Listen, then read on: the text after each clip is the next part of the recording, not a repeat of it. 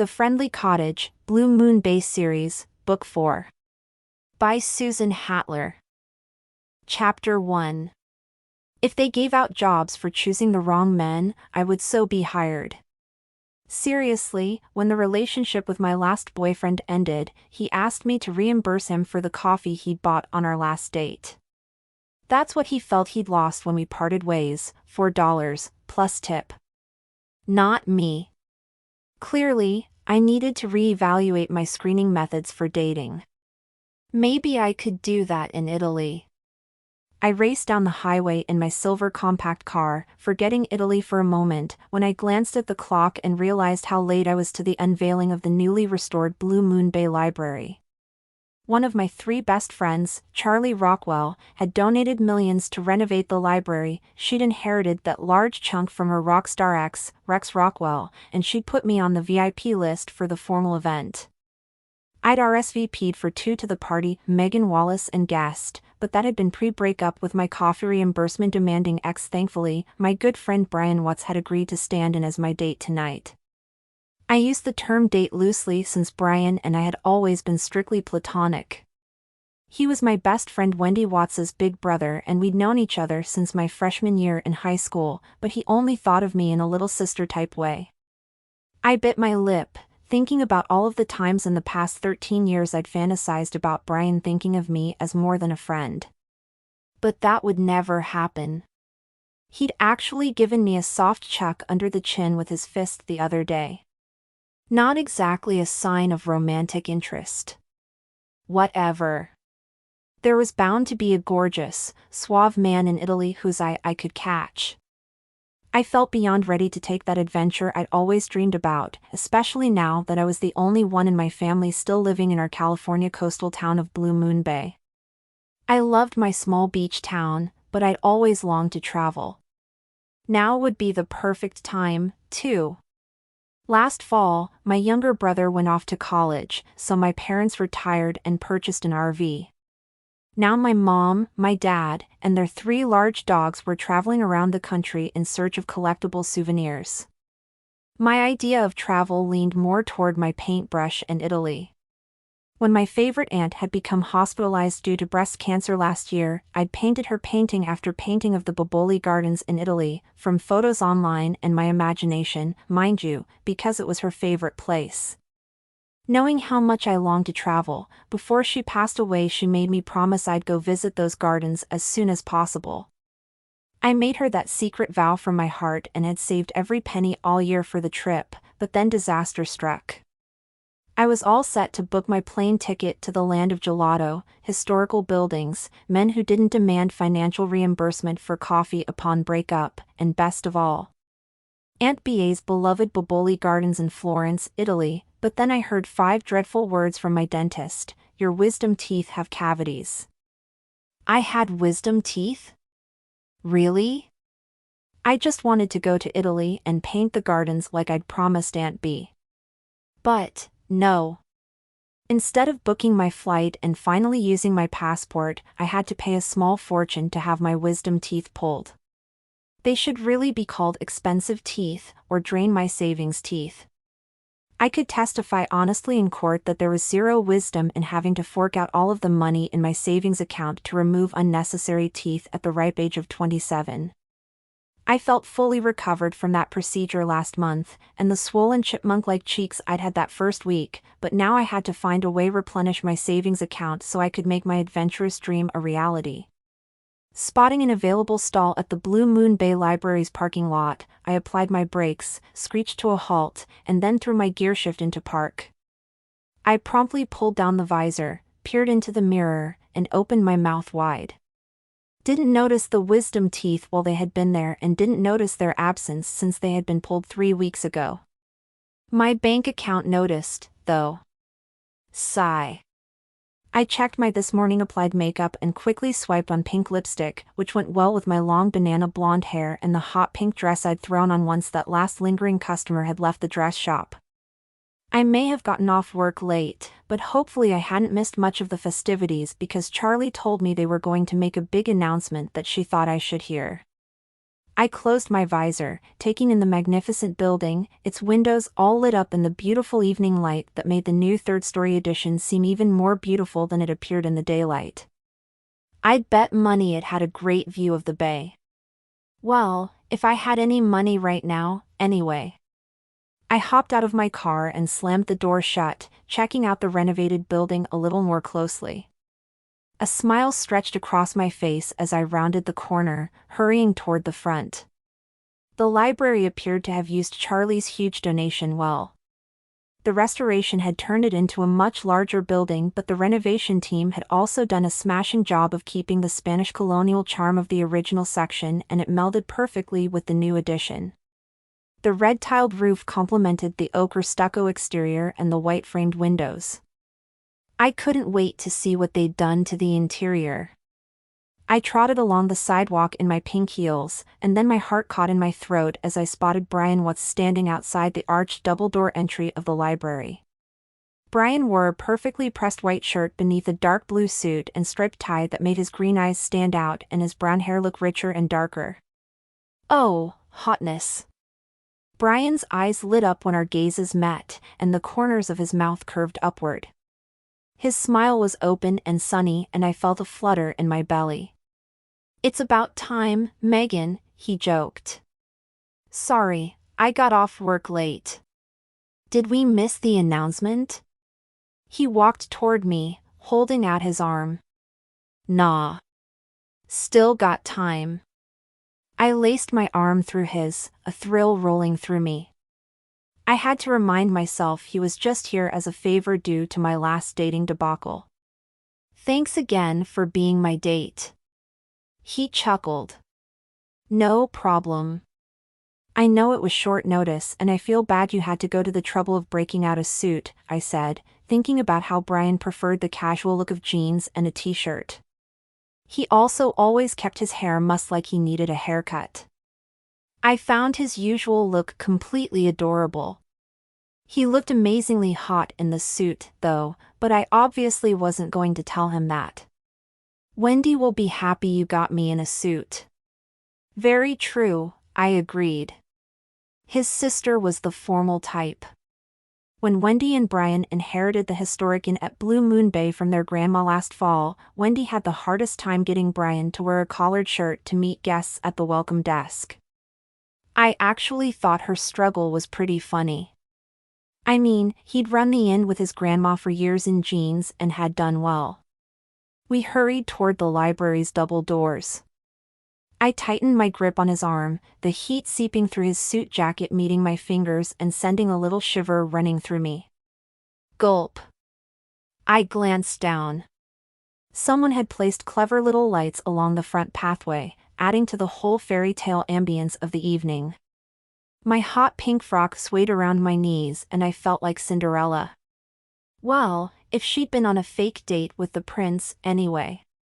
Brian dipped his head toward me. "Your dress looks like a bell."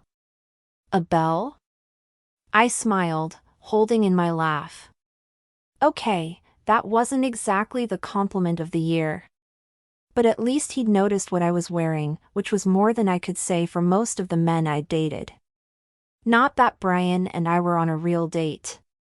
We stepped into the library and I spotted Charlie near a tall set of windows. She stood with the fourth best friend in our tight-knit posse, Olivia Lane, who was the event planner for the library's unveiling party this evening. Olivia wore a long sheath in a blue and green pattern that accented her elegant frame and her long, fiery red locks. Charlie looked every inch the glamorous actress she was. Her first Hollywood movie would release next year, in a stunning black strapless silk dress, and her dark hair swept up high so her face was accented. As I stepped into the entry, Wendy crossed the room from the opposite direction wearing an emerald green taffeta dress, and strode toward Charlie and Olivia. Next to Wendy's side strode Greta Von Strand, best-selling author of Men, Who Needs Them? And Love, We All Need It, wearing a pretty satin skirt and skinny top combination that made the most of her coloring. Her fiancé Scott Mitchell walked beside her. "I hear they finally set a wedding date," Brian whispered, as we crossed the glamorous and crowded room past bookshelf displays. "I'm sure their wedding will be the event of the year." I smiled over at Greta and Scott, but a small bolt of envy shot through me at the same time. Everyone I knew seemed to be falling in love and finding their happily ever after, whereas my dating history left me scratching my head and going, really?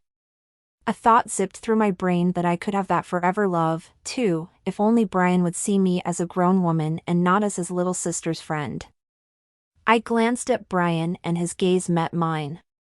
My cheeks heated immediately. "What?" he asked. "Nothing."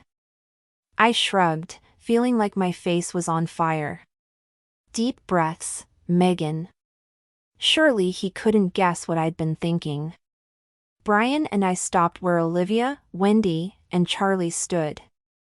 "Excuse me," Brian said, squeezing my arm. Then he ambled off to talk to Wendy's boyfriend Max and a few other guys. My skin heated where he'd touched, but I reminded myself it was just a casual gesture and didn't mean anything. "Megan!" Olivia gave me a one-armed hug while holding a glass of champagne in her other hand. "I love your dress. Did you get it at the shop?" "I did." I snatched a champagne flute from a tuxedoed server's tray. "Charlie tried it on at the dress shop a while back, but I talked her out of it." Charlie gestured toward me with her flute of champagne. "It's perfect for your petite figure." I never would have done that dress justice. "Yeah, right." Like she couldn't rock any dress she wore, especially on the red carpet. But that was how Charlie had been ever since high school, always building up everyone around her. She winked at me, and then wandered off with Greta. Olivia turned to me. "Are you excited about that contract the Wexley Corporation offered you? You'd be the exclusive web designer for their clients, right?" "Yes, that's right." I sipped my bubbly drink, knowing I should have been excited about the offered contract. It was a great opportunity for my web designing business, but designing websites hadn't been enough to feed that artist in my soul. I wanted to paint, and badly. A big plus is that I'd get to quit working at the dress shop. Olivia sipped from her own glass. "You've wanted to quit working there a while now." "I know. I love my boss, the dresses, and the store. I like most of the customers, too, but some of them drive me crazy. Like Farrell Wells. She tried on 24 dresses today, and then demanded them all in a light apple green color." She lifted a brow. "Interesting color choice. Did you have to get it out of the back?" I shook my head. "The dressmaker doesn't offer it in that color," which I explained to her. Then she said we had a poor selection and it's not like I'm in charge of ordering. I downed the rest of my drink, shaking my head. Then I caught sight of Brian across the room. He was eating shrimp puffs and talking to a woman who looked vaguely familiar. My brows came together. "Anyway, she's driving me nuts." Olivia glanced in Brian's direction, grinned, and then nudged my arm with her elbow. "You could just tell him you like him." "What?" "Who?" I asked. "Don't give me that, Megan. You and Brian have been friends forever and it's obvious you two got close after Wendy left town. Now that she's back in Blue Moon Bay, you still spend more time with him than you do with her." My cheeks heated. "We're just friends. Isn't friendship the perfect place to start? Admit that you like him." I sucked in a breath, but then Brian strolled over and I was saved from having to answer Olivia's direct question. "Save me," he said, slipping an arm around my waist. Olivia rolled her eyes. "I'll just leave you two alone." I watched her walk away, then turned to Brian. "Save you from what? The buffet table? I saw you attacking those shrimp puffs like you forgot to eat all week." "They're delicious," he said, seeming wholly unrepentant. "I brought you some, too." He held out a small plate. I looked at it and burst into laughter. He'd piled the plate high with the tasty little things. I picked one up, still wondering who that woman was he'd been talking to. "You're incorrigible, Brian. Did you leave any shrimp puffs for the other guests?" He winked. "A few." Just his wink sent butterflies flapping in my belly. I suddenly had the urge to tell him I wanted to date him. Or something in that direction at least. I mean, Olivia seemed to think there might be a chance. I opened my mouth. "Oh. Here she comes again," he whispered. "Huh?" I stuttered and turned my head to see that same woman, who'd been talking to Brian, stalking toward us. This time I recognized her, though. Chelsea Chambers. I groaned inwardly. Chelsea and I could not have been more different. I was petite, blue-eyed, and blonde. She was tall, with raven-colored hair and dark chocolate brown eyes. The only thing we had in common was that we were both artists. Even our painting styles were different. I knew that because I'd taken an art class with her, and while she had talent, lots of it, her paintings were mostly traditional seascapes, whereas my paintings had fantasy and slightly surreal elements. I'd won first place in our art class competition, but Chelsea had a trust fund behind her, so she kept painting and refining her talent. I, on the other hand, made a living selling dresses to women who had to have a light apple green dress on demand or a hissy fit ensued. "So nice to see you, Megan." She gave me a cool nod, then her lips formed a sultry smile as she turned to Brian. "Could I steal you away for a moment? Now isn't a good time." His arm slipped around my shoulders, causing those butterflies to explode in my belly. Megan and I are in the middle of a conversation. I had to tell him. I had to. "Not a problem. I'll catch up to you later," she smiled, then sashayed off. His arm slipped off my shoulders, making it obvious that gesture had just been for show. "I'm not sure if you turned her down on my account, but if there's someone you want to talk with, feel free. I'll be okay by myself."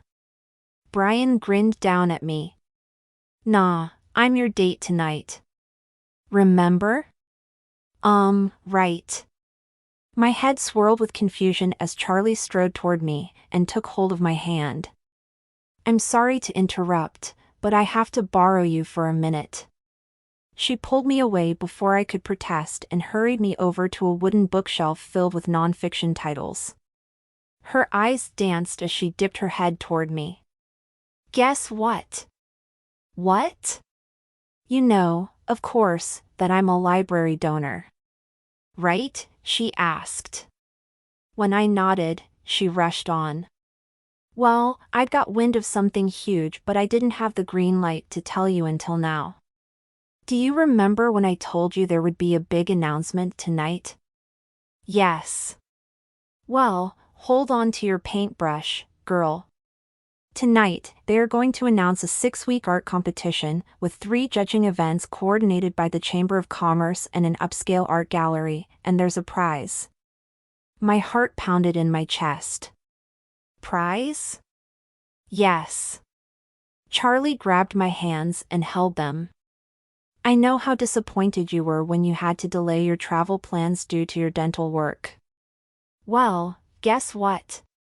The winner of the art competition will be contracted to paint for 1 year at the Judges Art Gallery in Florence, Italy. You should enter." My mouth dropped open. "Italy? How is that possible?" The lady at the Chamber of Commerce was old friends with the woman who owned the art gallery in Florence. The woman always wanted to visit her friend in Blue Moon Bay, but she passed away recently and left the art gallery to her 3 sons. So the sons connected with the Chamber of Commerce, who coordinated with the library, and then the competition was born. You would have to submit 3 paintings, new works, of course, over the next 6 weeks. The judges will give you instructions for each one. I'm telling you, Megan, you have to enter. My heart threatened to explode from my chest. This was an incredible opportunity, but I glanced around to make sure nobody could hear, and then I lowered my voice.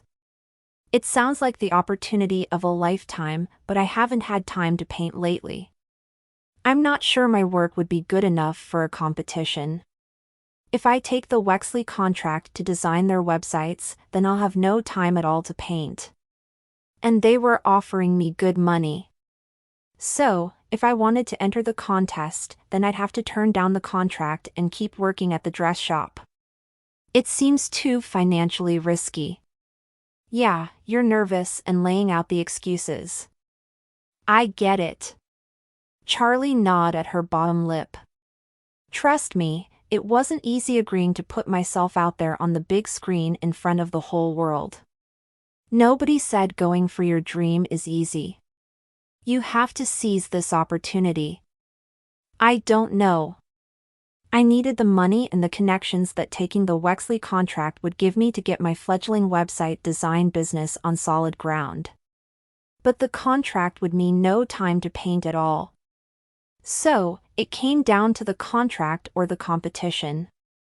I'd planned to go to Italy for a few weeks, but a whole year would be a huge commitment. Although the mere thought of a year working as an artist in Florence thrilled me. I'm going to have to think about it, Charlie. I don't know if I'm prepared to take a risk that big. Charlie's eyes held sympathy. Think it over, okay? Don't say no until you've really thought about what you'd be giving up. Don't tell anyone I told you, or they'll be kicking me to Italy. I won't tell a soul. I glanced over Charlie's shoulder, my gaze zeroing in on Chelsea. She'd managed to snare Brian and they were deep in conversation. Great. And I will think about it, I said, heading toward Brian just as Chelsea wandered away from him. He stepped toward me. What were you and Charlie talking about? That looked intense. Also, are you going to eat that? What? I glanced down, noticing the shrimp roll still in my hand. My stomach was in knots and the thought of eating made me sick. I handed the roll to him, then crumpled the small napkin in my hand and let out a long breath. Anything you want to talk about? He asked. No, but thanks. I wanted to talk to him about the competition, but I'd promised Charlie I wouldn't say anything. So I decided to change the subject. Are you having fun? Yeah, I actually am, but it's getting pretty warm in here. Do you want to take a walk out on the back deck? Take a walk with Brian in the moonlight? That was a no-brainer. I'd love to, I said, my mind circling back to art competition. Italy. Painting for a living. Was that just a dream? Or could I really make it a reality? We ambled to a quiet corner on the deck and stood there, staring out at the ocean. The wind ran up off the water, bringing the scent of salt, fish, and wet sand. The moon shined down, fat and full, bathing everything in a silvery light. I tilted my head back, letting the breeze kiss my neck and shoulders. It's chilly. Here, he took his jacket off and set it over my shoulders like a gentleman. Wow. Your jacket, and you didn't ask me to reimburse you for anything. I'm on a roll, I joked. The scent of his cologne rose from the jacket and I ducked my head to inhale that aroma. The waves were high and tumultuous, echoing my heart. I wanted to tell Brian about the competition. He didn't know how much going to Italy meant to me, or about my promise to Aunt B. But I wanted to enter the contest. I trusted his opinion. But I'd promised Charlie to keep quiet until the announcement. Giving up the Wexley contract carried so much risk that I shrank away from the possibility like the waves receding from the shore. Come inside, everyone! Olivia's voice echoed out across the back deck. The director of the library, Mr. Stead, has an announcement to make by the tables set up in the lobby. We went in and I gave Brian his jacket back. We stood side by side as Mr. Stead stepped behind a podium and beamed at all of the guests. He started off by talking about the library expansion and thanking all of the sponsors and donors. He waxed poetic about the spectacular view from the third floor, which I had yet to see. My gaze moved to the windows as he talked. The shapes of birds against the moon and above the waves were powerful, and I wanted to paint that image, to capture it forever. That's when I realized there was no choice. I needed to go to Italy. And to paint there for a year would be a dream come true. Now here's a special announcement. Mr. Stead beamed and my shoulders tensed. We are holding a competition here with our local artists called the Best of Blue Moon Bay. An artist's application must be turned in by the end of next week and approved by the judges. There will be 3 competition events in 6 weeks. Chosen contestants will bring us their best works for each assigned theme, and he held up a hand in a very dramatic way. This is a 2-fold competition. We could not have created this library without the help of our local woodworkers, many of whom donated their time. We want to honor them as well, so the entered contest paintings will also be judged by the custom frames they come in. My heart skipped a beat. Brian was an amazing woodworker. He built beautiful custom shelves with exquisite detailed carvings for the inn at Blue Moon Bay. He could help me with this project, assuming the judges accepted my application. He and I could work together. With him by my side, I suddenly felt confident about the chance that I could win that contest. Now, for some more exciting news. I'd like to announce our first approved competitor, an esteemed local artist. She's here tonight, so let's give a round of applause to Chelsea Chambers. My stomach flew to my throat. What in the... Chelsea Chambers was in the competition? If my application got approved, my biggest rival ever would be standing in the way of my dream? Clearly, the universe felt I had karmic debt. I should have just eaten my broccoli when I was a child. Bleck. I tugged at Brian's sleeve to see if he was having as much trouble believing this incredible news as I was having. But Brian's gaze was fixed on Mr. Stead. I'm equally pleased to announce that Chelsea Chambers has already teamed up with an incredible craftsman. I'd like to introduce you all to our talented local woodworker and owner of the inn at Blue Moon Bay. Brian Watts. My mouth sagged open. Then my body went numb as I watched Chelsea and Brian move to stand next to the podium together, waving and wearing smiles. Chelsea even took Brian's hand in hers and held them up over their heads to show they were a team. Brian had teamed up with Chelsea? Why hadn't he told me? That must have been what she had wanted to talk to him about privately. He'd probably been sworn to secrecy just like I had been. As Chelsea and Brian waved their clasped hands over their heads, it hit me. If I entered this contest, then I would be directly competing against Brian. It was his dream to be recognized for his woodworking skills. I stared at his face until his gaze met mine, and my vision blurred. Either I would achieve my dream, or Brian would achieve his dream. Or maybe we would both lose. Now there was a possibility I didn't even want to think about. Chapter 2. The bell over the door of the dress shop where I worked, Dazzle, tinkled, interrupting my perusal of the Best of Blue Moon Bay contest application and my worries about entering. I pasted a smile on my face that turned genuine when I saw Janine Wilson, Olivia's assistant for her event planning business, come in. Janine moved to Blue Moon Bay last fall. She was sweet, smart and upbeat. We had quickly bonded. Hey, Janine. What brings you here? Hi. She charged through the door, leaned over the counter that separated us, and stretched her arms around me. Would you believe I need a dress? That I guessed. I giggled, giving her a squeeze. I felt happy to see her and even happier to step out from behind the counter, leaving the application behind. It was making me nuts, and flattening my spirits, too. I was sure I'd figure out what to do. Everything always worked out sooner or later, after all. But I was glad for the distraction. What's the occasion? Janine gazed around the shop. It's a semi-formal event, but it's a semi-formal fundraising event for Olivia, if you know what I mean. I don't have to tell you how particular she is, so she lifted both hands and then shrugged. Any suggestions? I eyed her slim figure and blonde hair, tapped a nail against my teeth, and then nodded. I think I have just the thing. Olivia's occasions is doing pretty well, huh? She nodded.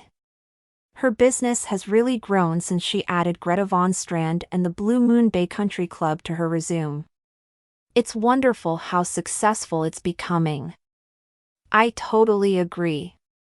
I headed for a rack of dresses that had just come in earlier that morning, with Janine right behind me. Olivia's hard work's really paying off, but I think she might be working too hard lately. I held out a dark blue dress made of the cutest fabric I'd ever seen. What do you think about this one? She took the dress, held it against her body, then shook her head and passed it back. It feels too serious. Maybe something a little more flirty? She blinked her lashes in a flirty way and I laughed. I can confirm that Olivia is working too hard. She canceled a date with Brody the other night and she said he seemed really bummed out. I'm hoping she'll let me do an event on my own soon. That will free up some time for her and give me a chance to stretch my wings. I paused, one hand on the rack. I'm sure she will. I know she really wants to see you succeed, too. She keeps reassuring me of that. Being her assistant's been a great opportunity for me, especially with a steady income. Olivia's taught me so much. I held up a lime green dress with a flared skirt. Speaking of successful, the library unveiling seemed like a big hit. Janine took the dress and then made a face when she saw a little bow on one side of it. Olivia practically went door to door spreading the word about the event to make sure there was a good turnout. The art contest is a big exposure event for Blue Moon Bay, too. Are you entering the competition? I sorted through the dresses. I don't know. I want to, but I don't know an expert woodworker to make the custom frames since Brian decided to work with Chelsea. My stomach knotted just thinking about them working together. Not that Brian had agreed to work with me or anything. He doesn't owe me anything, either. I mean, she just asked him before I got the chance, so that was fair game. Oh, man. Was I making it that obvious I was bugged? Janine gave me a strange look, but didn't comment on my rant. If finding a woodworker to make your frames is all that's stopping you, then I might be able to help. Don't tell me you're a woodworker now? Not hardly, she said, chuckling at my joke. I lifted up a rose-colored dress that featured a skirt that was made from a giant puff of tulle. The bodice had pink sequins, and it definitely looked flirty. Yes? Janine shook her head. I need something in between the navy dress and that one. I put the dress back and continued my search. You were saying you might know someone who can make my frames if I decide to enter the contest? Yes, a friend of the guy I just started dating. Jackson is new to town, so he's staying with Cody, the guy I'm seeing, until he buys a place. We've talked a bit, which is how I know he does woodworking. He mentioned his passion is restoring Victorian houses. Doesn't that sound incredible? I can't promise he'd be interested, but it couldn't hurt for me to ask. That would be great, I said, hope flaring up inside of me. How coincidental was it that Janine happened to be dating a guy who happened to be rooming with a woodworker? That had to be a sign that I should enter the competition. Or, it could be a sign that I might be sleeping on a wood floor if I give up the contract with Wexley and then don't win the year-long job in Italy. Signs could be so hard to read. Can I let you know later if I decide to enter or not? Sure, just let me know. I found a few dresses Janine didn't immediately object to and we headed for the dressing rooms. I unlocked the first room and held out a dress as she passed me on her way in. I actually don't have much time to make a decision on the art competition. I have that big contract with the Wexley Corporation that I have to either sign or decline it today. The door shut. Oh. No pressure there, huh? Exactly. I shifted the armload of dresses I held. It sounds like a good opportunity for your web design business, she said, her voice coming through the door. You've been trying to get that off the ground since last fall, right? Yes, but painting has always been my true passion. This is the first real chance I've had to possibly turn that into a career. If I take the Wexley contract, there will be no time to paint quality work for the contest, so I really have to think this through. Rejection, she called out, and then laid the dress over the door. My heart pounded. For a second there I thought she was talking about if I entered the contest. Rejection. The big R. Nothing appealing about that prospect. I slid the next dress over the door to her.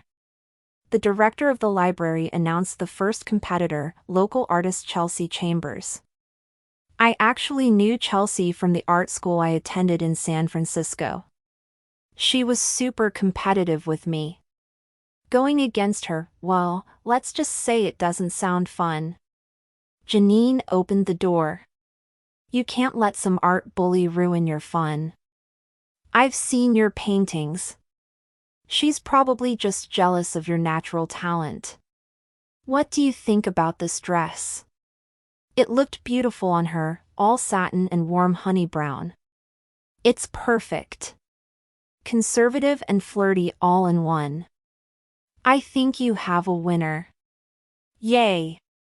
Janine's smile was radiant, but then it quickly deflated. I have to be honest and not keep this from you. That gal, Chelsea? Olivia and I ran into her at the country club. We were there for work and apparently she's a member there. Anyway, she kept crowing about how great her work is and how she snagged Brian and he's the best. She was boasting big time. Yes, that's Chelsea.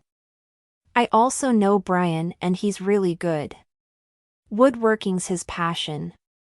That's another problem. I really like Brian. As a friend. A good friend. I clamped my mouth shut then tried again. I mean, he's Wendy's brother and we all grew up together and he and I stayed friends. There, that didn't sound like I was pining away for him. I hoped. So if I enter the contest then I'm competing against him. If I did win then he wouldn't and that would rob him of a lot of exposure for his work. I certainly don't want that. Janine ducked back into the dressing room. You'd be competing against Chelsea, too, though. You really can't let her win. We'd all have to hear about it afterward. I couldn't stifle the laugh that rose up. You have a good point. Janine came back out and I took the dress to the register to ring it up. After she left, I turned back to my laptop screen. I had 2 pages opened up on the screen. The contract for Wexley and the entry into the art contest. I had to decide and I knew what would help make that decision. I needed to drive to the inn at Blue Moon Bay and talk to Brian. During my lunch break at the dress shop, I drove through the grand gates of the inn at Blue Moon Bay and down the cobblestone driveway. This inn had always been a lovely place, filled with old-fashioned charm and large windows. The deep and long porch stretching behind it, with its rows of comfortable chairs and small tables, issued a welcoming invitation to sit down and watch the waves slowly rolling into the golden-brown sand below. I parked next to a white Porsche convertible, got out of the car, and walked toward the front doors slowly. Over the past few years, I'd gotten in the habit of dropping by the inn, during work breaks and on weekends, to visit Brian. I hoped there weren't a lot of guests hanging out in the lobby and, to my relief, the only person there when I entered was Brian. He stood behind the little welcome desk, wearing a short-sleeved button-up shirt and jeans. His tousled hair hung in his eyes as he glanced away from the computer screen. His eyes lit up when he saw me. "Hey, you. Hey, yourself." I inhaled the lovely scent of ground roast as the entry doors closed gently behind me. "Do I smell coffee?" "Yes." He gestured to a long coffee bar set up along one wall. "Wendy keeps expanding that thing. If she adds one more espresso machine, we're going to have to apply for a coffee shop license or something." "Well, I'm always up for a good cup of coffee." I grinned at him, then headed for the bar. Instead of making an espresso drink, I poured myself a cup of French roast, and then stirred in sugar and cream. "There's some cinnamon-flavored whip over there, too." "Aw, you know what I like." I turned and smiled at him. "I take it you still prefer lattes over coffee?" He leaned across the desk. "Absolutely. I see you still drink yours with sugar and cream." "That's how I like it." I smiled for a moment, but then my heart sank. We knew so much about each other, right down to how we liked our coffee. But asking him if he could ever see me as more than a friend? That was something I was too afraid to ask. "You're quiet." I shot him a look over the rim of the cup. "Am I?" He walked out from behind the desk. "Yes, and you were quiet the other night at the library unveiling, too. Did I do something to upset you?" I set the cup down and forced my lips into a smile. "No, not at all. I was just surprised, I guess, that you'd agreed to work with Chelsea." He shrugged. "Well, it's a great chance to really show what I can do. I'd like to make a name for myself as a woodworker. I love working here at the inn, which has always been a family thing and always will be. But I'd enjoy some projects with wood, too. This competition seems like a good way to get some exposure. Does that make sense?" "Yes." I nodded. "Good." He thrust a hand through his hair. "Anyway, I guess they asked Chelsea ahead of time to enter the contest since she's Blue Moon Bay's most well-known artist. I was flattered when she asked me to make the custom frames since my name hasn't really been out there." He stopped and studied my face. Then his brows came together. "What's wrong?" A guest entered then, saving me from having to answer. "Oh, I'm fine." I waved my hand, then made a show of checking the time on my phone. "I have to run." "I'll see you later," I said, before dodging around the arriving guest and skirting out the front door. The doors had barely swung shut behind me when I heard them open again. "Hold on a second, Megan," Brian called out. He'd followed me? My eyes blurred. I didn't want to turn around, but I did. You can't just leave a guest hanging around an empty front desk. Wendy will freak out. I pointed him to the coffee bar, he said, coming closer to me. Something's going on with you. I can see it all over your face.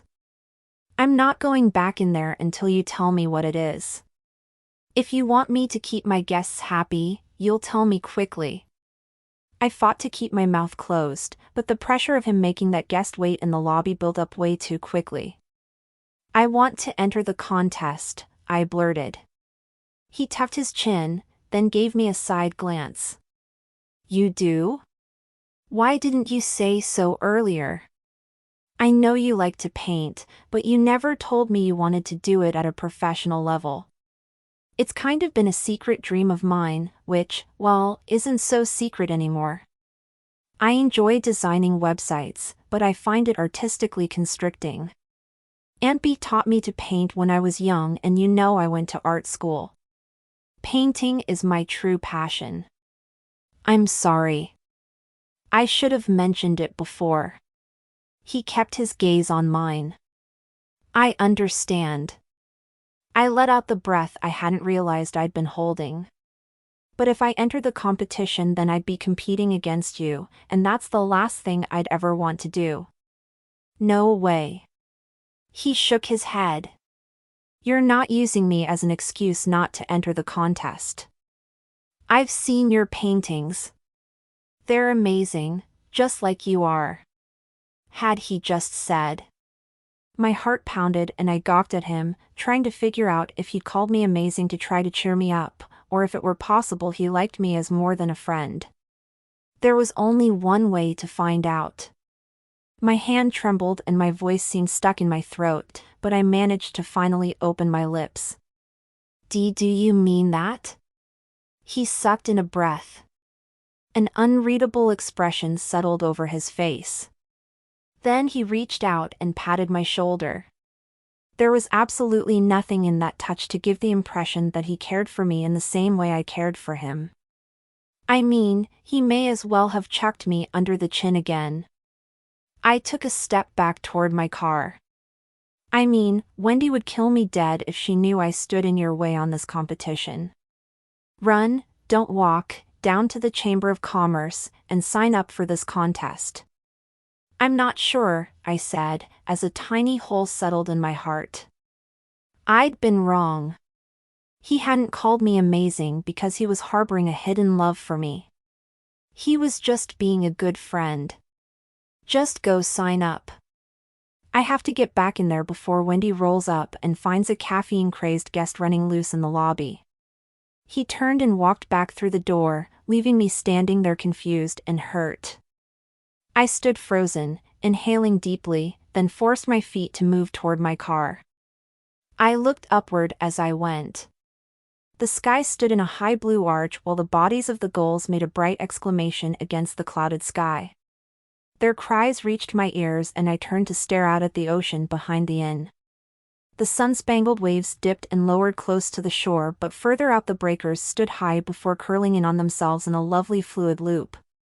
There was something so powerful and yet soothing about those waters, about the way they curled inward then dashed themselves apart just to run into the sand and pull back out. I wasn't soothed though. Not even that beautiful sight could soothe me just then. I had big decisions to make and I just made one of them. I was going to enter the contest. I had to know if I could make it professionally as an artist. I had to let go and try for this dream I'd wanted for so very long. Brian didn't care if signed up. He'd made that very clear. Just as he made it clear he'd never see me as anything but a friend. I took a deep breath, then released it slowly. As I watched the ocean roll in on itself, the happiness and optimism that always buoyed my heart and soul came flooding back in. With each wave my excitement rose. The guy Janine wanted to introduce me to might be the perfect woodworker to create my frames for the contest. I was excited at the prospect, looking forward to painting again and having people actually see my work. In the end, letting go of that contract from the Wexley Corporation wouldn't be hard at all. In my heart, I'd always known the contract was wrong for me, which was why I hadn't signed it right away.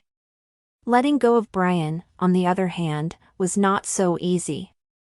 Even though I knew he and I would never be anything more than friends, I kept reminding myself of that fact over and over. He wasn't mine, and he didn't want to be either. Chapter 3. The front doorbell of my tiny cottage made its signature chime.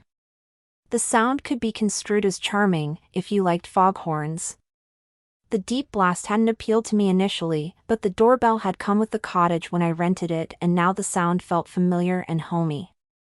I decided that it somehow went with the rest of the quirky house. The cottage had a funky layout that would have sent those home flippers on television running for the door. The ceilings were high-pitched like the roof and the walls had been painted in varying shades of color, not necessarily matching the swaths of trim. The floors were old reclaimed hardwoods, lovingly polished until they shined, and complemented with scattered rugs I'd picked up from arts and crafts fairs. The windows were tall and wide with deep sashes and sills, and the sheer curtains that covered them were open with the blinds up, letting in lots of lemony sunlight.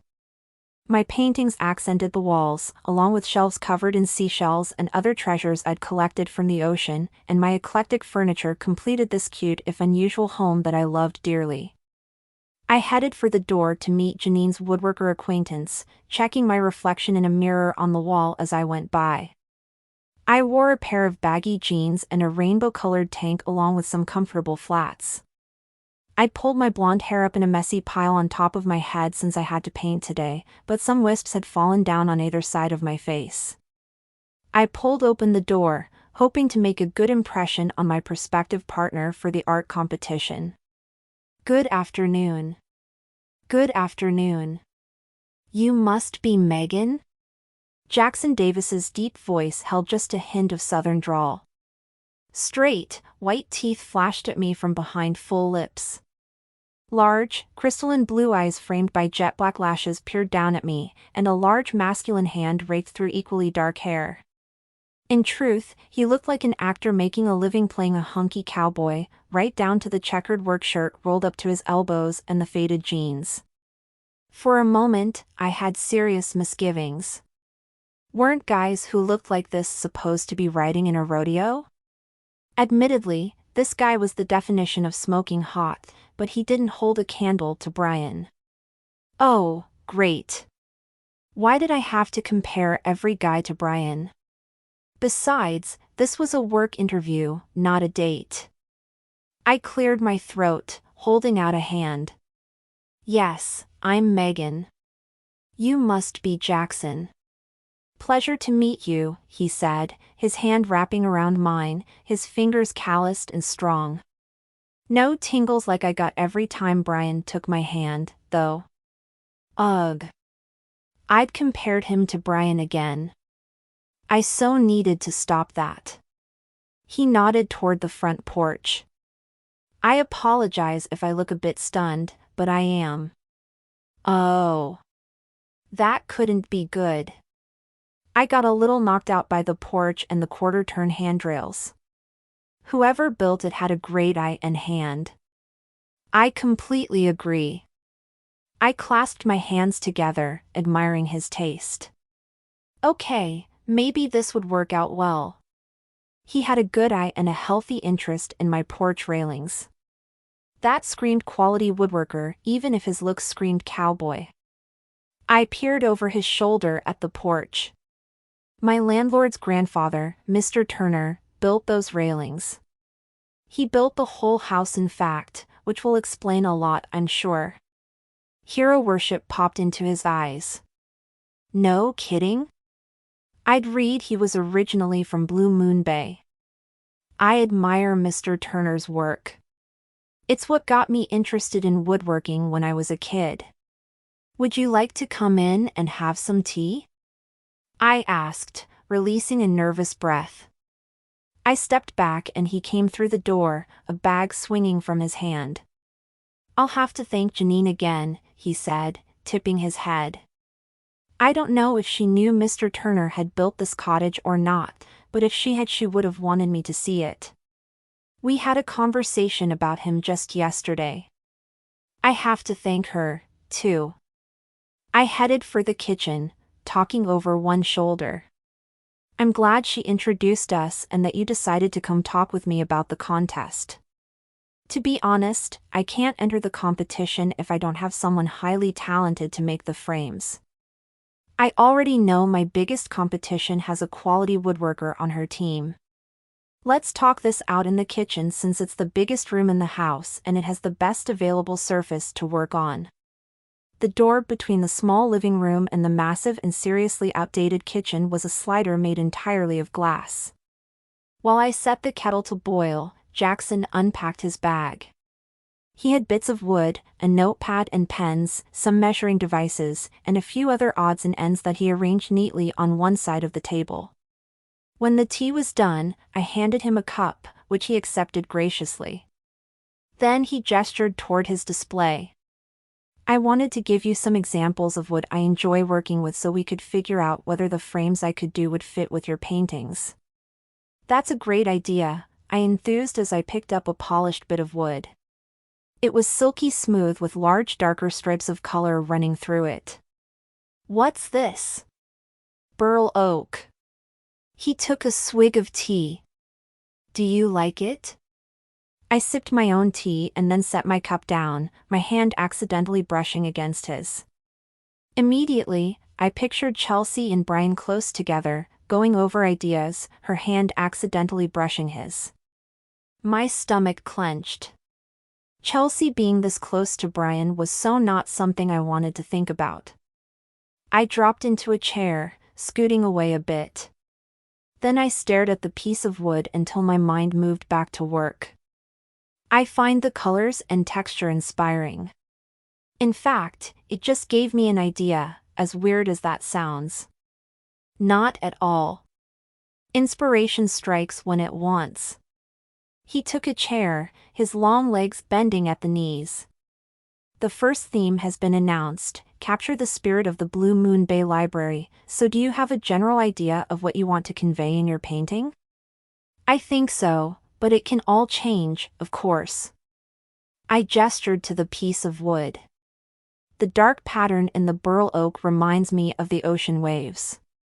In keeping with the best of Blue Moon Bay, the ocean, the books in the library, and don't laugh, okay? He leaned forward. I'd never laugh. Tell me. I bit my bottom lip.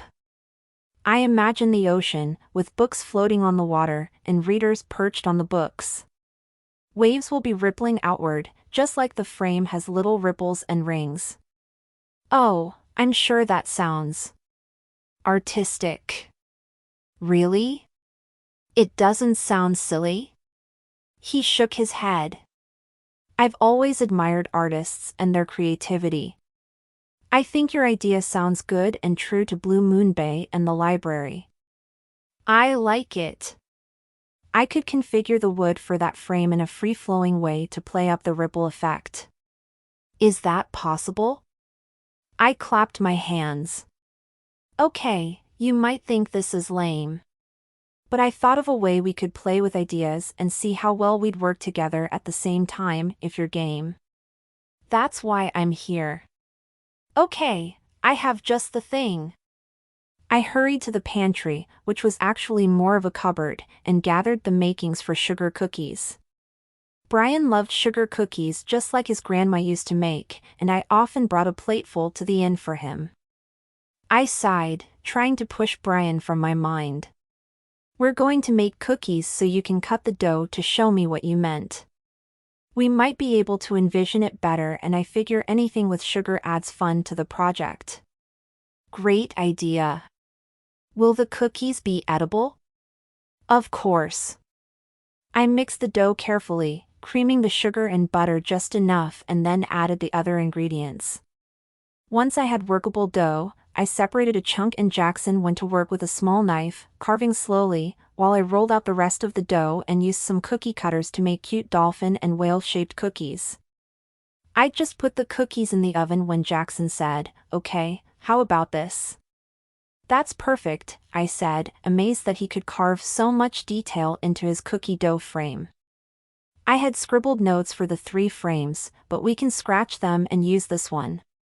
Can I see your list? I passed it over. He read my ideas and then said, "Great, now for this one," and then he took another bit of dough, rolled it into a ball and then flattened it, and went to work carving. Pretty soon we had 3 sugary frames sitting on my counter. The timer dinged. I took the finished cookies out and set them on the counter to cool. Then I went back to the table and looked over the bits of wood again. Ideas stirred inside me. We discussed various woods at length, then chose which wood would work best for each frame. Jackson seemed professional, talented, and easy to work with. My heart tugged a little, still wishing I could have worked with Brian. But that wasn't possible. This went really well. I looked across the table at Jackson. So, is it official? Are we working together in this competition? He grinned. We are. This is going to be so good, I said, more to reassure myself than anything. I watched Jackson bite into a cookie. A drift of crumbs spilled out onto his shirt. For a moment, I wished I had even the slightest urge to sweep those crumbs away as an excuse to touch him. But I didn't have any kind of longing at all for him. He was nice, smoking hot, and really talented. He might even be single, too, since he just moved here. What was wrong with me that I couldn't like Jackson the way I liked Brian?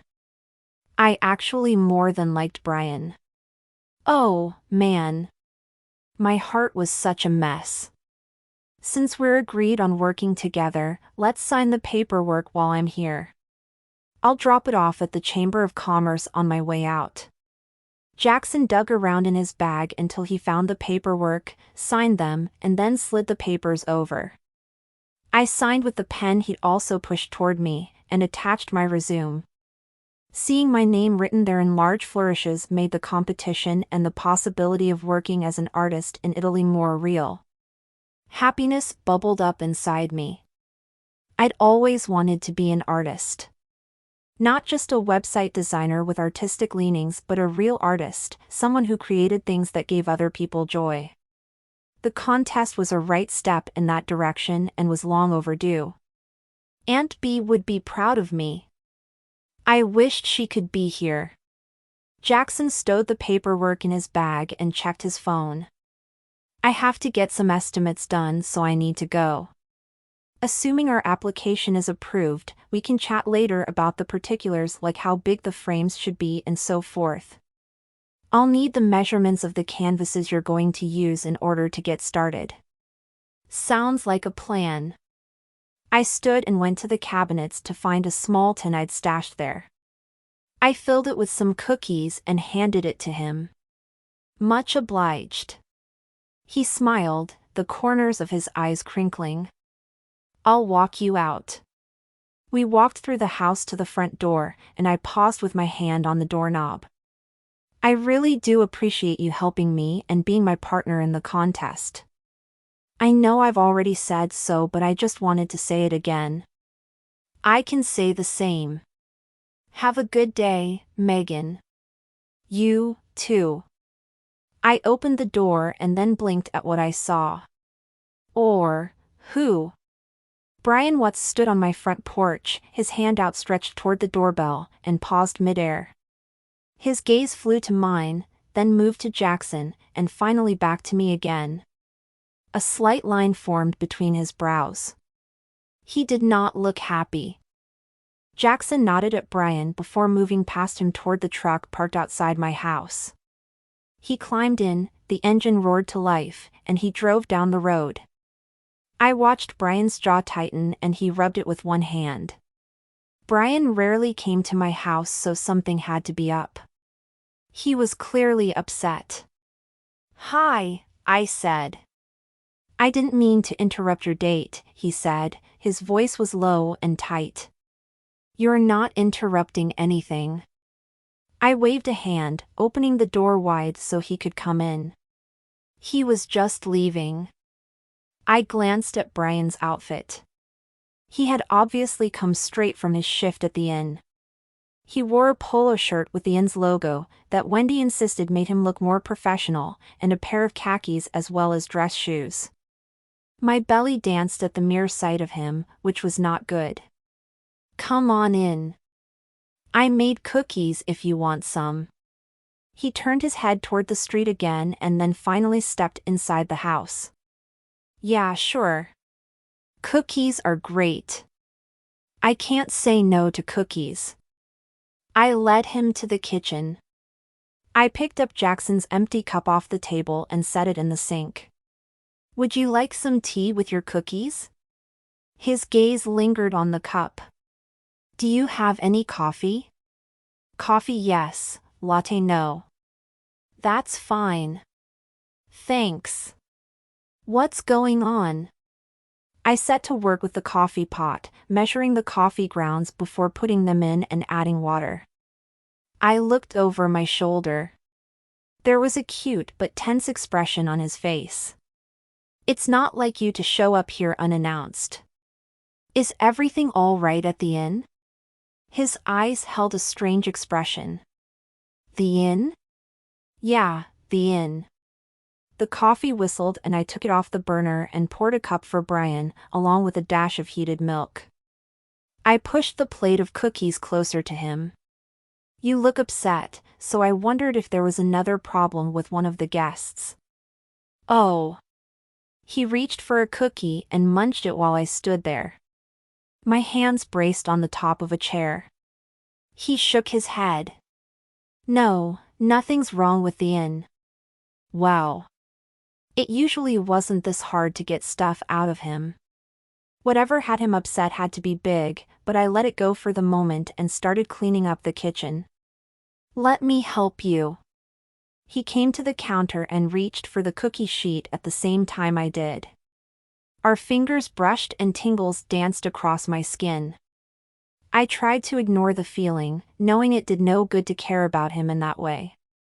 I wiped down the counters, while Brian loaded the dishwasher. So, who's the guy? He asked. I stopped scrubbing at the dried dough on the counter.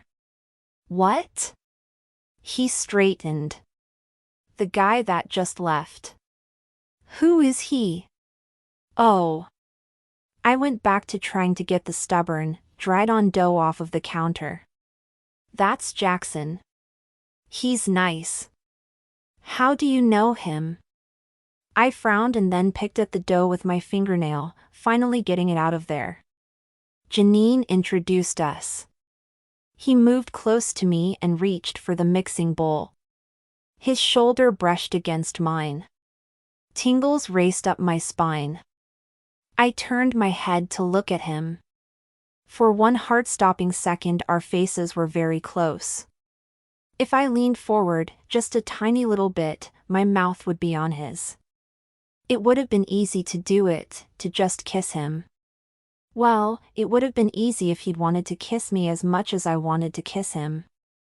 I jerked my head back and grabbed the rubber spatula I had used to fold in the flour and other dry ingredients.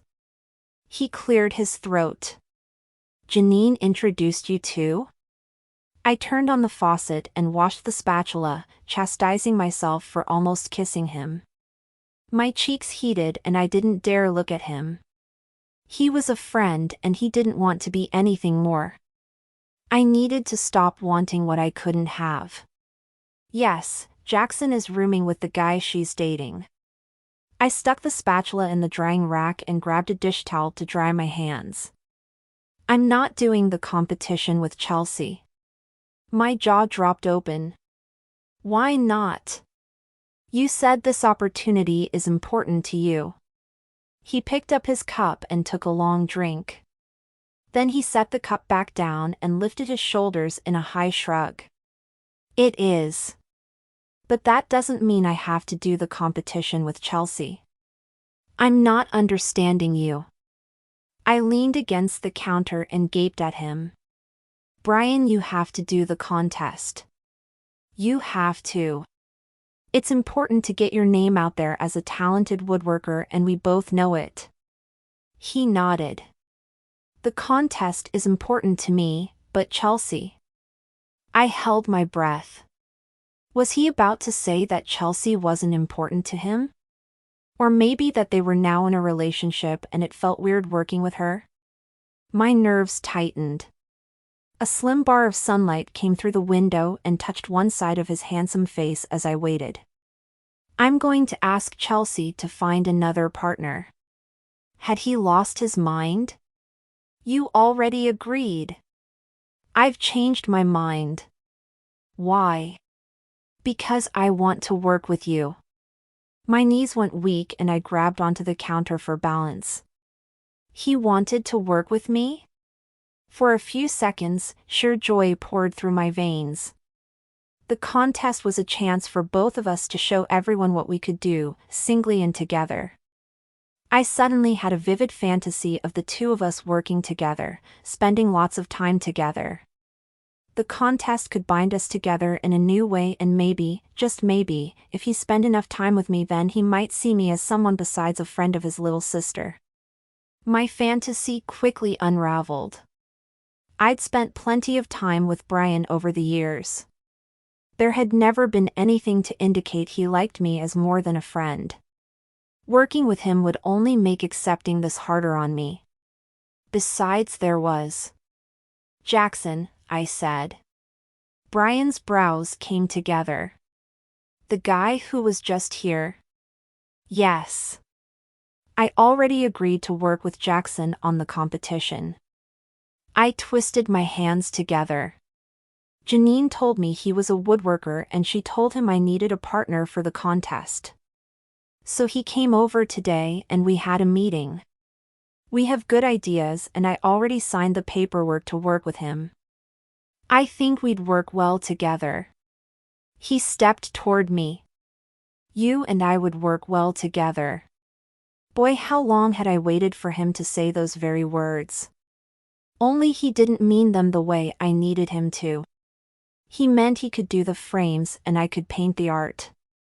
I needed him to mean that he and I, as a couple, would work.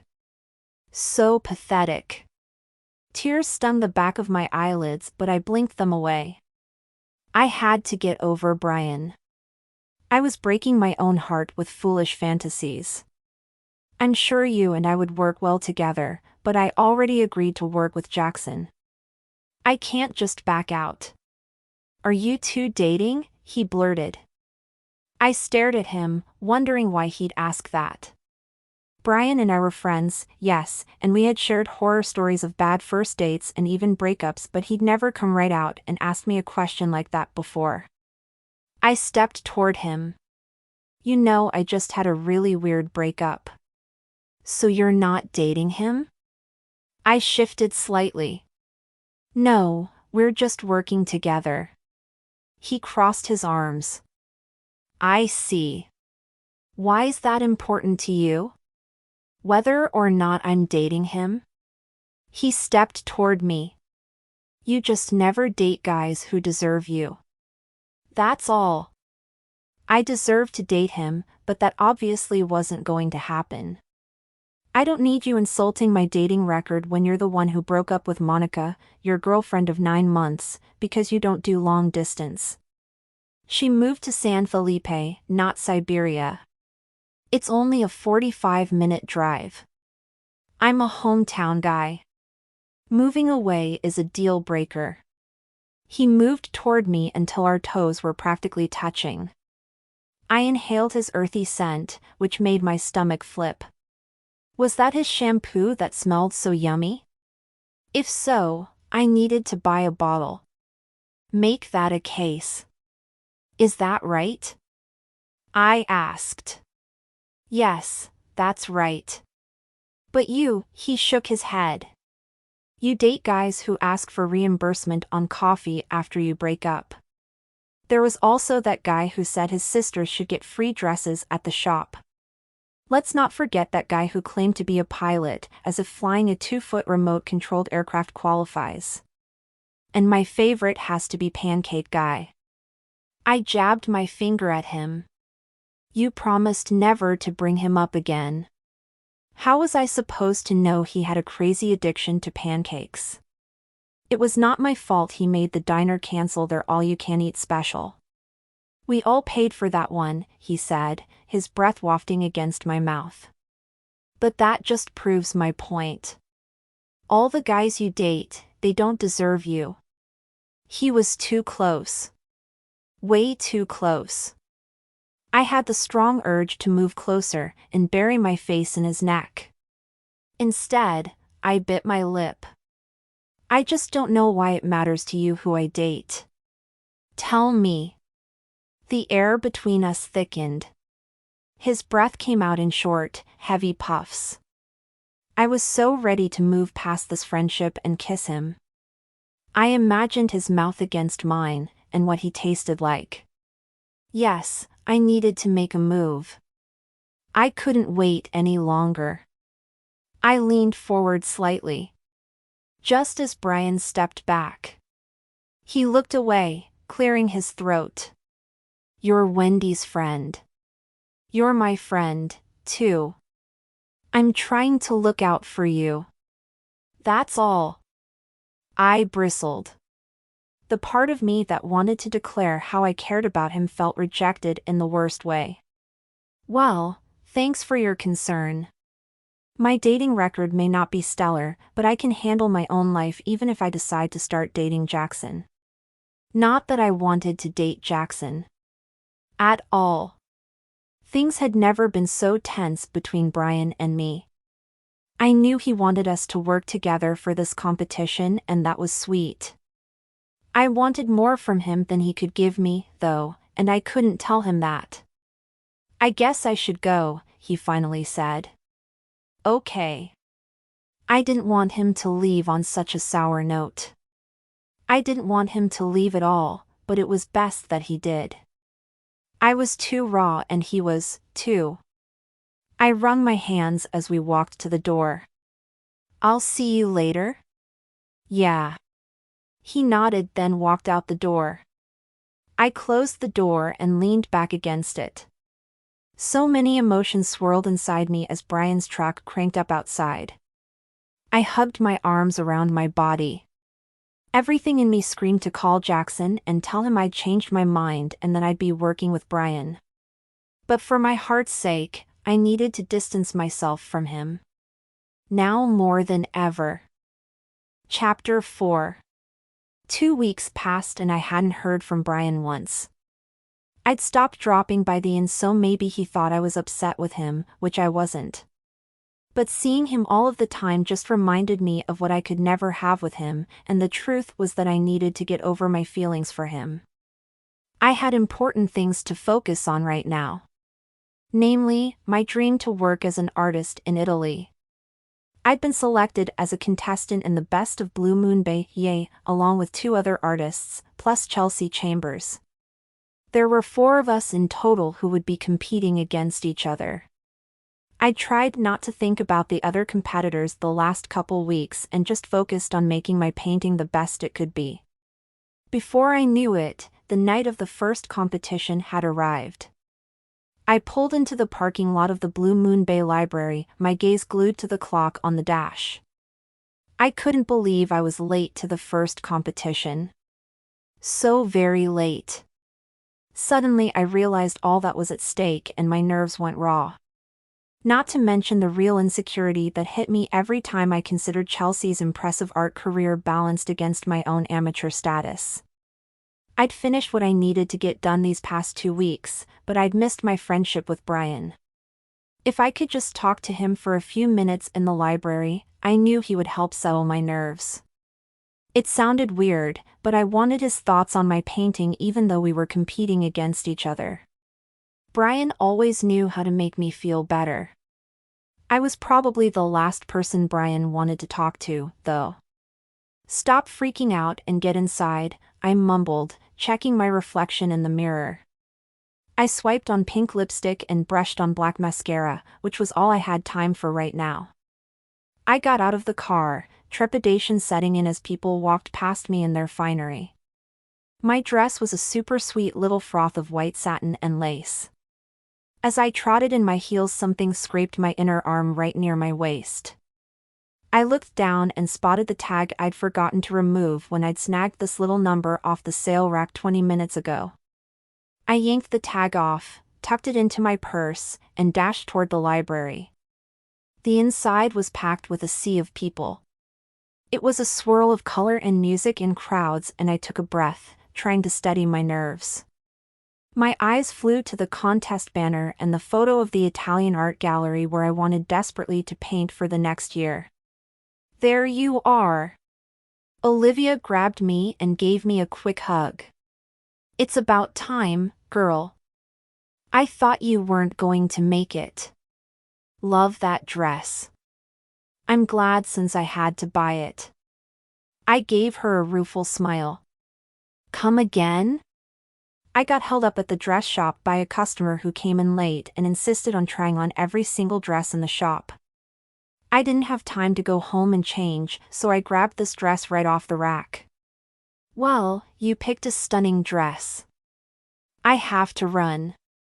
The donors need me. Good luck. Thanks.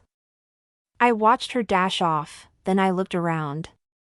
Waiters circulated through the crowd of donors, citizens, competing artists, and their supporters. The local and regional media were here, too, but I didn't see Brian anywhere. My heart sank. I had to find him. If anyone could talk me out of tossing myself off the long back terrace and right into the ocean, it was Brian. That last thought made me grin. Nothing could be that bad. Even though it kind of felt that way. Wendy and Max hurtled toward me. Wendy gave me a big smile and a hug just like Olivia had. My friends were so great. There you are, Megan. You're so late. Dress shop, I said, and we exchanged a knowing look. Then I asked, is Brian here yet? I need to talk to him. She frowned and turned her head. I saw him over by the book stacks a few minutes ago. I don't know where he is now, though. Max and Wendy moved on to talk with another couple, and I wondered if Brian could be upstairs.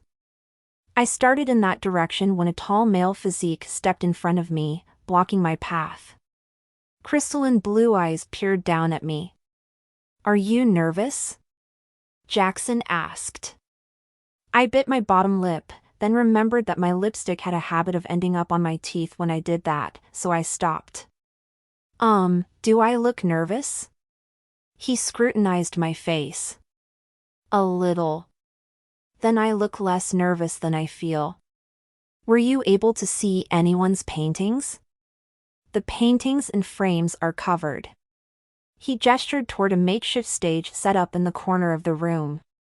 My gaze flew to the covered, framed canvases. Small plaques with the contestants' names spelled out in gold curlicues sat at the side of every canvas display on each individual easel. I was worried that the easels, not meant for painting but just showcasing the works, might prove to be too flimsy considering the weight of the frames. You think the easels might break? They look flimsy and the frames are heavy. I'm sure they're fine. He gave my hand a reassuring squeeze, which unfortunately did nothing to comfort me. I'll get us something to drink. I nodded. Jackson gave me a hug, and then right over his shoulder I spotted Brian standing next to Chelsea. My heart leapt as I lifted a hand off Jackson's broad back and waved at Brian. His jaw tightened and he looked away. He must be nervous, too. Jackson broke off the hug and headed for the bar set up on one side of the vast room. I stepped toward Brian, my gaze fastened on his. He looked dashing in another suit and a green tie that accentuated his emerald green eyes. Just as I got close enough to speak to him, Chelsea grabbed his hand and turned him in a different direction. I paused in my tracks, feeling more than a little irritated. I wanted to talk to Brian, but not with Chelsea nearby. Her red polished fingernails rested on his arm in a possessive grip as she steered him away. She wore a red silk dress that looked stunning with her raven hair, and her makeup had been applied to perfection. She clearly hadn't had to wait, after closing time, on a dress shop customer. I let out a huge sigh and headed for a table laden with hors d'oeuvres. I hadn't had time to eat either, and I was starving. At the table, I ran into a few other people I knew and chatted for a bit. Then one of the women standing there said, "Oh, isn't that Brian Watts? He's always been such a kind man. I remember how good he was to his grandmother in her last years." I turned my head to see where the woman and her friend were looking, and my mouth curved upward. Brian stood next to the stage, talking to a group of young girls, probably the high school artists that were mentioned in the flyer, who were obviously thrilled to be talking to the woodworker, aka a hot older guy. Brian gestured to the easel that held Chelsea's painting and his frame. Then he leaned back and snapped a few selfies with the girls, before they giggled and skipped away. It was so like him to be kind to everyone and include them in the big night. He'd been a good guy like that for as long as I could remember. Everyone who knew Brian became his friend. He was so warm and funny and would never be my boyfriend. So why couldn't I stop thinking about him in that way? Jackson returned, handing me a glass of champagne. This might help with your nerves. You're a savior, I joked, taking the glass and letting my eyes scan the room again. I'd never met the other contestants. Well, except for Chelsea. I knew there were 4 of us, though, and only 3 would make the first cut tonight. One of my biggest fears was that I'd be cut on this first night and not go forward in the competition. My legs turned liquid as I considered the very real possibility that I could be out.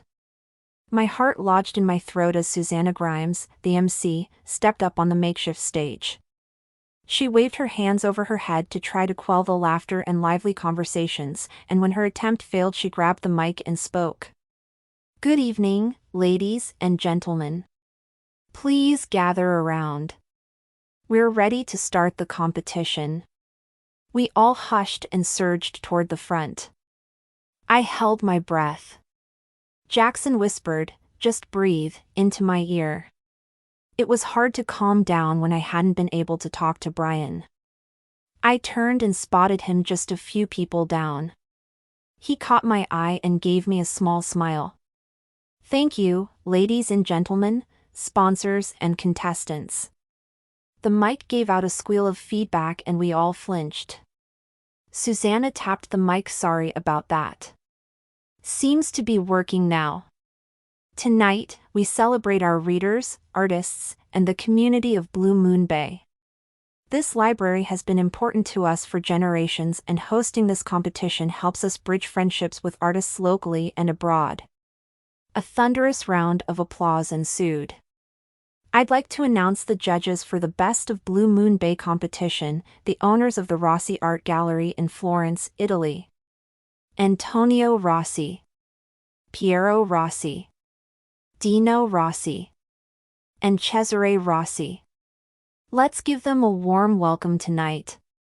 I clapped my hands, studying the judges, who didn't seem to be much older than my own 27 years. Piero appeared to be the eldest, possibly in his early 30s.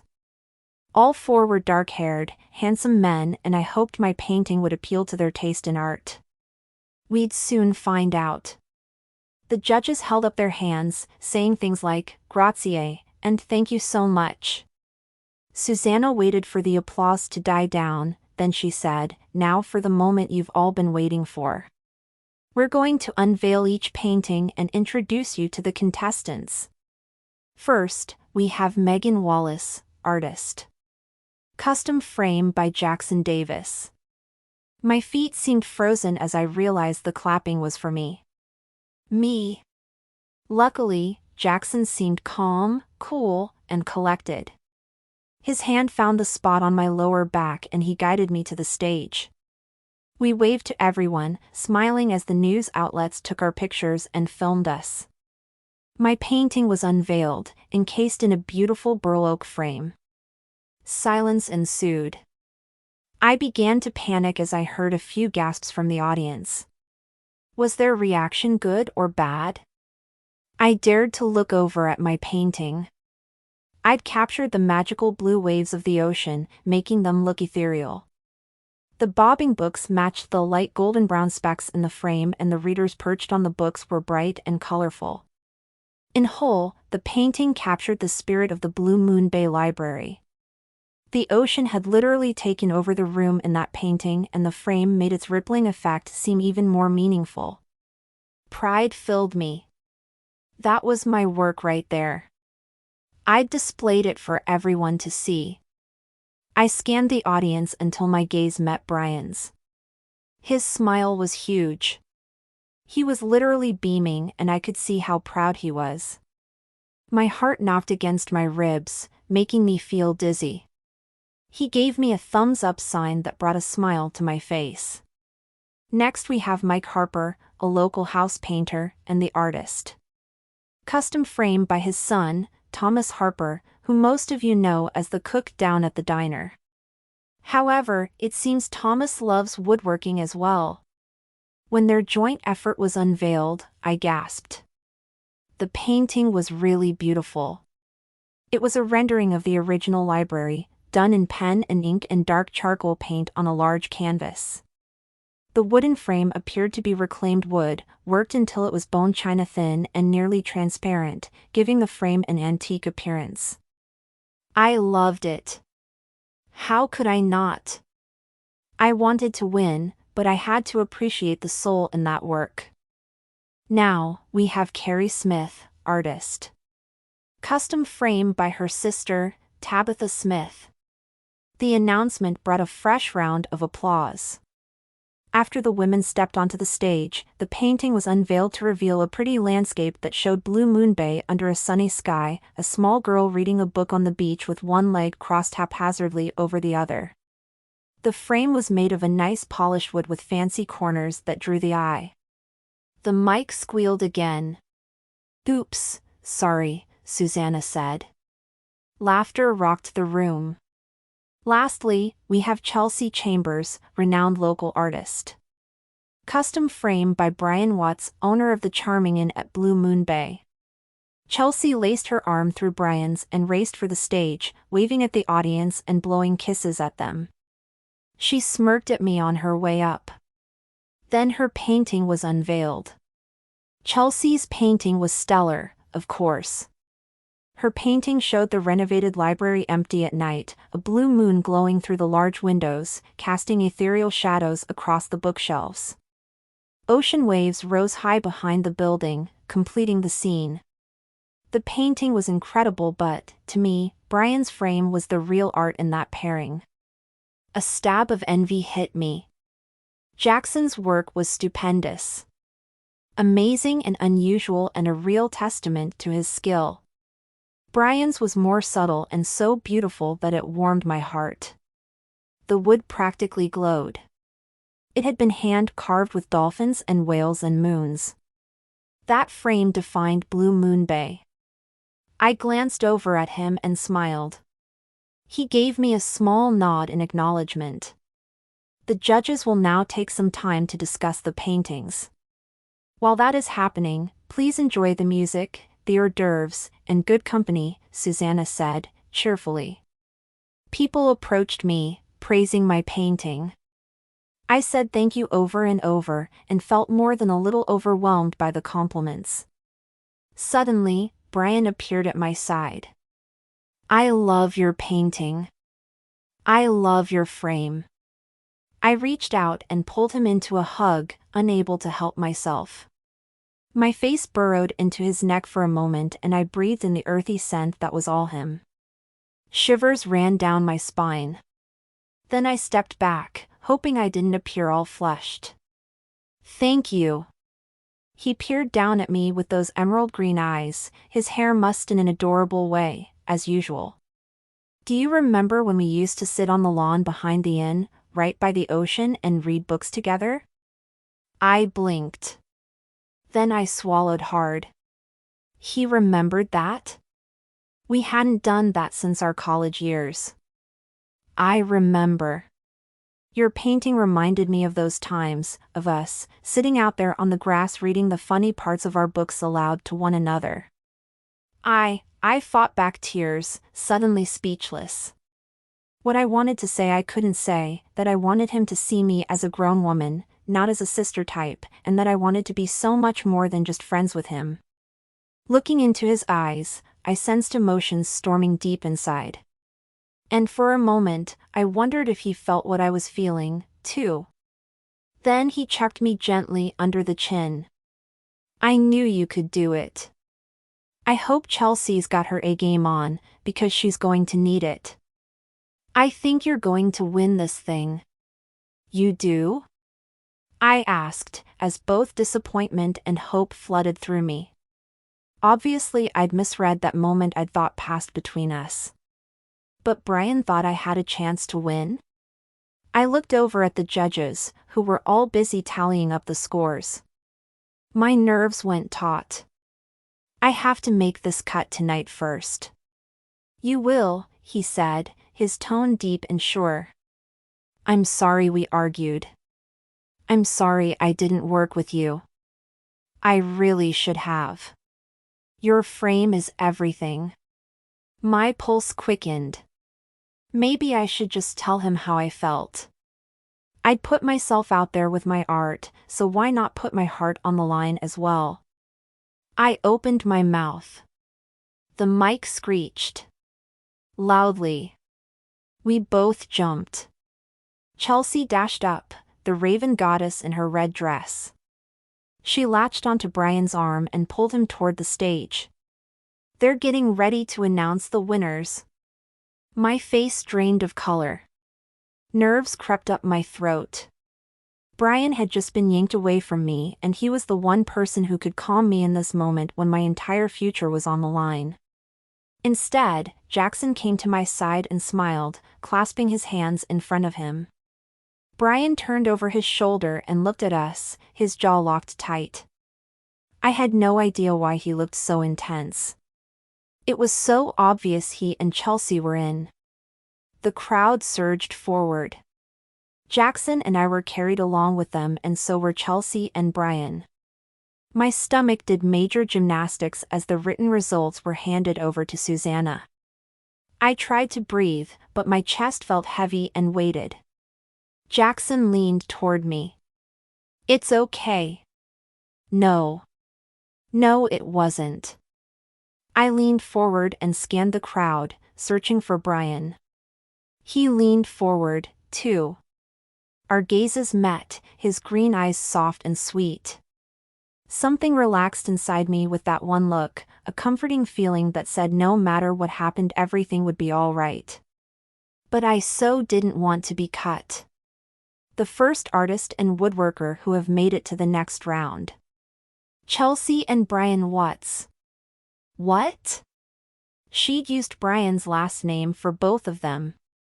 I was excited that Brian was going to the second round, but Susanna made them sound like a married couple. So not something I wanted to stomach right now. Still, I felt proud as he walked by and I touched his arm. He turned to look at me. His eyes were slightly dazed and a huge smile lit his face. I opened my mouth to tell him congratulations, but Chelsea gave a mighty tug, hauling him toward the stage. Applause rocked the room. I had to strain to hear the next words being announced. Our second winner. Mike Harper and Thomas Harper. Not me. Oh, no. Only one more artist to be announced. I squeezed my eyes shut. Tears pricked behind my lids, but I blinked my eyes open and focused my gaze on Brian. He stared back at me and his right eye closed in a fast wink that helped steady me. If my name wasn't called, I felt determined to continue painting. I just wouldn't be doing it in Italy this year. Come on, Jackson whispered. His little chant surprised me. Up until then he'd been so steady and collected. Susanna beamed as she opened her mouth again. And for our last artist and woodworker going to the next round. Megan Wallace and Jackson Davis. A bolt of electricity zapped my chest and I stared at Brian. She'd called my name. I'd seriously made it through the first round of the competition? For real? Great job, Jackson said, leading me toward the stage. I stopped next to Brian. His head turned my way and my belly filled with butterflies as I took in the deep smile resting on his mouth. I told you you'd be here, he said. Then he leaned over and kissed me. Right there in front of everyone. Okay, it was just a kiss on the cheek. But it didn't matter where he'd kissed me. Those tingles double-timed themselves up my spine, but before I could think of a single thing to do or say he turned and walked away. My hand crept to my cheek and I stood there, speechless, with my heart pounding against my ribs. Brian had never kissed me before, not even on the cheek. Did he mean that in a congratulatory way? If so, then why hadn't he kissed Chelsea? I mean, hello? She was his partner, for crying out loud. For the rest of the night, I glowed on my win. And I glowed on Brian's kiss. If only I knew what it meant. Chapter 5. The Mexican restaurant, Frankie's Fiesta, was one of our favorite gathering spots downtown, and I was so looking forward to our girls' lunch. I approached the bright red door, which opened before I could reach the handle. The hostess welcomed me into the jam-packed lobby, and I told her I was meeting friends. She directed me to the booth that Wendy and Janine had luckily secured. Otherwise, it would have been a long wait. I walked across the tiles, my pink sandals tapping merrily along the way. Wendy and Janine sat on one side of the booth and I slid into the other. "Olivia couldn't make it?" I asked. Janine shook her head. "No, she took the afternoon off and went for a sail with Brody." "Good for her. She needs some time off." I turned to the server to order a glass of iced tea. The waiter appeared to be a frazzled mess. He jotted our drink orders down while nodding, but his eyes kept going to the other tables and I could see clear panic written there. I leaned forward, eager to start a conversation with my friends, but not sure how to approach it. I needed some advice, and quick. Brian's kiss on the cheek at the art competition last Friday night had basically killed my ability to sleep. I kept replaying that simple brush of his lips against my cheek over and over. I'd finally concluded he hadn't meant anything by it. Because, hello? He'd rushed off afterward. I had to get over Brian. I just didn't know how to do that. I'd had bad dates before and I'd been hurt, but I'd never had to work this hard to get over someone. I was at a total loss as to what to do. To make matters worse, I couldn't just come out and say my crush was Brian either. The fact that he was Wendy's brother just made my feelings all the more complicated. "Are you okay?" Wendy touched my arm, making me jerk out of my thoughts. "You look a little flustered." I fidgeted in my seat. "Well, here you go." The waiter reappeared beside our table. He plunked our glasses down in front of us and then asked if we were ready to order. "I haven't even looked at the menu yet," I said, my throat beyond dry. I stuck a straw in my drink and took a long pull, while trying to buy some time to figure out how to answer Wendy's earlier question without mentioning Brian. The liquid hit my throat in a fiery burst of flames. My eyes watered and then I choked. "What is that?" The waiter shifted back and forth. You didn't order the Long Island iced tea?" "Just iced tea." I shook my head and shoved the glass toward the center of the table. I had a website to finish designing today. I couldn't afford to drink at lunch or I'd be worthless the rest of the day. Wendy eyed the drink in front of her like it was a snake. "Is mine really a lemonade?" I must have mixed up the drinks. "I apologize." The waiter grabbed the glasses and dashed off. Wendy giggled. I did, too. Janine turned her head to watch him go. "I hope he doesn't give that drink to anyone else. They're in for a surprise if he does." I opened the menu and browsed my usual favorites. "I think I'll go with the shrimp and crab on romaine salad, hold the guacamole. I ate way too many cookies last night." "You haven't dropped cookies by the end lately." Wendy said the words absently as she ran her finger down the menu. "I'm going to go healthy today as well. I'll have the tortilla soup. I just need something light since I'm having dinner with Cody tonight. He's cooking steak, lobster, and loaded baked potatoes. Not good for the diet, but he says it's his favorite meal." The waiter dashed up to our table. He tugged at his uniform, gave the crowded dining room a look filled with utter despair and then asked, "What were your drinks again?" "Iced tea." I gave him a smile as Wendy and Janine reminded him of their drink orders. "We're also ready to order. I'd like shrimp and crab on romaine salad, no guacamole." Wendy ordered the same. Janine asked for the soup. "Got it," he said, as the woman at the next table over bellowed for the waiter. He wiped his brow and dashed toward her. "The place is packed." "Is tourism up this year?" Janine asked. Wendy nodded. "The inn's completely booked. It's a shame to turn people away, but we're renovating a couple of the buildings so those units aren't available.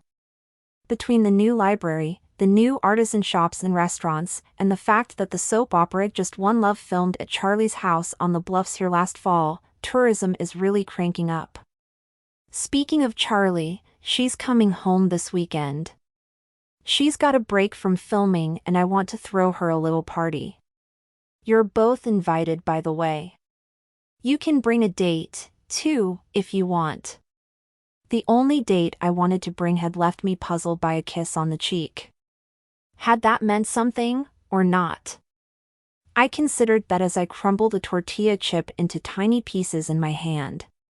"Is the party going to be casual?" I asked. "Dressy casual. I bought a new dress for the occasion. I was thinking of setting the tables on the back of the lawn near the beach since Max just surprised me with that gazebo." I blinked. "Gazebo? Did you say he surprised you with a gazebo?" Her entire face lit up. "Didn't I tell you?" I told Max about the gazebo that had been there when I was a girl. Brian gave him an old photo and then he had a replica built. I smiled. We spent so much time in the gazebo in high school. Until those guests decided to start a bonfire inside it anyway. It was a shame when it burned down. Wendy reached for a tortilla chip. "Well, it's back." Max found out who built the original and he went to him and asked if he still had the plans. Then he had it built off-site and hauled in on a day when I was out. I came home to a gazebo. I got home right before dark and that gazebo was all swaddled in sheer white draperies with those little fairy lights shining all over and around its walls. It was magical, like it had never been gone at all. Janine sighed. "That's the most romantic gift I've ever heard of any man giving to a woman. You've got such a good guy." Wendy beamed. "I know, right? Max is really good at romantic things. I wanted a relationship that could make me smile like that, a relationship that was filled with grand romantic gestures and not bitterness over a coffee purchase. I wanted that kind of relationship with Brian, but it was never going to happen. I so needed advice from my friends on how to get over him. I opened my mouth to ask. "The party sounds like fun," Janine said, unknowingly cutting me off. "I'll ask Cody if he'll be my date. Although he saw a spread on Charlie in a magazine and says Charlie Rockwell is hotter than the women from Baywatch. Maybe I shouldn't tell him I know her," she joked. Wendy laughed. "How's it going with him?" "Oh, it's good," she said, shrugging. The server came back with a large tray and set plates down in front of each of us. I stared down at mine as my belly let out an angry rumble. Then he plumped down fresh drinks and dashed away just as Janine said, "Excuse me." I stood, trying to spot the waiter through the crowd. No such luck. I saw another one and waved at him frantically. As he went by, he said, "I'll get your server." Wendy poked a fork into her dish. Cheese oozed out of what appeared to be an enchilada. Definitely not a salad. I sat down. Janine licked her lips and eyed the juicy chicken fajitas in a still sizzling skillet. Maybe I should just eat it. I'm actually pretty hungry. Wendy groaned. How could he have gotten all of our orders wrong? Our waiter came dashing back to our table. "You needed something?" "Yes," Wendy said, pointing to a server coming out of the kitchen. "I think she has our orders on that tray. I'll tell her to bring them here and swap these dishes out." I ordered a salad. "Hold on." She stepped away out of the booth, one hand held up like a traffic cop. The waitress's feet kept going, but her body jerked to a halt. The tray crashed to the floor, sending lettuce and shrimp flying under our table. A dish shattered to pieces. My mouth dropped open.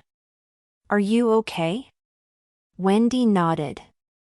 "Oh, I'm so sorry." A busboy ran out from the kitchen. Our waiter waved Wendy off, assuring her he'd return with our correct orders. Wendy gave us a helpless look. I lifted my shoulders high, torn between laughter and sympathy. At least nobody was hurt. "Wait!" I yelled, making our waiter stop in his tracks. "Those are our orders under the, table. But I think we'll just eat what we have in front of us." "It's fine, really." The waiter nodded. Again, I apologize. "I'll figure out whose order you got and put another one in. So sorry for the trouble. It's my first day." "I'd never have guessed," Janine whispered, with a smile. Wendy sat back down. I took a cautious sip of my iced tea. Thankfully, it was just iced tea this time. No alcohol. Janine took a bite of the fajitas. "Oh wow, they're delicious. So much better than soup. I'm not going to have much of an appetite tonight on my date with Cody." "Oh, well." I stuck a fork into what looked like chili relleno, oozing with sauce. I wanted to eat the whole thing, but one bite assured me I had zero appetite after all. My dilemma over Brian was seriously starting to affect my stomach. "You've been dating Cody a few weeks now. It's going well?" "Pretty much." Janine took a sip of her drink. "But he's into all those extreme sports, you know? Like freestyle mountain climbing and motocross racing. Plus, he goes downhill skiing on deserted mountains wearing a beacon. Not exactly my thing." Wendy sipped her iced tea. "He doesn't expect you to go with him, does he?" "Not on those weekends. But we've been hiking a lot. Sometimes I'd rather be dancing at a club in the city, though. Or go see a musical. He's just so rugged that I'm not sure he'd enjoy those things with me." "Maybe there's an extreme ballroom dancing class somewhere," I joked, setting my fork down. "Where you dance on a cliff at the Grand Canyon, or something. That might be the only way to get him dancing." Janine laughed, filling a tortilla up with the chicken fajita mix. She chewed and swallowed. "Maybe I will ask him to something sophisticated in the city. We're in a relationship, so we should each do things the other likes." I reached across the table and squeezed both of their hands. "I'm so happy for you too. You're lucky to have found guys you really like, and who like you back." Wendy smiled. "I feel pretty lucky to have found Max. I can't imagine my life without him." "Is there someone you want to bring to the party, Megan?" Now was my chance to ask their advice. I sat back against the booth's vinyl cushion. "Well, there's this one guy I like, but I don't think he's interested in me." Wendy pointed her fork in my direction before dipping it back into her dish. "He'd be crazy not to be interested in you." I sighed. Crazy just about describes the guys I've dated lately. Speaking of, I saw the cops at the diner again this morning. My pancake dates back, demanding the reinstatement of the all-you-can-eat pancake buffet. Janine shook her head. "Did you meet him on that dating app thing?" I nodded. "I deleted that app right after, too. Those profiles sound great, but wow, anyone can sound good in 300 words or less. Anyway, I can't ask the guy I'd like to ask. So maybe I'll just come to the party stag." "That's fine." Wendy frowned. "Why can't you ask the guy you like to come to the party with you? You won't know if he's interested or not until you ask. Oh. I'd walked right into that one. I lifted my hand casually. He's never indicated he likes me. I'm sure I'd just be in for a world of hurt. Saying it to other people solidified my thoughts somehow. Saying it made it all the more real. Brian didn't, and would never, like me the way I liked him. Janine set her fork aside. Then why not ask someone else? What about Jackson? You already know him after all. He's nice and sweet, too. I've been around him quite a lot since he's been staying at Cody's house. I can promise you I've never seen him do anything like the guys you've dated lately have done. Jackson was nice and sweet. He was also very talented. I just didn't feel even a smidge of interest in him. But maybe that was because I'd never really given him a chance. I've been too hung up on Brian. Time to move on. I have an idea. Janine clapped her hands together. What if the four of us go to the party together? It would be like a double date. You and Jackson, and Cody and me. Okay. I nodded, even though I hadn't really wanted to say yes. But this might be the only way to move on from Brian once and for all. The inn at Blue Moon Bay was lit up and lovely against the darkening sky when I arrived. Because the inn was full to capacity, Wendy had opened the conference rooms to be used as part of Charlie's party. But at the moment it seemed that most guests were gathered near the gazebo. The sparkling blue dress I wore swirled around my legs and the light breeze ruffled the long blonde strands of my hair as I walked toward the white gazebo, which was decorated with sheer white draperies. My nerves tightened with each step. I was here on a date with Jackson, and for some strange reason I felt like I was betraying Brian. Maybe because they were both woodworkers? I had no idea. I just wanted the strange feeling to go away. Brian stood on the back deck with a cluster of people who were talking animatedly with one another. As if sensing me, he turned and our gazes locked. My stomach filled with butterflies as we stood there, just looking at each other, for the longest moment.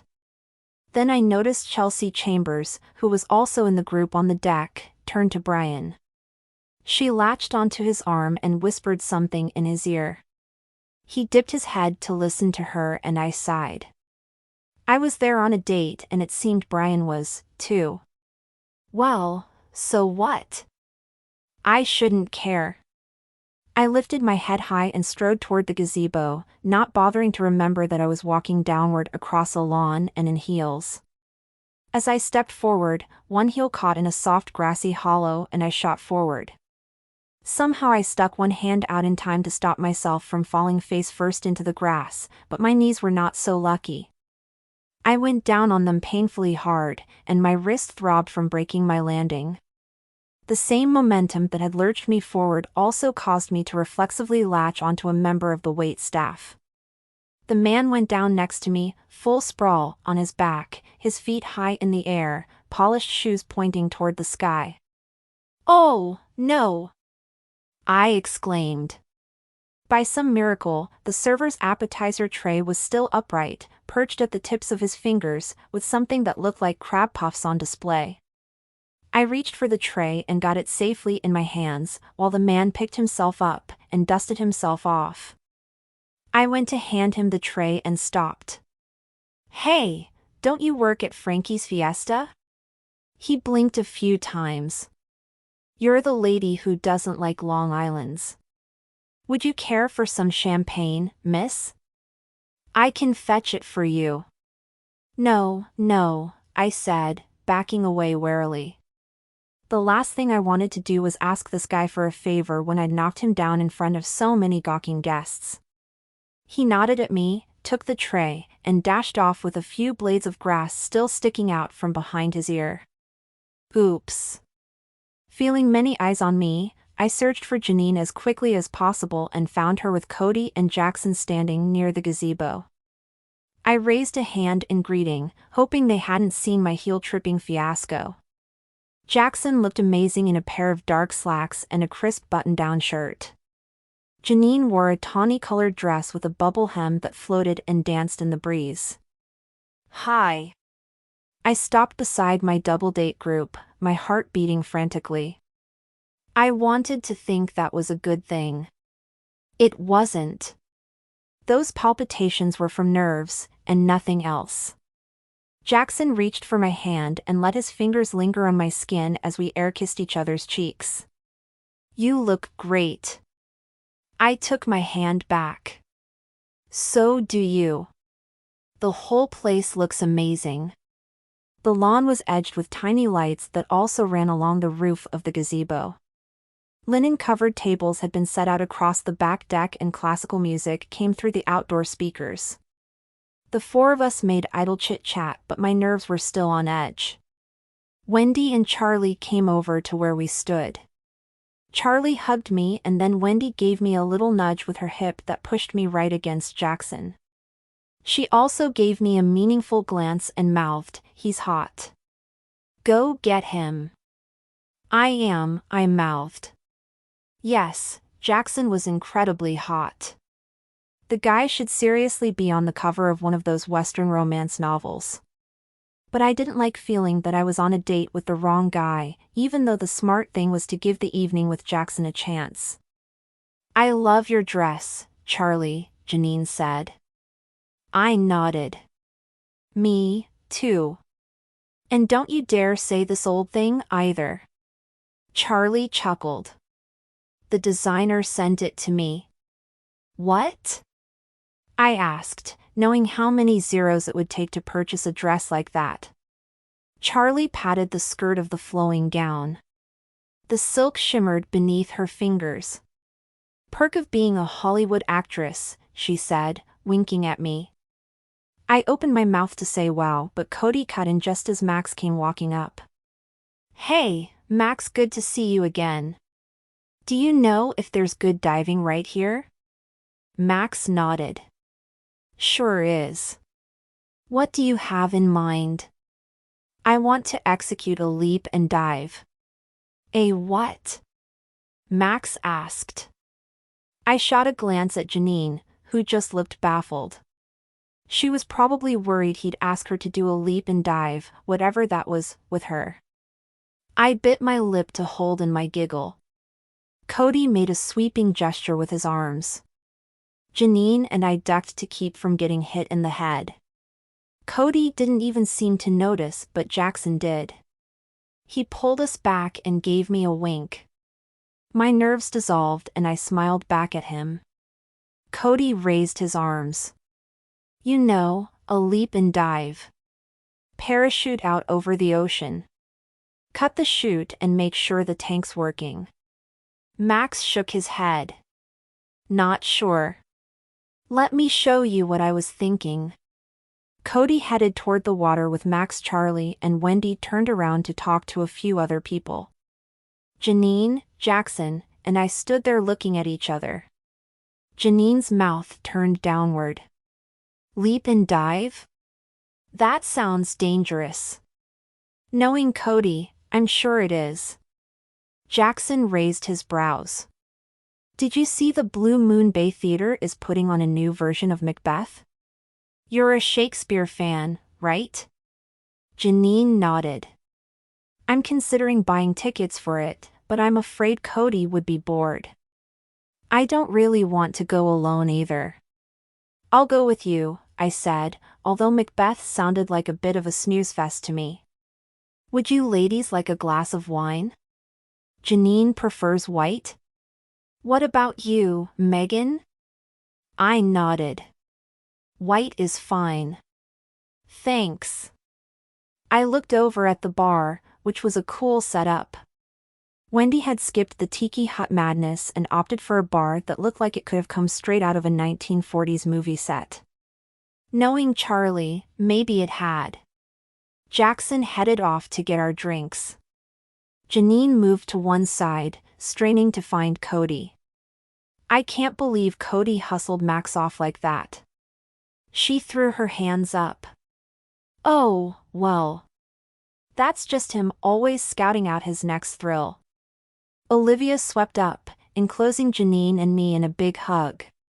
So good to see you both. We'll talk more later.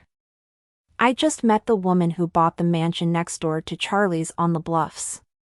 She wants to hold a housewarming ball, of all things. Oh, there she is. See you later.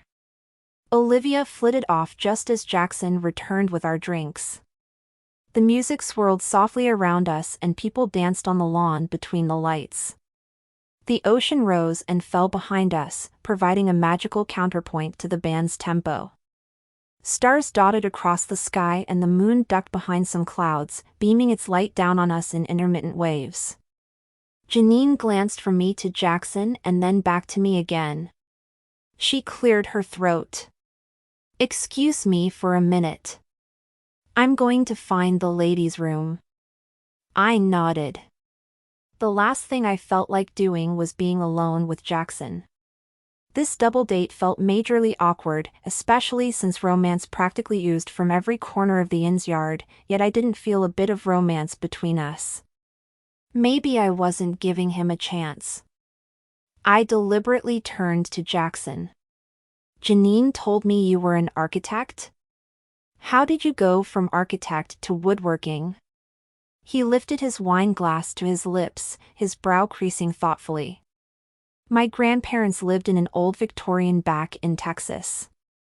That's what first got me interested in restoration. As an architect, I worked on commercial buildings and stores. I enjoyed the work, but my heart was never in any of those projects. That's exactly how I feel about designing websites, I said, thinking we had something in common after all. Why couldn't I just like him the way I liked Brian? I enjoy designing the sites, but there's something missing artistically.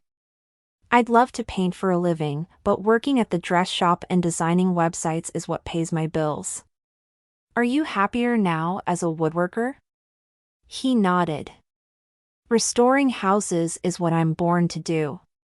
It's being passionate about something, really caring about it, and getting to do that every day as a job that puts a smile on my face. I want to be happy like that, I admitted. I wanted to wake up in the morning knowing that I was going to spend my day earning my living doing the thing that filled my soul. I could do that, if we could just win the contest. Well, we've. Help! Janine limped up to where we were standing, holding a brown object in her hand. You won't believe this, but I was hurrying back to you guys downhill. I didn't even realize this yard had a slant toward the ocean, and my heel got stuck in the lawn. I pitched forward and the heel snapped right off my shoe. They're new, too. Oh, no, I said, giving her a sympathetic look. May I see it? Jackson asked. Sure. Janine reached down and took the shoe off and then handed him the brown object, which turned out to be the broken heel. I have carpenter's glue in the truck, Jackson announced, turning the heel over in his hand. That should fix your shoe right up. Really? Oh, thank you. Be back shortly.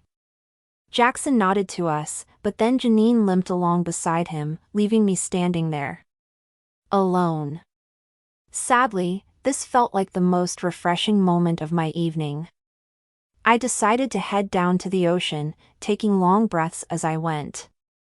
My lungs filled with the mixed scent of freshly mowed grass and the salty sea.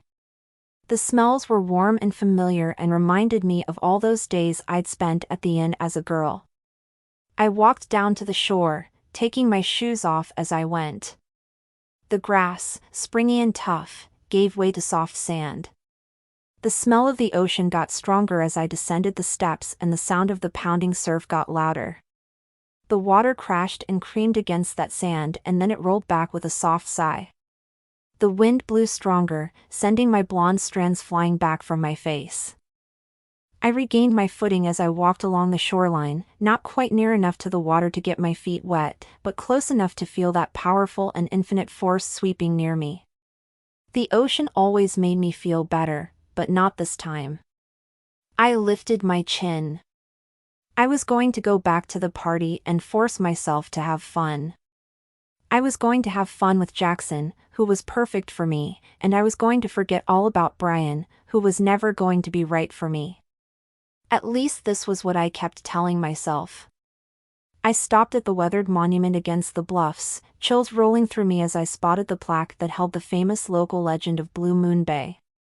As a girl, I used to fall asleep dreaming about this legend, hoping for that happily ever after of the fairy tales I so loved to watch with my Aunt Bee.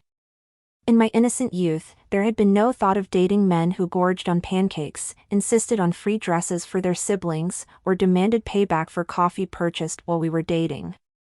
No, I believed in love back then. Now, I didn't know what to believe. Maybe if I read the legend again, then it would bring back some of its magic. As the waves crashed against the shore, I licked my bottom lip and began reading aloud the words embossed in bronze lettering on the plaque. One kiss, right here, under a blue moon, will lead to love that lasts forever. A shiver rolled through me and I gazed up at the sky, at the full moon hanging in the dark sky. Forever love still reminded me of Brian. In reality, he was probably inside dancing with Chelsea Chambers about now. My stomach roiled at the picture of them in my head. I shoved the thought from my mind, gazed back down at the plaque, and went on. Know the history of two young people, the daughter of locals and the son of summer guests, who fell helplessly in love at this very beach. When their parents discovered their relationship, they were forbidden to see each other. His parents felt the working girl was beneath their son, and her parents feared the scandal could ruin their business. But the night before the family was to return home, the son got a note to his sweetheart and they met here under the stars.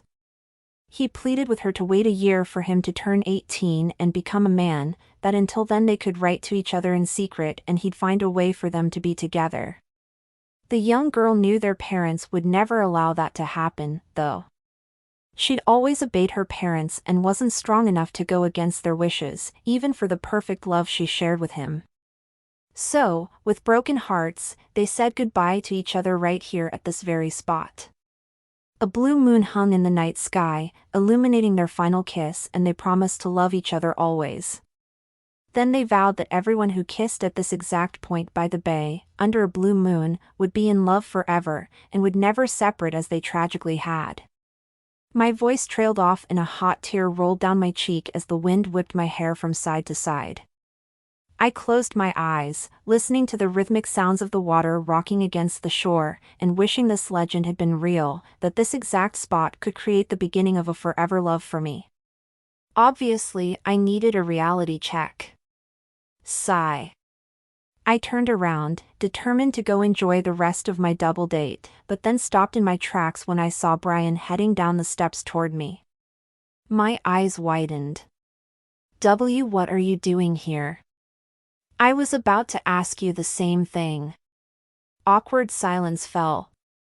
A wave rippled up, higher and faster than the others before it. The water hit me right above the ankles and flung me forward. I staggered and Brian caught me. I glanced up into gentle emerald green eyes. I've got you, he said. Yes, you do. My throat went dry and I couldn't move. Being in his arms was sheer heaven, but then his eyes quickly hardened. I pulled away.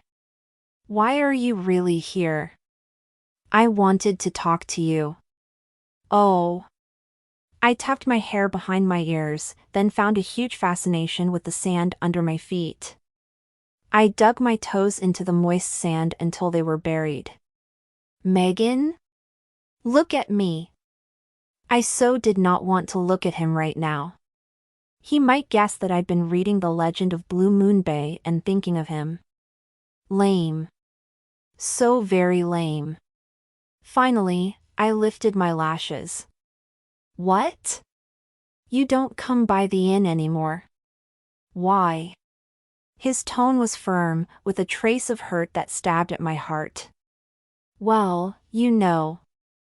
I'm working hard. And, trying to get over you, which was so not going very well. You've always worked hard, Megan. I fiddled with my hair, hoping it wasn't a tangled mess. Yes, but now I have to do these paintings, too. There's not a lot of time between cuts in this contest. His brows drew together. I heard you didn't take that contract with the Wexley Corporation. So, you have time to paint. Try again. Wow. He wasn't letting this go. Was he? Yeah, that's true. I'm just busy trying to build a business and win a contest. I was rehashing the very things he had just brushed past, but I didn't know what else to say. He gazed out to sea and then turned back to me. Is it because of your boyfriend? I blinked. What boyfriend? Jackson. He bit the word out like it tasted bad. He's not my boyfriend, but he was part of my double date tonight. I didn't want to talk about that, though, so I wandered over to the plaque that held the legend of Blue Moon Bay. My fingers brushed against the plaque. When I was little, I thought this story was so romantic. He came up beside me. His gaze lingered on the plaque and he was quiet for a minute until a seagull squawked in the distance. Romantic? It's tragic. Guys. Didn't they know romantic and tragic were sometimes the same thing? Oh. He turned to me. My grandma wrote Wendy a letter. Wendy got it after Grandma died. His face flickered with emotion. In the letter, Grandma said she was the woman in the legend and she never got her great big love. Because love like that doesn't exist. I crossed my arms, unbelieving. She said it doesn't exist? He shrugged. I added that last part. Irritation rolled through me. What about Wendy and Max? Brian's gaze held mine. Maybe they just got lucky. Or maybe they were destined to be together, I countered, my heart beating fast in my chest.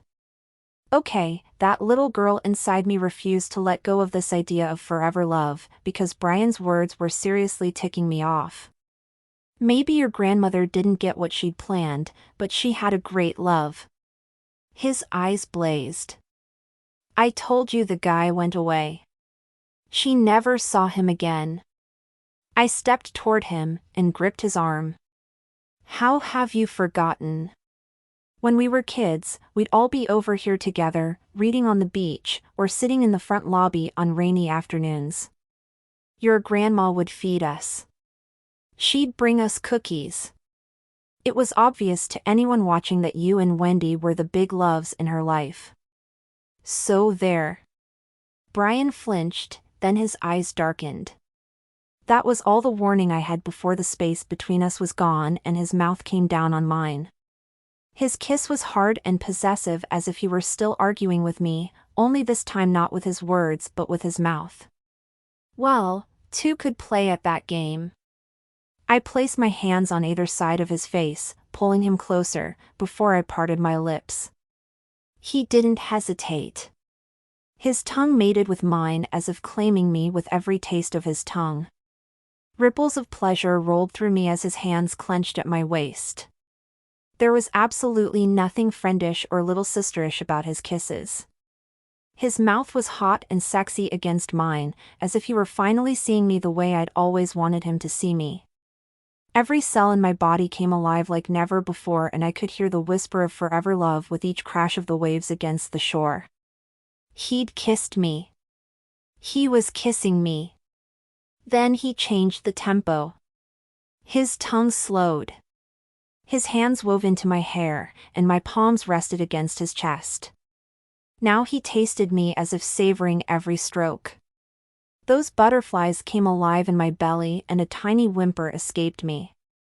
He drew my bottom lip into his mouth, his tongue tracing my lips, making my mouth feel cherished beyond belief. I wanted more. He hugged me with one arm, his other hand brushing along my jawline, and I felt suspended in time with this intense, soul-shattering kiss. We might never have broken it off, but Janine's voice came from above, calling my name. "Megan? You down there?" she called. Brian released me and I staggered backward. He stared at me through heavy-lidded eyes, his chest heaving slightly. I placed my fingers against my tingling lips. I didn't know, really, what had just happened. Okay, I knew what had happened, but I didn't know why he had kissed me. "Megan?" Janine asked, her voice growing louder. "I have to go," I said, not knowing if Janine was alone, with Cody, or possibly with Jackson. I'd completely forgotten about my double date. I really did have to go, but I stood transfixed as if wanting Brian's okay to leave him there. "Brian?" "Go," he said. With that one word, I sprinted for the steps, picking up my discarded shoes in the sand, before calling out to Janine, "I'm here." "I'm coming." As I cleared the top step and raced toward Janine, who stood at the edge of the lawn, I glanced up and noticed the full moon hanging in the sky. My pulse raced at warp speed. Yes, that was definitely a full moon. But was it the second full moon this month? Because that would make it a blue moon that Brian had kissed me under in that sacred spot by the bay. Chapter 6. The bell over the door of the dress shop jingled. I glanced up from my hopeless task of trying to get the paint off my fingernails with an emery board and saw Janine walking into the store wearing a pastel blue, sleeveless dress and the most adorable strappy sandals. Janine pulled off stylish without even seeming to try. Not that my outfit wasn't cute. I wore a green frock, embellished with the occasional swirl of gold on the bodice. But my sense of style had been deliberate. After all, I needed to look professional in order to sell dresses. "Hey, Megan," she said, giving me a quick hug. "Hi," I said, giving her a squeeze back. "What brings you in here?" "Need a dress." She smiled warmly, but then her gaze flew to my fingernails. Her brows rose up high. "Did you get your nails done by that hopeless person at the beauty school again?" I shook my head and set the emery board aside. "No, I was up all night painting. Or, trying to paint, anyway. All I'd succeeded in doing was to think about Brian, which was not a good idea since A, he hadn't called me, it had been 4 days since our kiss, but who's counting, and B, I needed to turn in my next painting on Friday." "Oh." She frowned and asked, "Is the paint going to come off?" "It's oil," so I lifted a shoulder and gave her a sheepish smile. "What kind of dress are you looking for this time?" Her forehead wrinkled. "Cody agreed to go to Macbeth with me, so you're off the hook. I know Shakespeare bores you, so that was sweet of you to offer." I shrugged. "What are friends for? Anyway, I want to wear something special for the occasion since it's a pretty big deal for him to agree to go with me.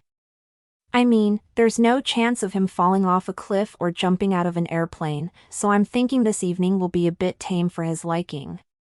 I giggled. "I can see that. What did he call his latest adventure? Jump and dive?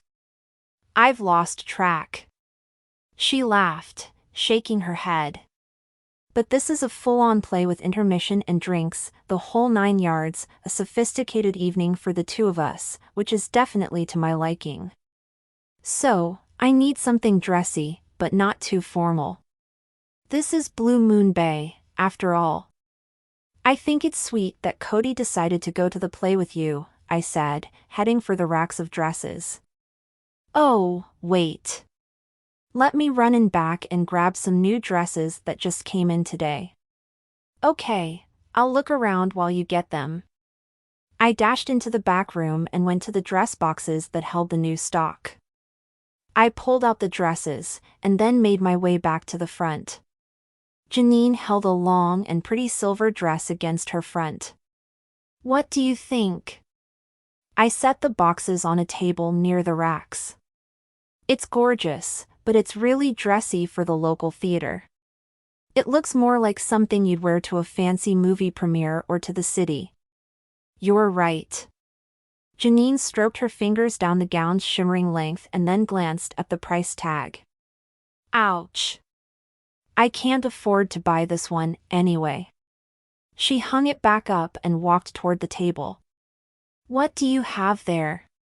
Some new dresses that came in. I hope we'll find the perfect one for you. Janine sighed. I'm beginning to wonder if perfect for me really matters that much. I stopped prying the lid off the box in my hands.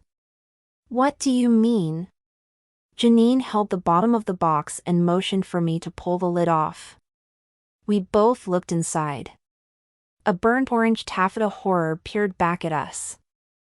I slammed the lid back on and grimaced. Maybe not that one. What were you saying about perfection? She shrugged as I tucked that box away and reached for another one. I'm probably just being picky. But it feels like Cody has more of a connection with his jet ski and his parachutes than with me.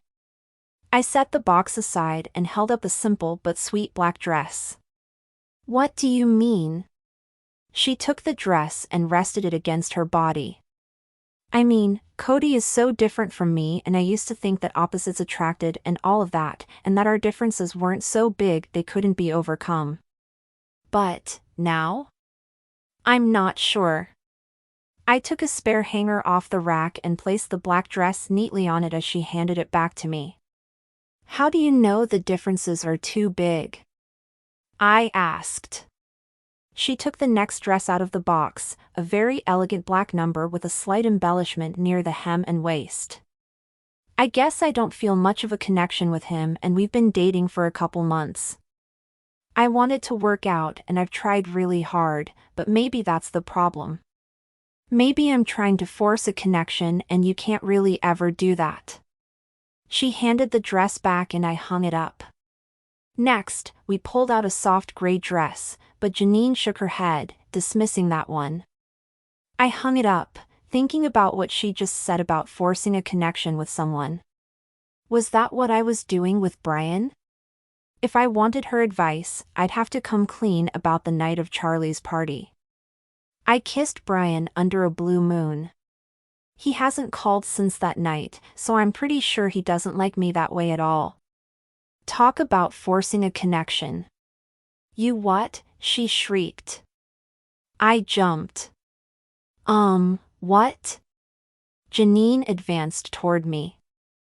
I grabbed the next box off the stack and practically flung it at her. She grabbed the edge of it and held it. No way are you distracting me with a dress, not after dropping that bomb on me. You kissed Brian Watts. Wendy's brother Brian? I grimaced. Short of running out of the dress shop and down the street, there wasn't much I could do about the situation now. Janine had definitely heard me and she was not at all ready to let that conversation go.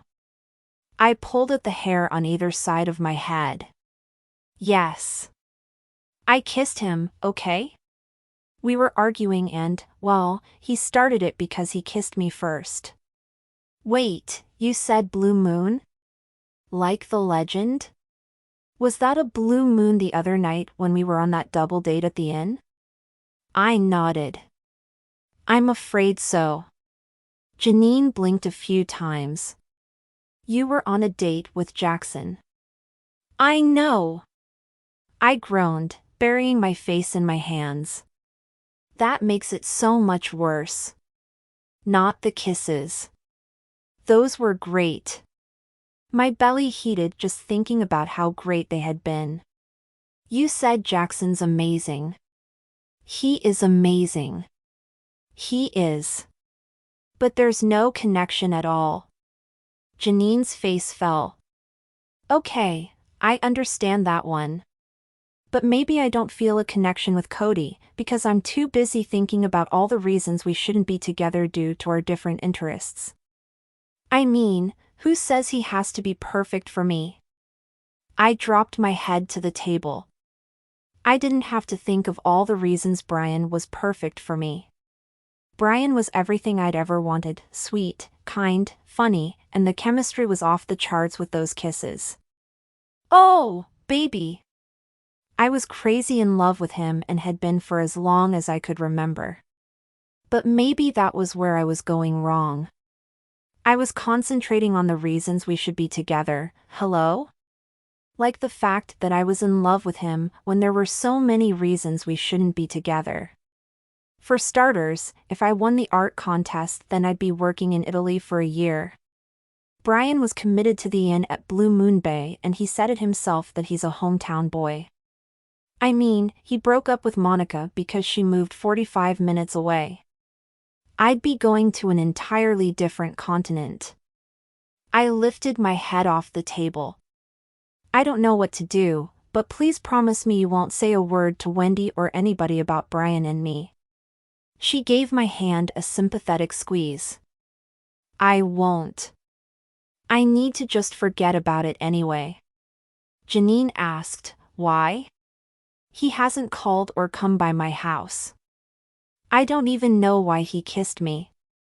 It's possible it was just the blue moon, you know? Love is complicated, Janine said, as she rifled through the dresses on the rack. I've heard of the local legend making people stay in love forever, but I never heard that it could turn men into kissing bandits. Maybe they should put a warning on that plaque. My mouth fell open. Janine! She giggled, pulling a dress off the rack, swinging it from one hand. I'm just trying to lighten the mood in here.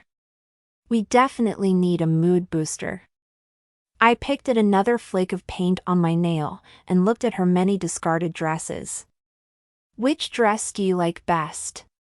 Janine bit her lip. I love that silver one. I know it's all wrong for a small town play, but that's the one I want anyway. I can so relate, I joked. The possibility of Brian and me getting together seemed like a wrong fit, but I still felt it. I still wanted it to happen. I'm taking it. I'll put it on my credit card. Janine handed me the dress and we walked to the register. As I rang her up, I decided I was going to stop thinking about that kiss, stop thinking about how perfect Brian and I could be together, and stop wishing there was a connection between me and Jackson. That shouldn't be too hard considering I might not see him ever again. I gave Janine my employee discount to help offset the cost of her dress and then handed her credit card back to her as the bell over the door tinkled. I glanced up to greet the customer, and my heart did a triple turn in my chest as Brian walked in. I was going to need a new plan. Brian looked incredibly hot in a pair of faded jeans and a polo shirt he hadn't quite buttoned all the way, so a slice of his tan neck showed in the narrow V the shirt made. His broad shoulders were set tightly beneath the fabric, and seeing him made all my resolve to get over him just melt away. Oh, wait. What if he was here to apologize for the other night? What if he says our kisses were a mistake? I didn't think I could handle that right now. He had to go. Hi, Brian. How are you? Janine smiled at him knowingly. Hi, Janine. He gave the racks of garments an odd stare, and his masculine form looked so out of place in the dress shop. I also thought he looked completely adorable standing there out of his element. I wanted to hug him. Hey, Megan? Can we talk? He asked. I'm pretty busy right now. I swallowed, gesturing toward Janine. I'm at work and I have a customer I have to help. Oh, no. I was just leaving, so go ahead and talk to him for as long as you want. Janine grabbed the box I'd laid her dress in and her credit card. Then she grinned at me as she retreated from the counter. Brian stepped toward me. I gawked at Janine. Janine, didn't you say you wanted to look at that other dress? The one in the back? I'll go get it for you. Surely she could see I was pleading for help. No, I've changed my mind. Janine gave me a goofy grin. Then she pursed her mouth, wrapped her arms around her body, and pantomimed what I can only describe as a solo standing makeout session. My face heated as I stared at her in horror. Brian followed the direction of my gaze over his shoulder. Janine quickly straightened, pretending to examine her dress box. Okay, I have a lot of work to get done right now. Stock. I have to stock the racks. I'll help, Brian offered. Janine took that moment to unzip her small purse, dig around inside of it, and then toss me a little plastic container that landed on the counter with a clatter. Brian frowned. What the? My eyes widened. A box of breath mints? Was she trying to tell me something about my breath? I slapped my hand down over the container, hoping Brian hadn't gotten a good look at what it was. Oh, that's where that tag went. So glad you spotted it, Janine. I would have hated for the shoplifting buzzer to go off as you went out the door. Janine's face turned scarlet and it was obvious that she was holding in laughter. Both relief and tension stormed through me as she waved goodbye and hightailed it out the door, leaving me alone with Brian. I grabbed the closest thing to my hand. A stapler. I started stapling receipts to order sheets and to any nearby paper, just to look busy. Between the clunk clunk clunk sound of the stapler firing off, came Brian's voice. I wanted to say I'm sorry for kissing you the other night. My stomach dropped to my feet. The stapler dropped to the counter. Those were the exact words I'd dreaded. Of course he was sorry. He'd kissed his sister's friend in a heated moment under a blue moon. Now that reality had set back and he was sorry. A lump formed in my throat, but I picked up the stapler and waved it at him.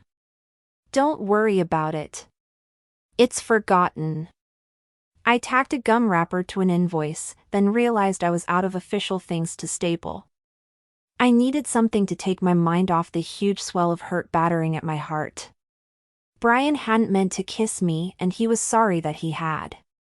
Those were the facts. I had to accept it. Not. You were at the party on a date. That was a lame thing for me to do. Now our kisses were lame? This situation had hit a whole new world of low. Whatever, Brian. I grabbed the steamer and came out from behind the counter. I didn't say that my date hadn't been all that wonderful in the first place, because Jackson was a really nice guy. I even liked him. But there was nothing electric or special between us at all. Even Jackson had to know that. Don't worry about it. You apologized. Now you can go. I hit the button on the steamer. A fine white mist bellowed out from its mouth just as Brian stepped between me and the rack of dresses. Unfortunately, he got a face full of steam. He wheezed, waving away the white. Did you do that on purpose? He asked. No, I said, honestly. But I didn't exactly regret it either. A red face wasn't nearly as bad as what he'd done to my heart. Lame kiss? Ha! I looked around frantically and saw the dresses that had been pulled out of the boxes earlier. I'd steam them. I'd steam them like there was no tomorrow. I hit the power button again, working away with a vengeance. Listen, Megan. I need to tell you that I thought the kisses were lame. Already noted for the record. I waved him away, then steamed the length of a dress that didn't have so much as one wrinkle. But by now. Would you let me finish? I rolled my eyes at him. I already get it. The whole blue moon over the ocean thing. Standing near the legend. It could happen to anyone. I pointed the steamer a little closer to an actual crease in a dress and made long sweeping motions with my arm. Brian stepped toward me. I immediately backed away. I was still wielding the steamer with all my energy to keep from thinking too much. If I stopped steaming, then I might start crying. I didn't want to start crying. It would make him feel even worse, and it was obvious he already felt bad about kissing me in the first place. It wasn't the moon, he said. I didn't mean the moon, per se. The legend. You know what? I don't believe in the legend either. But those twinkling lights and the soft music were such a romantic setup. It could have been anyone you were out there kissing. Even Chelsea, I added, trying not to gag. If Chelsea had been there, the last thing I would have done was kiss her. Interesting. Huh. He really wasn't interested in Chelsea then? I managed to drag in a breath, then plunged on. Besides, neither of us have had the best dates lately. You're actually having something of a dry spell lately. So, that was what it was. Either way, you don't have to apologize for kissing me. That soured my mood even further. I started steaming a red dress, not even noticing that it was a silk dress until the fabric suddenly curled and little drips of color began to leak onto the floor. Oh, no. No. I'd just ruined a very expensive dress as well as my friendship with Brian. I'm not sorry I kissed you. I'm sorry I didn't do it better. Oh, you did it perfectly. I mean, I whipped around and set the steamer on a shelf. I grabbed the ruined dress and clutched it to my chest. My elbow hit a rack of scarves and the pile knocked over on the shelf. I immediately tried stacking them with my free hand. Would you want to go out with me? On a real date? I paused, one hand hovering above a paisley cashmere scarf. Had I heard him right? A date? You mean go for coffee like we used to do? He lifted my hand away from the scarf. No, I mean a real date. Like two people going out, not two friends having a coffee date. My pulse quickened and a huge goofy smile spread across my face. Brian wanted to take me out on a date? A real date? A big yes nearly came barreling out of my mouth, but I clamped my lips shut. This was what I'd wanted for so long, but it had come at the worst time. I couldn't go on a date with him. I might actually win the art contest, and if I did, then I would be in Italy for a year and he didn't do long distance. The only reason I had to say yes was that I loved him. But if I really loved him, I'd say no because my having to leave would hurt him. His parents had left him when he was young and I never wanted him to go through that feeling of abandonment again. Oh, I wanted to be so selfish right then. Just say yes and not worry about the rest of it. I wanted to not care if it would hurt later, but it was not just me that would be hurting, and that wasn't fair. My hand jerked away from his, knocking the rack with the scarves off the wall, so that the shelf and hooks and scarves fell to the floor. Oh! I let go of the wrecked dress, dropped to the floor, and started scrabbling for the scarves. Brian knelt down. We bent and reached for the same scarf at the same time and our heads bonked. Hard. I cried out and lifted a hand to the crown of my head. Brian held my upper arms. I'm so sorry. Are you okay? I opened my mouth to say something, I had no idea what, but whatever I was going to say didn't come out of my mouth, because at that moment the only thing I wanted to do was kiss him. So, I did. I pressed my mouth to his, and he encircled me with his arms. Our mouths fused together, and that kiss was just as mind-blowing as the kisses we'd shared under the blue moon. Maybe more so now that he'd asked me on a date and I knew he didn't mean this kiss as a friend thing. Those kisses stole every reason I had to say no to the date. They made me want to forget about the contest and any other problems standing in our way, because this was Brian. My best friend who I'd loved for as long as I could remember. When the kisses ended, I felt so dizzy I couldn't think past the moment. Brian lifted my chin, and I lifted my lashes. I'll take that as a yes to the date. Is tonight good? He asked. No, I said, running my tongue over my swollen lips. Wow. He was such a good kisser. But no night was good. I was afraid to mess up our friendship if I went out with him. And I couldn't give up my dream to go to Italy for him. Not tonight. I have an avocado rose class. You're making that up. It's the latest food craze, I said, defensively. Janine planned it. He stood and helped me to my feet. Tomorrow night then. Say around 7? We'll skip the diner since they probably have wanted posters up for your ex and they might recognize you. That's very funny. He chuckled. Just kidding. I'm taking you somewhere nice. Okay. I wet my lips, trying to think how to mention to him that this might be a huge mistake. But he pressed his lips to mine and then walked out the door. So now I had an official date with him. And, truthfully, I was over the moon about it. Chapter 7. Have I ever told you how much I love your cottage?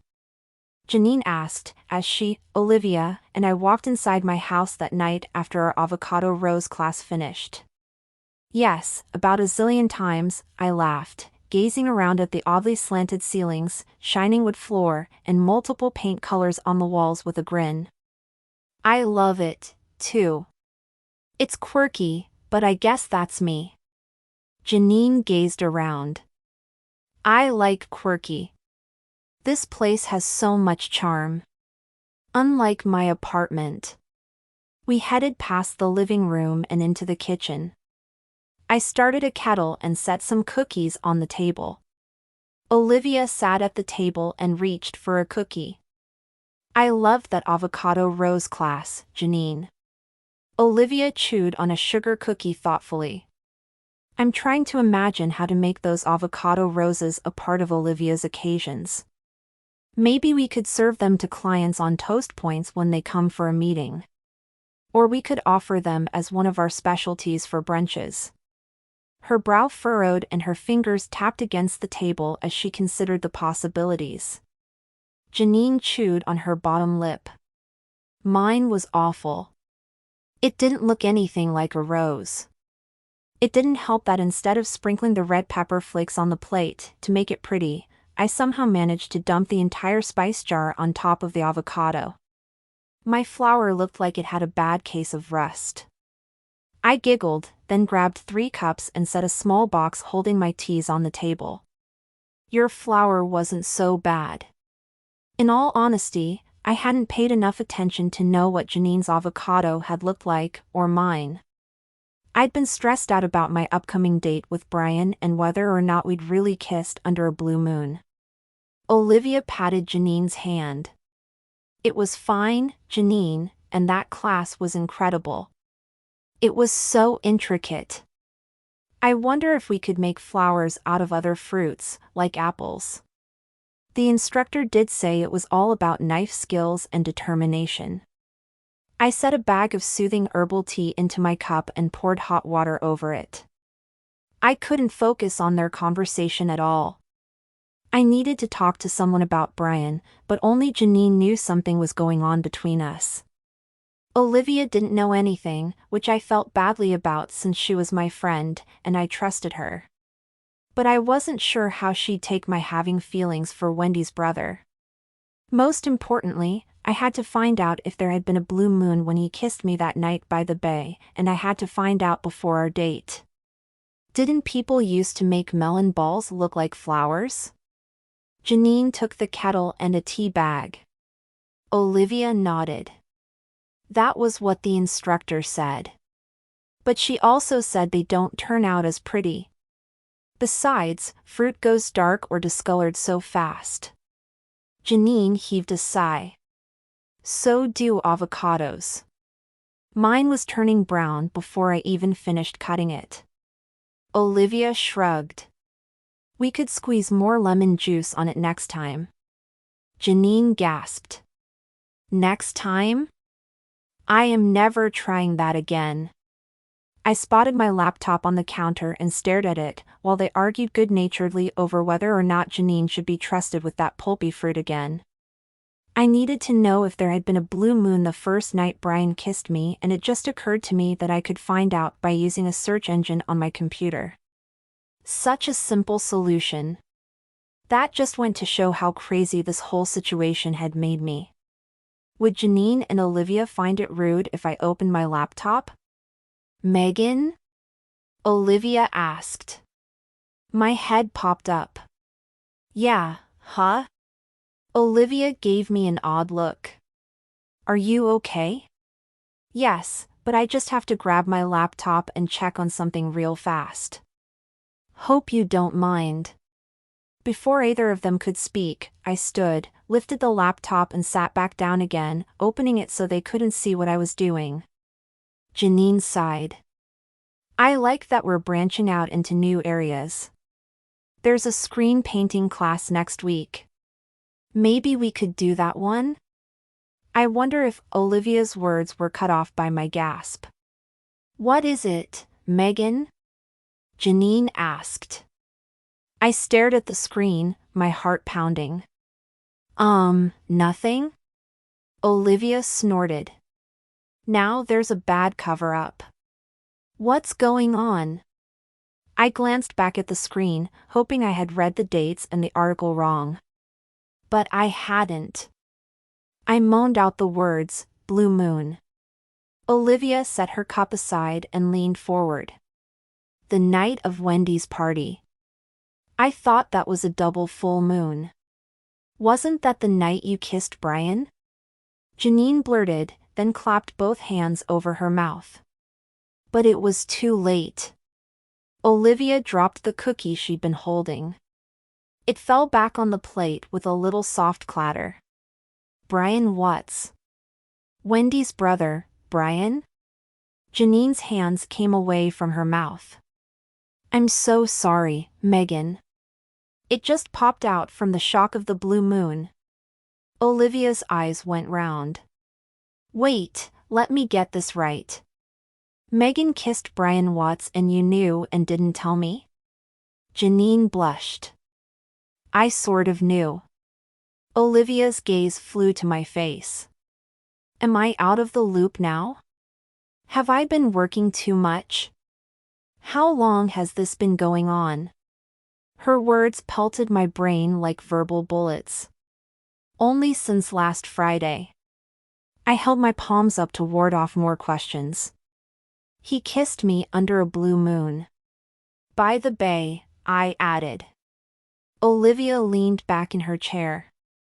Well, I'll be.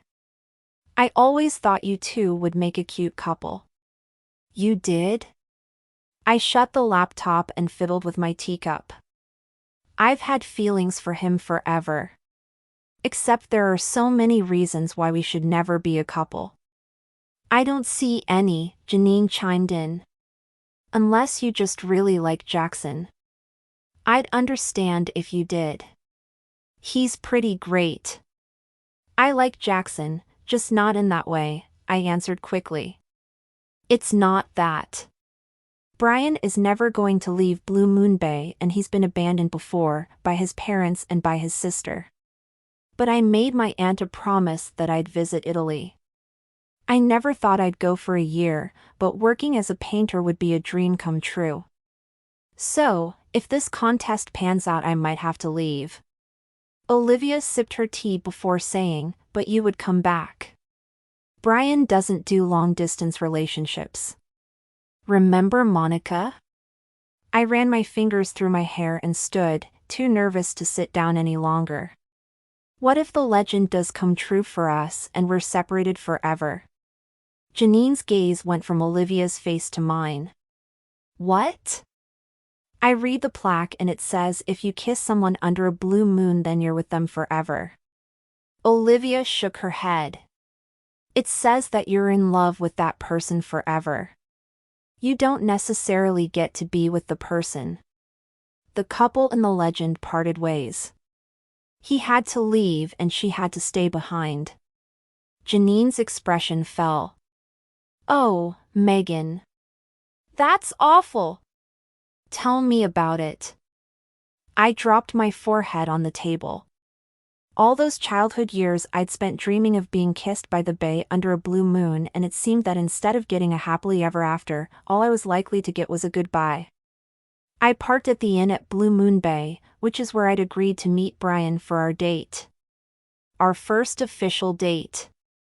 I still had a hard time believing it. I got out of the car and the butterflies in my belly broke into flight as I stared at the inn's charming facade. It might make things easier if I just turned around and left without ever going on our first date. Less investment would equate to less heartbreak. Right? No way could I will myself to leave. I had to see Brian. He'd texted that I should meet him out back, so I walked around the side of the inn and paused. My heart flipped at the sight of the gazebo lit with pretty lights and decorated with daffodils, my favorite flowers. The white and yellow colors were so bright and cheery. I was touched that he'd remembered. Where he had gotten so many of them was anyone's guess. But they ringed the door that led into the gazebo and my eyes lingered on that door. Brian stood there, decked out in a suit and tie. Not just any suit and tie either, a stunning and formal marvel of black linen and white cotton ironed until it was crisp. The corners of my mouth curved upward at how handsome he looked. But I also found him adorable in a t-shirt and jeans. The sun had gone down a few moments earlier and dusk lingered on in little pockets of purple and rose. The sea was low and quiet, an indigo and ebony expanse that echoed the vault of the star-pricked sky above us. Brian was in the light and he stood out in such sharp relief to the shadows that I wanted to grab a pencil and paper to sketch him so I could remember every detail of this moment for the rest of my life. I walked toward him, my heels sinking into the soft grass with every step. My spring dress rustled and whispered as I went, and when I reached him he held out one hand. I put my hand in his and tingles of delight ran up my arm. Shiver. Hi. He looked nervous, which I found completely charming as I said hello. He led me into the gazebo and my mouth sagged open at the sight. He'd set a table with elegant linens, perfectly matched with lovely china, flatware, and stemware. He pulled out my chair. Do you still like your steak medium rare? Yes. I stared at him in astonishment. In all of the years I'd known him, I'd never heard of him going to this much trouble for anyone he dated. Not even Monica, and they were together for nearly a year. The steak was perfectly seared and looked delicious. I picked up a fork. Brian, how did you do all this? How did you know I like daffodils? He leaned across the table. We've known each other for a long time. You think I didn't listen when you talked? I didn't know what to say, so I just stared at him. This was all so pretty, but Brian looked dreadfully uncomfortable. I recalled his distaste for stuffy and formal. I could only guess that he'd gone to all of this trouble for my benefit. He must not know how much I loved it when we sat on his couch with pizza and beer. Can I tell you something? I raised a brow, hoping this wouldn't hurt his feelings. This is all so incredibly sweet and romantic. But fancy isn't really us. Would you mind terribly if we took our plates down to the beach? Brian heaved a sigh. Would you mind? No, I stood and reached for my plate. In fact, I'd love it. I'm glad to hear you say that. He released the knot in his tie, pulled it and his jacket off. I grinned and kicked off my shoes. We carried our plates down to the beach, carefully balancing our wine glasses and sipping along the way. You surprised me tonight with the fancy gazebo. I wanted you to know that you're worth it. My heart fluttered. That means a lot. The tide was low and we plopped down on the sand right near the tide line. I balanced my plate on my lap and dug in. Brian cut into his steak and asked, "How's your painting coming along?" "I mean, if you don't mind my asking?" "I don't mind at all. To tell you the truth, it's been slow to start. But today I had this great idea, and if I can pull it off, then I think it's going to be amazing." His gaze stayed on my face. The moon touched the planes of his face, highlighting his cheekbones and his strong jaw. "You sound happier than I've ever heard you sound," he said. "Painting makes me happy." It did, but I was also happy to be there with him. The evening felt bittersweet.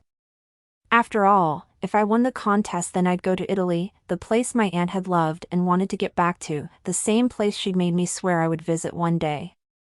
And that would also mean saying goodbye to Brian. I didn't want to think about that. The waves rolled up, tickling our bare feet. I chewed a bite of stuffed potato and asked, "How's the inn doing?" He turned his head to look back at the place. His smile widened. "We've been at full capacity. The renovations are underway on the 2 buildings that needed it. I just finished reworking the stair railings in both buildings. They're finally freed from all layers of paint." His enthusiasm made me smile. I sipped wine, then planted the base of the glass in the sand very carefully before shifting my plate so I could get another bite of the tender and delicately seasoned meat. "You really love working with wood and the inn. They're 2 of the 3 things I love most in this world." Those words made my heart stop. I wondered what he meant by that, but he didn't elaborate. Instead, he lifted the plate off my lap and pulled me closer. I rested against him, loving the feel of my cheek against his strong chest. His hands were on my waist and mine pressed against his flat abs. I glanced up at him and his mouth came down on mine. Then I forgot everything but the taste and feel of him. Longing swam through me. Everything in me wanted more time with him than we might have. We had to talk about it at some point. But I wasn't ready to break the wondrous spell he'd cast over us.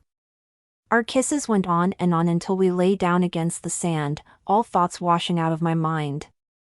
I went limp against the sand, his mouth devouring mine, his body hovering over me. And then a sudden giant swell ran into shore and crashed right over us. I came up for air, sputtering and trying not to swallow the salty water. The shock of the water, cold and unexpected, broke us out of our embrace. Brian's hair stuck up in a point near the front of his head and I guffawed. He still managed to look hot even after being doused by a wave. I started laughing. I couldn't help it. Brian fought back a laugh and then he gave in. He smiled. This could only happen to us. I know. My wineglass washed by and I made a grab for it. My plate was still up there, sitting neatly on the sand, but what was left of my dinner had washed away. He stood and held out a hand. "Come on, we can't have you freezing out here." I let him pull me to my feet and then I spoke, saying the only thing that was on my mind. "You're my best friend, Brian. I don't want to lose you." He pulled me close and I snuggled against his warm body as I shivered. "You'll never lose me," he whispered, his breath warm against my ear. I lifted my lashes. "But if I leave?" "Let's not think about that," he said. The pained expression on his face stopped me from saying anything further. When he was young, his parents had abandoned him and his sister, leaving them at the inn with their grandma and only returning for sporadic visits that were few and far between. I knew how much that had hurt him. Then Wendy left for college and never returned until last fall when their grandma passed away. I didn't want to leave Brian. Ever. But I couldn't promise that either. If I won that contest, then I had to go to Italy. It was my aunt's dream for me, and it was my dream, too. So I kissed him, wrapped my arms around him, and pulled him tightly against me. His mouth was firm and warm and salty just like the sea. He held me close, and I never wanted him to let go. Chapter 8. It was a glorious day for a sidewalk fair.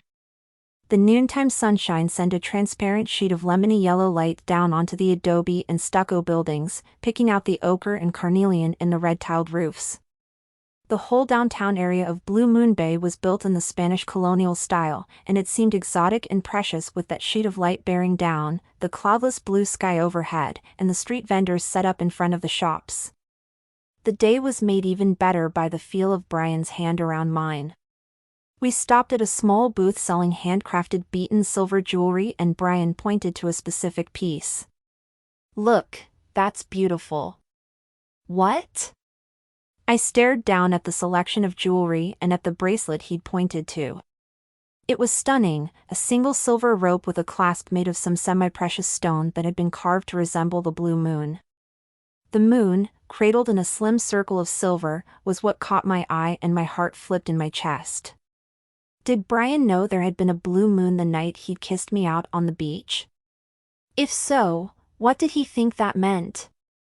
Brian picked up the bracelet and then slid the silver rope around my wrist. The metal felt cool against my skin at first, then quickly warmed as he hooked that little moon clasp. Then he smiled down at me, tucking a piece of hair behind my ear. "It's perfect." Brian asked the vendor how much it cost. It wasn't over-the-top expensive, but it was pricey enough that my fingers immediately moved to the clasp to hand it back.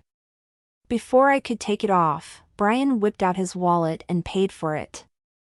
"You don't have to do that," I protested. "Of course I don't have to.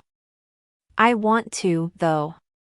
How could I say no to that or to the real and wonderful smile on his face? I couldn't. I stared down at the carved moon, my heart aching. This was my first easy and perfect relationship, and, with any luck at all, I'd be flying off to Italy in a month and then it would end. Brian lifted his head and sniffed. "Do you smell churros?" I laughed, swatting him playfully on the arm. "How can you smell churros when there's so many scents from all those food trucks?" "I have a refined nose." He took my hand again and we started walking. "Besides, I lured you out of the dress shop on your lunch break with the promise of actual lunch, so I must feed you now." "Churros aren't lunch, you know," I said, teasing him. "Depends on the churro." Guy logic. I giggled. There's no fighting it. The lines for the food trucks were long, snaking along the sidewalks, and there was no way to tell which line went to which truck, so we just picked one. Brian leaned against me and my heart hammered in my chest. The smell of his cologne and that good smell of wood that always surrounded him wafted up my nose. I leaned back against him, thinking he must have been working on his frame that morning. The line inched forward again. The end of the contest was also getting closer. It was getting way too close. I gave myself a mental shake. I'd finally gotten the one guy I'd always wanted, and the odds were against it lasting. I should be making the most of our time together and enjoying it while I could, not moping around. "How are things going at the inn?" I asked. He rolled his eyes. "We have a problem." "Oh, no. The plumbing again?" He shook his head. "It's Addie Richards." I blinked. "Who?" He moved forward in line. I did, too. Our bodies brushed, hip to hip, and my legs felt like spaghetti. "She's a long-term guest and she's problematic." She showed up in a priceless classic car with no top, a parrot, and a whole lot of luggage. "Did you say she has a parrot?" He nodded. I did. "The inn allows pets, though, right?" "Yes, but this bird is giving us fits." Addie carries him around on her shoulder and she's somehow managed to teach him how to do stand-up comedy. Not to mention he meows like a cat every time he spots a dog. Which there are plenty of, at the moment. The dogs are going wild, trying to find a cat that doesn't exist, and the other guests are demanding to know what time the comedy show starts and why they hadn't been invited. Oh, and then there's the car. I smashed my lips together to keep from laughing. What about the car? It doesn't have a top. Addie's terrified of rain, even though I've assured her of the drought and the Weather Channel's prediction, so every day she steals the table umbrellas and puts them in the back seat of the car to protect the seats in case it rains. Because she's so old, she manages to enlist the assistance of other guests in protecting her car from the not going to happen rain, which has yet to fall. What a circus! I laughed.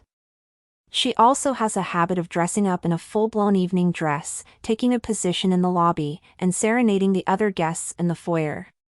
Unfortunately, she's tone-deaf, mostly deaf, and very loud as well. Oh, and the parrot sings harmony. The parrot is also quite tone-deaf. I convulsed with laughter. I could guess how Wendy, who was such a control freak, felt about a guest with a parrot capable of wreaking so much havoc. How's Wendy dealing with all of that? He grimaced. A lot better than you'd think since she's not around as much lately. She's been contracting a lot of real estate listings. If her real estate business gets much bigger, we might have to hire someone to help out at the inn. My cell phone buzzed in my purse. I'm expecting a call. Let me see who that is. I fumbled in my bag, found my phone and saw the number of a client from my web designing business. Can you hold my place in line? I really need to take this. He nodded. Of course. I skipped out of line and headed to a small corner of a building that was slightly deserted. I answered the phone with a cheery, "Hi, Bob. How are you?" "Hi, Megan." His tone came back gloomy. Not good. I just wanted to touch base with you on that money I owe you for the website you designed for my business. Yes. Bob was months overdue paying me and I really needed the payment. The dress shop hadn't been doing so well lately and my hours were decreasing every week. I'm glad you got in touch. Are you able to overnight a check to me? Silence. Oh. My gaze flew back to Brian. Business was really bad this month, Megan. I mean bad.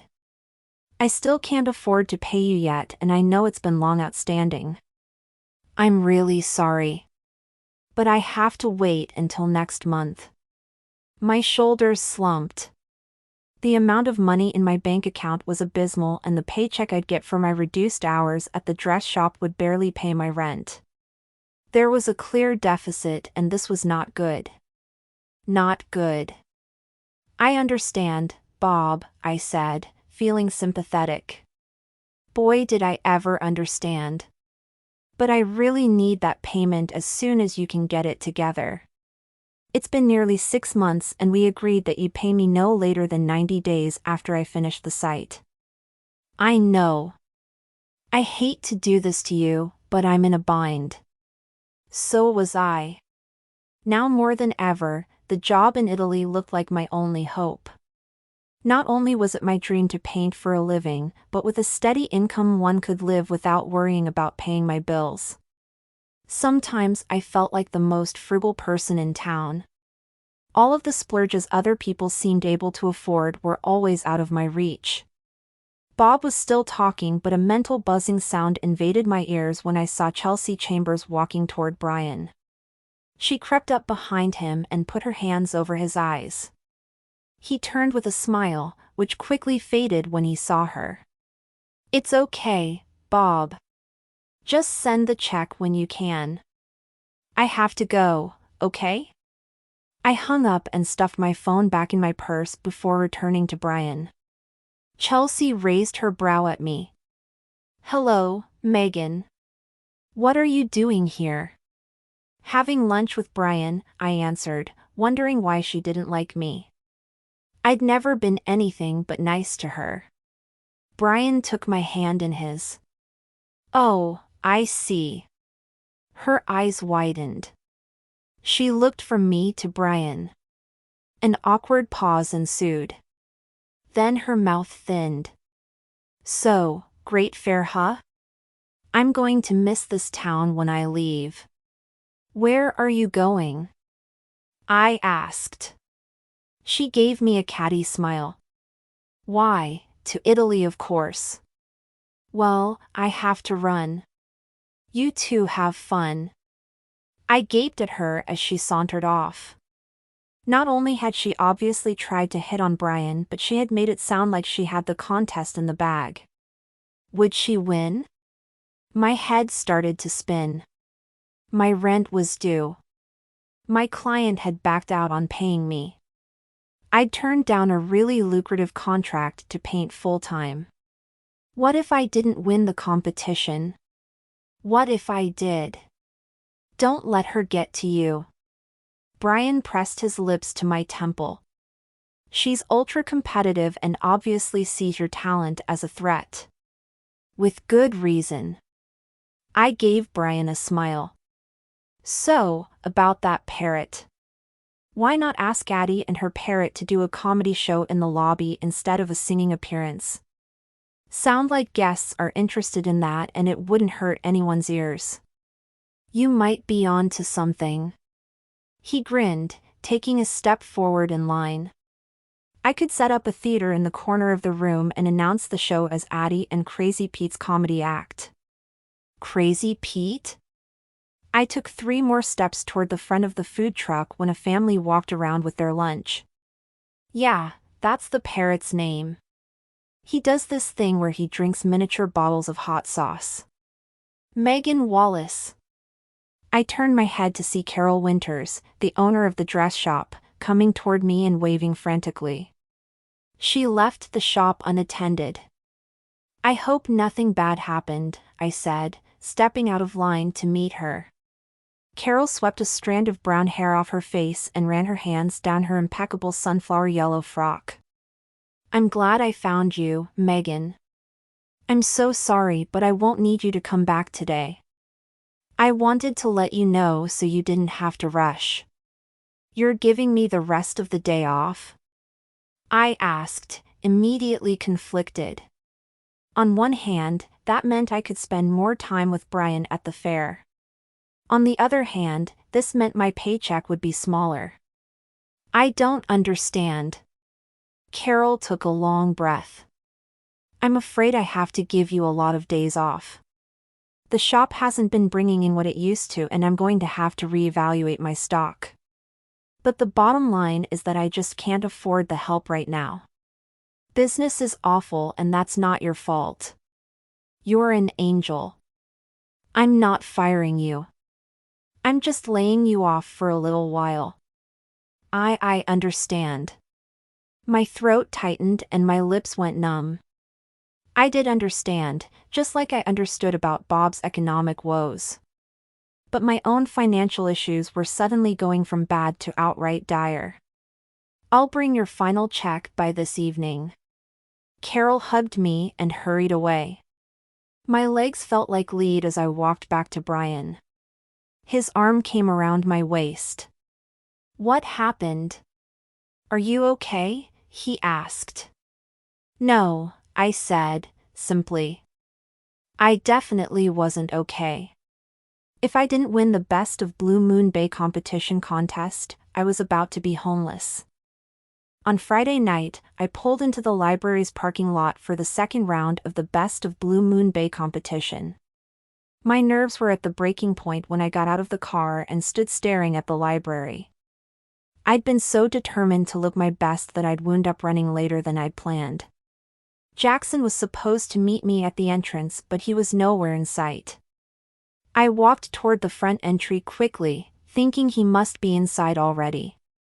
The library's festivities had been done in glowing jewel box colors this evening, and there were uniformed servers circulating with small trays of appetizers and champagne. A live band had set up in one corner of the room and were taking full advantage of the wonderful acoustics to play some cheerful tunes. I peered through the crowd, my nerves getting worse when I didn't see Jackson anywhere. Olivia dashed up. "You look fabulous. Did you get that from the shop?" "A while back," I said, not bothering to mention I'd been laid off. Olivia's business was booming and I didn't want to bring her down by talking about the sad state of my own finances. The dress I wore was fantastic, though. It had a scoop-necked bodice that fit me perfectly, a nipped-in waistline and a froth of tulle over a darker underskirt that swished when I walked. It also had a rather large stain on the right side of the waist, which was why I'd worn a thick black belt with it. "I love that color red on you." I surveyed her dress, which set off her long red locks. "Did you buy that at the shop? I seem to remember selling it to you." Back when I had a job there." "You did." She paused, then added, "I heard from Carol that you weren't going to be there for a little while." "I'm so sorry, Megan." "Ugh." So the word was out. I managed a smile, trying to stay positive. "It will give me more time to paint. And I had to paint well in order to win this job in Italy. Good luck tonight." Olivia gave me a hug and then hurried off just as a hand fell on my shoulder. I whipped around to find Brian smiling down at me. "Hey, beautiful." He dipped his head, giving me a kiss on the cheek that warmed my skin. My nerves settled as I leaned into him. "Have you seen Jackson?" I asked. "No," he surveyed the glittering, laughing crowd. "Wasn't he supposed to meet you out front?" I nodded. "Yeah, but he wasn't there." "I'll go find him," he offered, then snagged a glass off a tray and handed it to me. I took a sip of champagne as Brian disappeared into the sea of people. My nerves went raw again. I grabbed a handful of cocktail napkins and piled on fruit tarts and cheese wedges that were being circulated.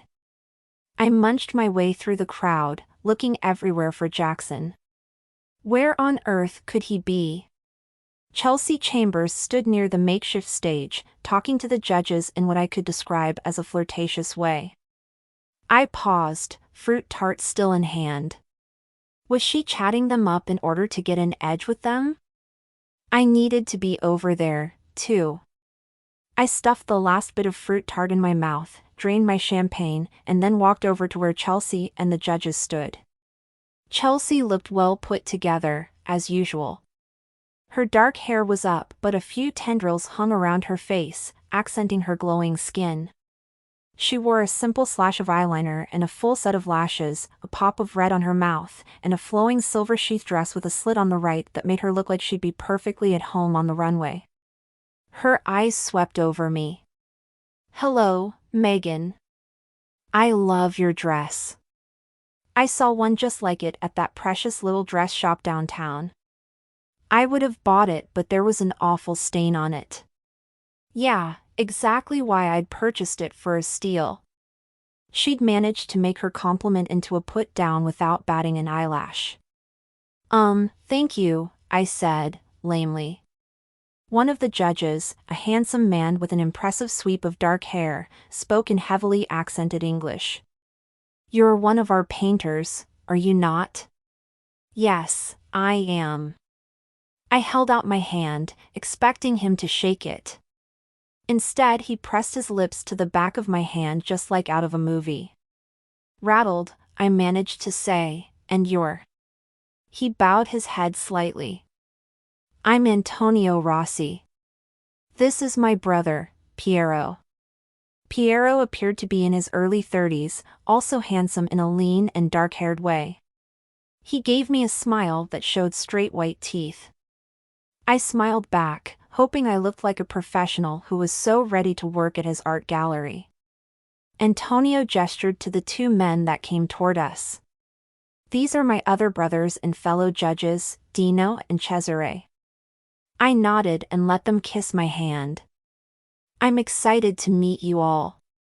Thank you for this wonderful opportunity. Chelsea sidled closer to Piero.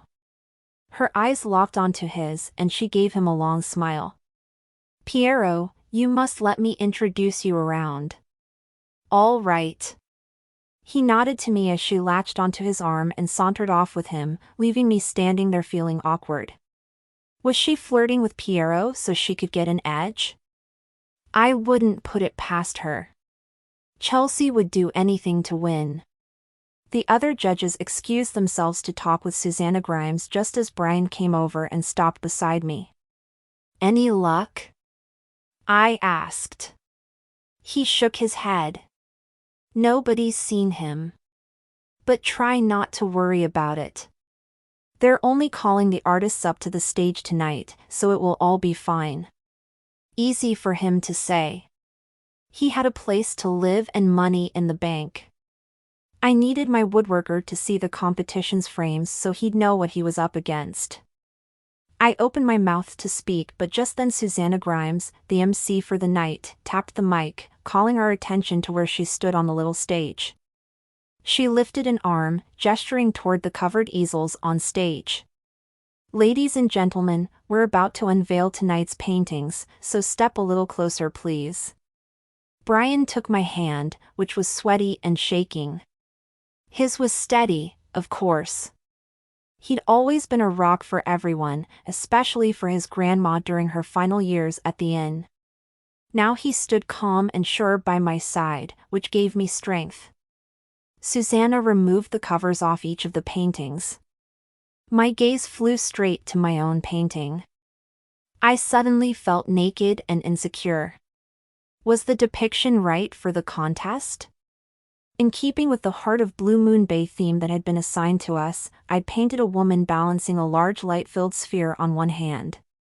Within the sphere was the finger of land leading to the Legends plaque, and on that beach were two figures, sketched in lightly, a man and a woman, walking away from each other while a blue moon shined down on dark waters, capped with thin streamers of white foam. The painting felt anguished and powerful. I'd put my heart and soul out there for everyone to see. Now I had to wait for the judge's evaluation. My gaze went to Chelsea's painting. Brian's frame was sleek and classic, highlighting her Blue Moon Bay scene, which was all sun-splashed streets and buildings painted in a wash of shining ochre. Intricate details, like ivy crawling up one building and glowing red-tiled roofs, brought in vivid colors. Your frame is perfect for her painting, I whispered, biting my bottom lip as I inwardly groaned. Next to Chelsea's classic painting, mine looked bold and boisterous. Mike Harper's painting was simple, too, a lovely view of the ocean and sky. Had I gone too far with mine? Should I have painted something simple and a lot less personal? Your painting is incredible, Brian whispered. Thank you. My heart squeezed at the compliment. I'd been thinking of the two of us while painting that scene, and how tragic it was that the legend seemed determined to make sure we didn't stay together. Brian's relationships had never lasted long, and ours wouldn't either if I won.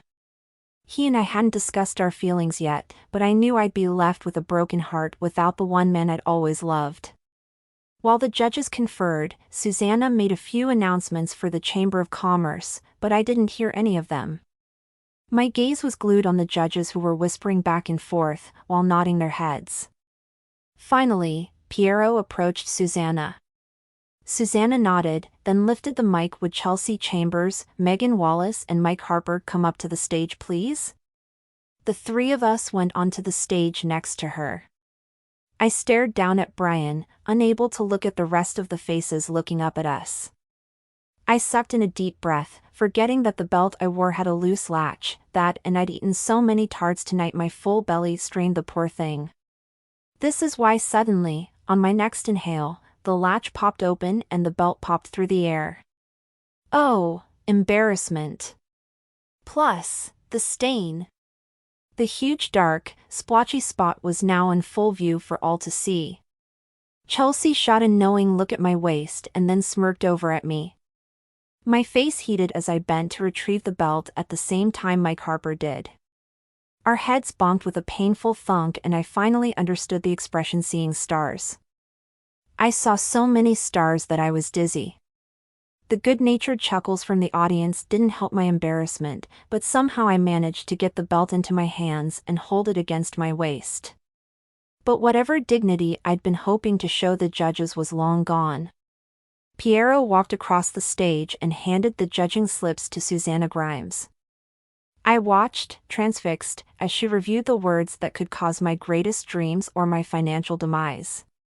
Finally, she looked up at the audience and smiled. The judges felt all of the paintings were spectacular. But, as you know, only 2 artists can move forward to the next round.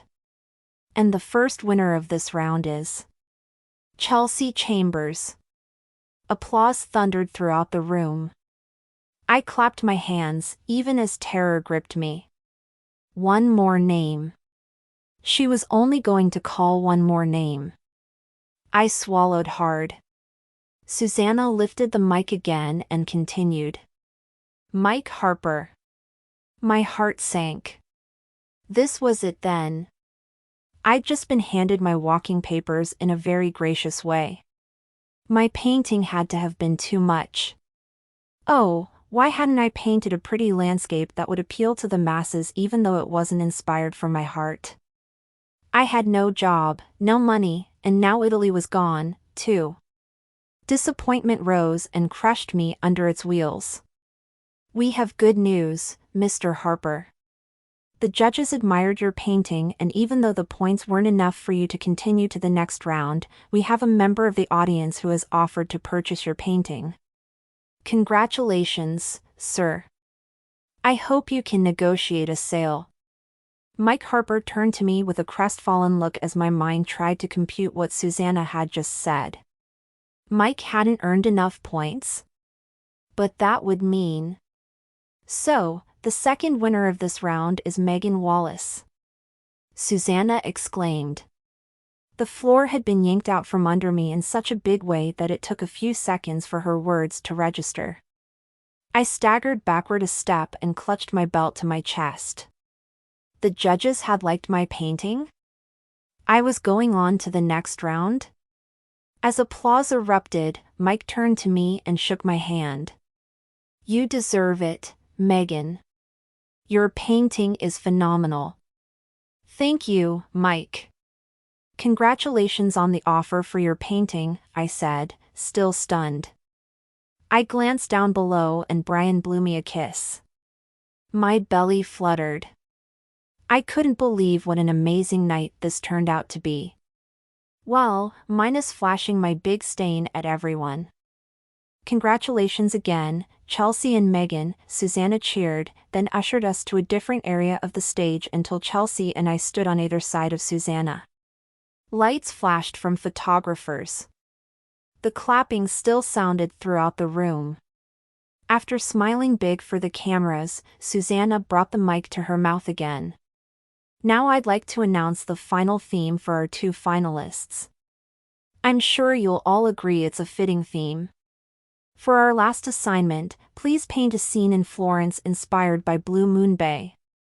Chelsea clasped her hands together and cheered. Probably because she'd been to Italy, whereas I hadn't. Well, only in my dreams. This would be the most challenging assignment yet. Chelsea and I waved to the audience until we were able to leave the stage. Brian gave me a hand as I came down the steps. Congratulations, sweetheart. Thanks, I said, loving the term of endearment. As we walked away from the stage and the horde of reporters, my cell phone buzzed in my purse. I pulled it out, frowning when I saw Janine's number on the screen. Wasn't she supposed to be here tonight? I just need to take this real fast. Brian nodded. Sure, go ahead. I headed outside to the terrace. It was relatively empty because the wind had sprung up, whipping the waves to a high froth, and sending a chill in the air. I answered the phone. Hello?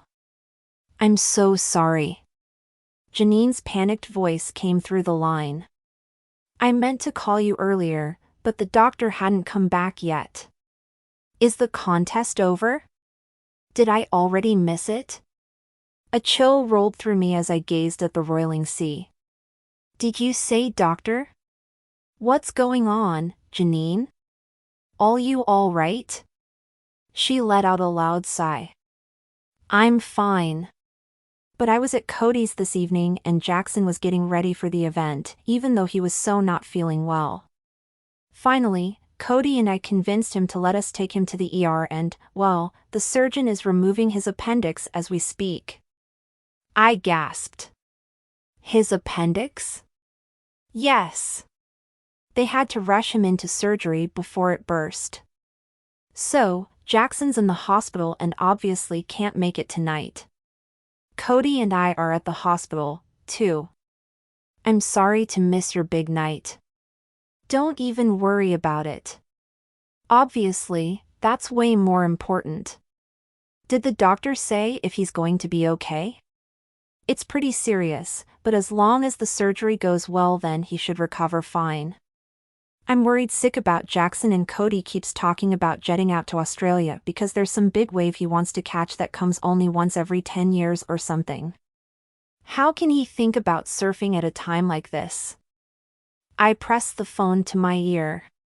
Maybe it's taking his mind off the situation? Janine sighed. Way off. Sorry to be calling with such bad news. Did you find out who won the competition yet? I'm going to the next round. That's great. It is, I said, worried about Jackson's health. He and I had worked so closely on these two paintings and frames, I was starting to think of him as a friend. Can I talk to you more about all this tomorrow? She asked. Of course. I assured her. We hung up and I leaned against the railing, a new wave of panic closing in. Since Jackson was down I had nobody to make my next frame. No use worrying about it right now. I straightened, ready to go back inside. Before I could leave my little nook, I heard Antonio's accented voice. The painters are good here. I risked a peek out past the side of the building. All four of the judges stood nearby with their backs to the library, aka me, and their faces toward the ocean. Dino gestured with his hand. Yes, but I was surprised by Megan's painting. Not at all what I had been expecting.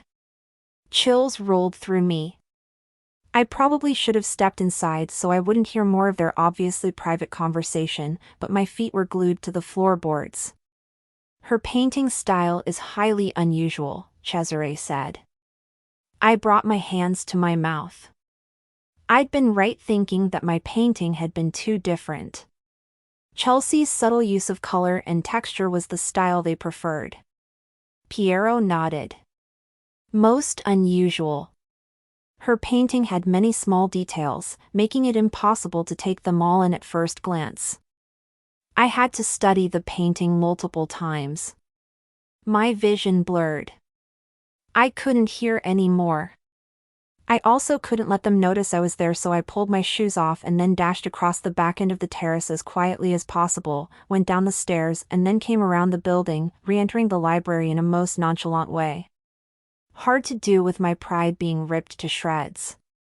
Brian held what looked like a dozen petite shrimp on his plate and spotted me coming toward him. My heart sank even further. He'd seemed so sure I would win this competition. But after the conversation I'd heard, that was a very unlikely scenario.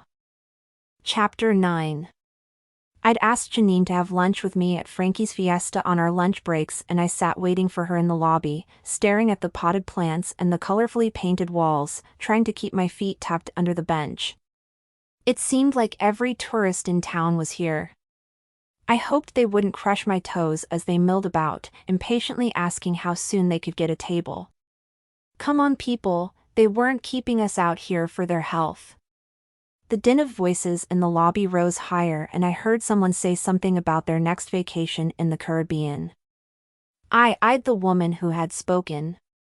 A niggle of envy ate into me. I'd craved an adventure and a little travel for so long, and this contest was the only way to get me there anytime soon. I wanted it so badly that it was a real and living weight sitting right there on my shoulders.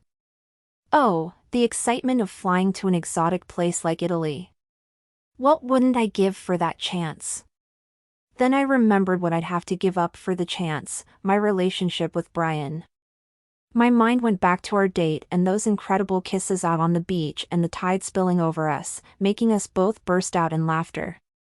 He made my heart and body melt. I could have stared at him forever when I spotted him framed in the lit and shadowed gazebo. I was so lost in that memory that I didn't even notice Janine flying through the door until she'd crashed into a group of tourists and nearly knocked one flat. I sprang up. "Are you okay?" Janine's face turned red. "Yeah, I'm fine. Sorry." I went to the podium. "Hi, I reserved a table for 2 earlier and my party is here. Do you know if one is available yet? I know you guys are really busy, but we're in a hurry today since it's our lunch hour. I'm Megan Wallace." The hostess checked her book and then crossed off my name. "I have one table that just opened up outside on the patio. If you want it, I'll seat you now." I raised my brows at Janine. She gave me a torn look. "It's ridiculously hot out there right now. But it's the table outside or we have a quick bite at the diner." And I was really looking forward to Mexican food. I put my hand on her arm. "Me, too. The patio would be great." "Thank you." The hostess grabbed some menus and silverware and led us across the tiled floor and out the door that led to the private patio. The outdoor area was pretty, decorated with potted plants and colorful mosaic tiles as well as murals of bullfighters and cacti painted on the walls. The tables had round tops made of equally colorful tiles and the chairs had black wrought iron legs. We sat at the table and Janine waved a hand in front of her face. "You'd think they'd put some fans out here. I think it's even hotter back here than it was on the sidewalk. Where is the ocean breeze when you need it?" I joked as I felt little beads of sweat take up residence on my forehead. I blotted them with the napkin that my silverware had come in before settling it onto my lap. "It's all enclosed, so I'll bet the air gets stagnant in here." A server showed up and we asked for water and tea. He went back into the building quickly and came out just as fast, setting our drinks down before dashing toward another table. "Thanks again for taking a lunch break with me. I know Olivia has you super busy lately." She fanned herself with the menu. "I don't want to complain, but it's actually been a little too crazy lately. Olivia's determined to find someone who can crank out dozens of those avocado roses for a wedding brunch." I lifted a brow. "Dozens?" She unwrapped her silverware and touched her napkin to her forehead. "She's fallen wholly in love with those things, but neither of us can make them well or fast enough for them to be practical." I caught her trying to sculpt a tree out of an apple yesterday. "You have to admire that kind of creativity." "I do." I sighed. I wish there was room for creativity in the website I'm designing right now. It's so boring and I keep telling my client that the site's plain but he won't listen. I've been trying to sneak little bits of cute and interesting things into it but he nixes them every time. Janine made a face. "That must be awful to have your creativity stifled like that. Especially given how truly creative you are. Why not just tell him you can't build his site?" I wrapped my hands around the ice-cold glass to cool them off. "I can't afford to turn down the business," I admitted. "Especially now that I got laid off from the dress shop." Janine's mouth sagged open. "You got laid off?" I leaned back in my chair and immediately regretted it. The sun had superheated the back of the chair and my back burned instantly. I jerked forward so hard the chair rocked underneath me and the legs wobbled so much I was positive the chair and I were both going to fall sideways onto the patio tiles. Luckily, the chair steadied. Close call. Yes, I got laid off. I feel bad for Carol because I know how sorry she felt. But we both knew the shop sales weren't doing so great since they opened that new clothing store down the street. I'm still really sorry. Thanks. I really didn't want people to feel sorry for me, but they were going to be feeling a lot sorrier for me if something didn't give pretty soon. The server came back to our table. Are you ladies ready to order? I put my hand over my eyes to block the sun as I glanced up at him. I'd love the shrimp and lemon salad with green salsa. Me, too. Janine watched the server leave, then plucked an ice cube out of her glass and rested it against the pulse in her throat. Water droplets ran down her neck and she laughed. I'm sorry if this is rude, but it feels so good. I can't believe how hot it is. Janine sipped her water and took a long look around the patio. Those potted flowers are gorgeous. I don't think I've ever seen them before. She leaned over to give them a sniff. An ominous humming sound started. Oh! I yelped as a small school of bees swarmed up from the flowers. Janine yelped, too, and barely managed to keep her chair upright. Are you okay? I asked. She nodded. Her face turned red either from the heat or embarrassment. Yeah, they didn't sting me. I must have disturbed them while they were having some pollen. Maybe we should move, though. I glanced around the patio. I don't think there's a single table anywhere, but if we move the table a few inches over that way then we should be all right. She and I scooted the table over and then sat back down just as the server appeared. He set our plates on the table, refreshed our teas and moved on. I poured extra salsa on top of my salad and dug my fork into a pile of creamy guacamole that topped one side of the salad. Yum. Is Olivia going to let you take the lead on that birthday party at the country club you were so excited about? She swallowed before saying, I'm excited about that, but event planning isn't turning out to be as fulfilling as I'd hoped it would be. She leaned over the table and dropped her voice. I love Olivia's occasions. I'm just really tired of being somebody's assistant. I would really love to do something that makes me happy. Like you're doing. I'm working on it, anyway. It turned out that following a dream and doing what made you happy sounded exciting until the rent came due. I decided not to impart that little nugget of wisdom. I do love to paint, but at least you have a steady job.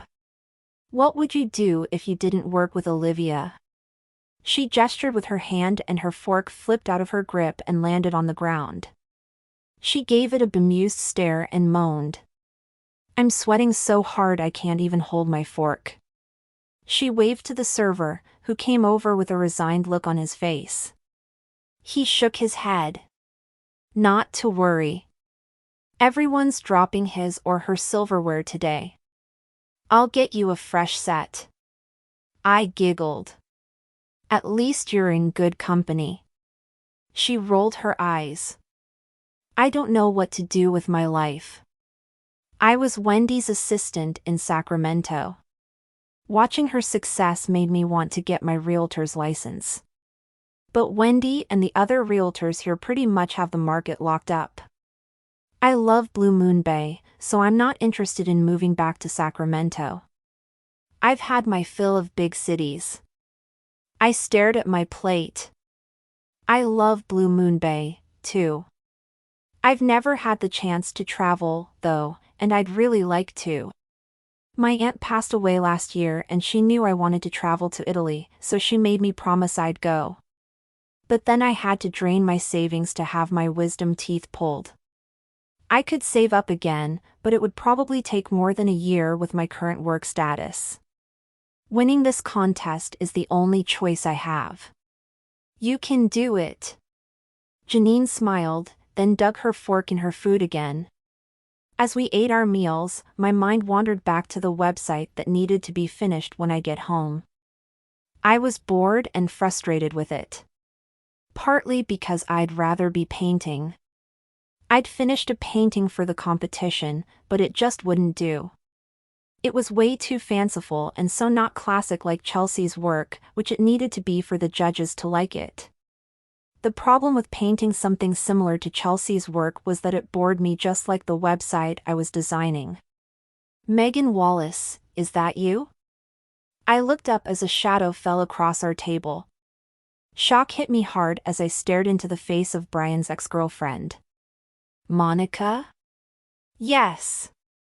She smiled, her face radiant. Monica was naturally beautiful with bright blue eyes, curly honey brown hair, and a wide mouth. She wore a coral sundress that fit her coloring and figure as though it had been designed just for her. I realized I was gawking, so I stood and gave her a warm hug. It's so nice to see you. This is my friend, Janine. Monica gave her a sweet smile. Nice to meet you. I love your dress. I was just about to say the same thing to you. I guess we have a mutual appreciation party, Janine joked. Monica giggled, then ran a hand across her forehead. I can't believe it's so hot out here. I wasn't sure if it was the salsa or the sun that had me drinking so much water. It's the sun, I said, firmly. Are you just here for the day? She tucked a strand of hair behind her ear. No, I moved back to town. I got tired of San Felipe pretty fast. Too fast-paced for me. I should never have moved away because, well, Brian was the best guy I ever dated. I knew we'd have to break up if I went, and that turned out to be a huge mistake. Janine stared at me and mouthed, "You're Brian?" I gave her a little nod, hoping she wouldn't say anything. I actually called him earlier, Monica said. Jealousy hit me hard. Monica and Brian had dated for 9 months and had seemed like a really good couple. Then she moved to San Felipe and he didn't want to do the long-distance thing. Not like 45 minutes should be a big deal, in my opinion. I'd met Monica through Brian, and while she and I had developed an easy friendship, it wasn't close enough for us to keep in touch. Seeing her in town was quite the shock. So was the fact that she had called Brian. You really called Brian? I asked, my stomach tightening suddenly. She nodded. I've realized I'm still in love with him. A guy like Brian is impossible to get over. I should never have left. Remember what a great couple we were? Yes, I remember. How could I forget? The two of them had been a great couple. Monica had been the first woman I'd seen Brian actually relax around. I'd even seen the two of them walking hand in hand around town and along the beach. Janine's eyes widened. She gave me a frantic look, but I ignored it. He didn't answer his cell, so I left him a voicemail. I'm just waiting to hear back. I forced a smile. Well, that's nice. Monica glanced toward the door leading inside the restaurant. A small group of women stood there, obviously impatient. My friends are melting out here, so I have to get going. It was good to see you, Megan. It was good to see you, too. She headed for the door and I sat back down, shoving away my unfinished salad. Janine smacked my hand. Why didn't you tell her that you're dating Brian? Ouch. What's the point if I'm going to Italy? I asked, rubbing my hand. Janine pleated her napkin and waved it like a fan, stirring up a small breeze. I hate to be the one to point this out, but what if you don't win? What if I didn't? I already knew the judges hated my paintings and that I had to change my style a whole lot if I was going to win. But what if that wasn't enough? What would I do if I lost the contest? What would I do if I lost both the contest and Brian? That last thought slammed home. There was nothing I could do if Brian wanted to get back together with Monica. Well, nothing except pound my fists against the plaque with that legend of Blue Moon Bay. On the other hand, if I lost the contest, then I had nothing to fall back on but a few website clients. Not enough. I had to improve my finances in case that contest didn't pan out. I needed money and I needed stability. That job I'd turned down with the Wexley Corporation. Surely they hadn't found someone just yet. As much as I hated being tied into such an extensive contract that didn't fulfill my creative side, I didn't have the dress shop anymore. It was official. I had to call Mr. Wexley up and grovel.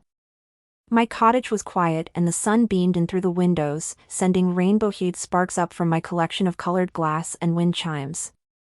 I should have been enjoying my quiet time alone, as always. But, no. Instead, I rubbed my neck and stared around my living room, then at the canvas I was working on, wondering if I'd be better off painting that living room onto my canvas instead of what I'd created on my easel. At least I loved my living room. I stared at the canvas. The painting itself wasn't horrible. In fact, it was quite good, all sun-splashed corners, pretty houses with garden gates lining a wide cobblestone street, and the ocean spread in the background. I tilted my head to the side. It's very much like something Chelsea would paint. Which is exactly what the judges seem to love, but it doesn't come from my heart. Nothing about this painting fills me with joy like my first two paintings did, I said, aloud. I'd basically taken a picture of a small fishing village in Italy that I'd found online and put our Blue Moon Bay behind it. This is not going to fly. I'd rather paint from my heart and lose the competition than paint what the judges want and feel nothing for my own work. I set my paintbrush and palette down and stepped back from the painting. On the other hand, I don't want to be homeless. I picked up the brush and stuck it into a jar filled with turpentine. The water turned a faint pink. I looked back at the painting. Oh, but it doesn't say anything at all, except that I'm desperate to win. Desperate being the key word. Of course I was desperate to win. If I didn't, I'd probably end up living in my parents' cramped RV, fighting their 3 very large and very senior dogs for sleeping space on an air mattress as my folks eagerly drove across the entire country, stopping at every souvenir stand along the way. No joke. I took a breath and tried to find something inspiring in the painting. Nothing. I'd never felt tired when I painted, but working on that canvas made me feel exhausted and numb in a way I couldn't seem to shake. It was the same way with the website I was building. To top it all off, I couldn't seem to stop thinking about Brian and the fact that Monica was back in town. Had he called her back? Were they talking about getting back together right now? I had to do something.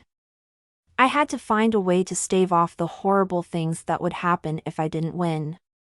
It never hurts to hedge a bet, so quit stalling and call Wexley, I told myself. The stern talking to sent my feet toward the little table by my sofa where my phone sat. I picked it up and took a few deep breaths, then dialed the number, tapping my foot impatiently while the ringing on the other side started. Eventually, Mr. Wexley answered with a gruff, "Hello?" "Hello, Mr. Wexley?" I paced the small confines of my living room, forcing myself to smile as I spoke and hoping that smile would come across the line somehow. "Yes," he said. "This is Megan Wallace." I cleared my throat, unable to believe my financial desperation had driven me to this. "You offered me a contract to design websites for your corporation. I wanted to let you know that I finished a few projects far ahead of schedule, so I'm happy to tell you that I'm absolutely able to take on your design projects at this time." There, that sounded nice and professional. didn't it? Oh. Mr. Wexley paused just long enough for the rejection to slam into me. I knew before he even spoke. I'm sorry, but we've given the job to another company. Oh, I see. I threw my gaze toward the ceiling, shaking my head. Well, please keep me in mind for any future projects you think would be a good fit. I managed to keep my voice light, but my heart was dark and defeated. Thank you, sir. I hung up and went to the front window.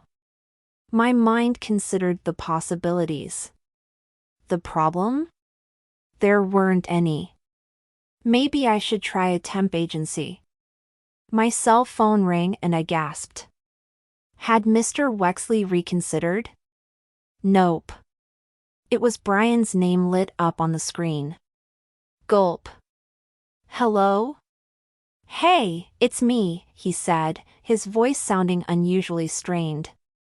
Are you free for dinner tonight? There's something I need to talk to you about. I gulped. I needed to finish that website. I needed to get back to painting. I needed to stop stalling and find out if I was going to get dumped or not. What time? Around 7? At the inn? I'll see you then. I hung up and paced back and forth in front of the window, trying to think. But only one word kept going through my head: Monica. Chapter 10. The inn at Blue Moon Bay rose above the green lawns and flower beds, stately and tall. A lump formed in my throat. I loved the inn and it had always felt like a second home to me. Visiting Brian here back in our friends' days had been wonderful and exciting. I wanted today to feel the same way, but I was too nervous and upset. If Brian got back together with Monica, then would I ever be able to step foot in the inn I loved so much without feeling pain? Would he and I be able to be friends if we broke up? I didn't know the answer to either of these questions, so for the first time I dreaded walking through those double doors. I stepped into the lobby, which was charming with its long and wide windows, polished front desk, deep and soft couches and beach-themed paintings, and the new coffee bar Wendy had put in. But my attention was quickly diverted at the sight of Chelsea and Brian, standing in the middle of the room facing each other. Neither of them looked happy. That made 3 of us. Chelsea's back was to me. Her arms were spread widely and one foot came up and down in a ferocious stomp that threatened to shatter the gorgeous heel of her very expensive sandals. Brian's brows came together. I'd never, not once, ever seen him lose his temper. But he looked pretty close. His eyes were narrowed and his hair stood on end, which was a sure sign he'd been raking his hand through it like he did when something frustrated him. What was going on? I scanned his figure, looking for clues. His shirt, a short-sleeved t-shirt, was covered in sawdust and his jeans had bits of sawdust dusted down one leg. Even from where I stood, I could smell fresh-cut wood emanating from his clothes.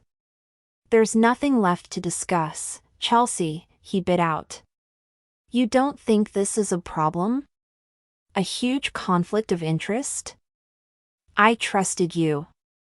You can't have it both ways, she yelled. Yikes! She was seriously ticked off. Was it wrong that I was slightly enjoying that? I stood there, stunned like a deer in the headlights. I stared at Brian, who spotted me and clamped his mouth shut over whatever he'd been about to say. What are you staring at? Chelsea demanded and then turned toward me. Her eyes flared and her lip curled. You both had better know right now that I'm not going to stand for this. Okay, my voice trailed off. Because, hello? What was the proper way to respond to a threat like that? It was like walking into a bad soap opera scene. Or a highly rated reality television show. Brian waved a hand at her. If you don't trust me, then find someone else. Snap! I wanted to cheer for him. Even though I had no clue what he was talking about. Chelsea clenched her teeth and jabbed a finger in my direction. If you think that this is going to stop me from winning that contest, then you're dead wrong. Got it. I crossed my arms, wondering how long this scene would take to play out. I didn't even know what they were arguing over. Good. Chelsea tossed her head and stalked toward me. I've got this in the bag. You've gotten lucky so far. But the other contestants were amateurs like you. I'm a professional. There's no way you can compete with me and win. All the insecurities I'd ever felt about my lack of formal training hit home. I'd taken art classes in the city, but I'd never had the opportunity or the finances to study as long as Chelsea had. Her trust fund allowed her to paint and hone her craft, instead of having to work for someone else like I had at the dress shop. Brian stormed across the room to my side. You just went too far, Chelsea. Now you should go. Fine, she said, then flounced out the double doors in a dramatic exit. I brought my hand to my chest. My heart beat wildly beneath my palm, telling me just how much her words had hurt me. I blinked a few times to make sure I wasn't going to shed tears, then turned to Brian. What's going on? Nothing you have to worry about. He folded me into his arms and squeezed me against his chest. My palms met the bare skin on his arms, just below his sleeves. Little jolts of electricity shot through me as I stood there, feeling his heart beat against mine. I lifted my head, searching his eyes, but I couldn't read his expression. I waited for a kiss or an explanation, but I didn't get either. Instead, he stepped away. Why hadn't he kissed me? I'll explain it all over dinner. I just have to grab the picnic basket, okay? Okay. I nodded. I drifted to the windows and stared out at the beautiful vista. The sun was not quite down, just hanging in the corner of the darkening sky. I could paint that. I felt relieved to be inspired again after my painting from earlier today. Brian's footsteps padded across the hardwood floor and I turned toward him. We headed down to the beach. I pulled off my sandals and let my feet sink into golden brown sands. The waves were quiet, barely murmuring, and the shells usually cast up on the beach were noticeably absent. Either Brian had recently raked the sand for the guests or the tide hadn't been very high that day, and I wasn't sure which. We settled down on the sand and the water lapped close to our feet. Brian pulled out a baked chicken and sweet potato dinner he'd made for us. That had to be a good sign. Monica had every reason to still be in love with him. But was he still into her? How was your day? He asked. Not so good.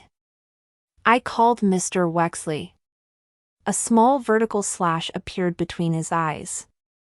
Who? I took the plate he handed me. The guy who had offered me that big contract designing websites. I was hoping he would still give me the job. Why? He asked, filling my plate and handing it to me. I balanced the plate on my crossed knees. I wasn't a bit hungry even though the chicken did look really appetizing. Because Chelsea could be right. I might lose the competition. Don't say that. If you start thinking you could lose, then that will shake your confidence. You have to go in thinking you're going to win. Know it, Megan. You will win. I couldn't look at him. He wanted me to win so badly, but he had to realize that if I did we couldn't be together well. This last assignment is harder than you think. I wanted to enter the painting I'd finished before they announced the theme, because it had inspired me.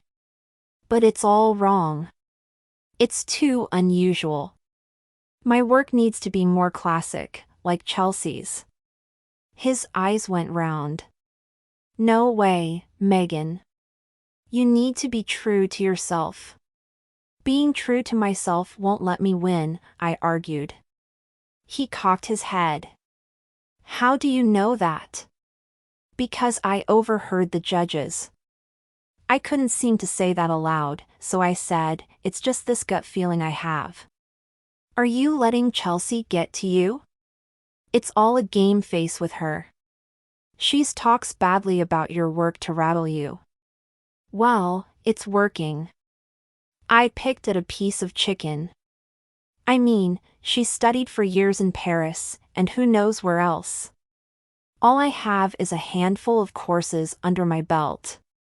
Brian set his plate aside. You're naturally talented. You can buy skill and technique, but what you can't buy is a sheer love for your art and raw talent. I know plenty of guys who work well enough with wood, but their hearts aren't in it and it shows. I don't think Chelsea's heart is in her paintings, but I can see yours every time I look at one of your canvases. Don't cry, I told myself. Tears blurred my vision anyway. He was the guy of my dreams and I had to know if he was going to dump me or not. I know Monica's still in love with you, I blurted. I know that she's settling in Blue Moon Bay. Are you getting back together with her? If so, just let me know now. He blinked and then shook his head. How can you think that? Don't you know? I wanted to scream with frustration. Know what? I love you, Megan. Chills vibrated through me. You love me? I love you, he repeated. My hand flew to my mouth. I didn't know, I whispered through my fingertips. A hot tear escaped down my face. I never thought you would. I always have. He brushed the tear away with the pad of his thumb, and then he gathered me in his arms. I lifted my face to his and our mouths met and held. I love you, too, I whispered, and then kissed him again. He tasted like wine and the kiss lengthened and deepened as the whole world just fell away, the contest, my worries about money, and even my deep-seated desire to go to Italy. Everything melted away as I curled up in the shelter of his arms. As we kissed over and over in the same rhythm of the waves rushing against the shore, I found myself wanting to stay right here in his arms forever and never let him go. When I finally opened my eyes, I found myself staring up at the plaque. Its bronze letters seemed to mock me, reminding me that not everyone got to live happily ever after like Wendy and Max. Some lovers who kissed under the blue moon would never stay together. My little cottage held such good smells the next evening as I heated the leftovers from the chicken dinner that Brian had made the night before. Now the scent of chicken and roasted garlic mingled with the aroma of the sugar cookies I'd baked as a treat. That scent mixed with the good, if slightly acrid, smell of paint equated to the perfect evening to me. Dusk had settled down onto the world and then darkness.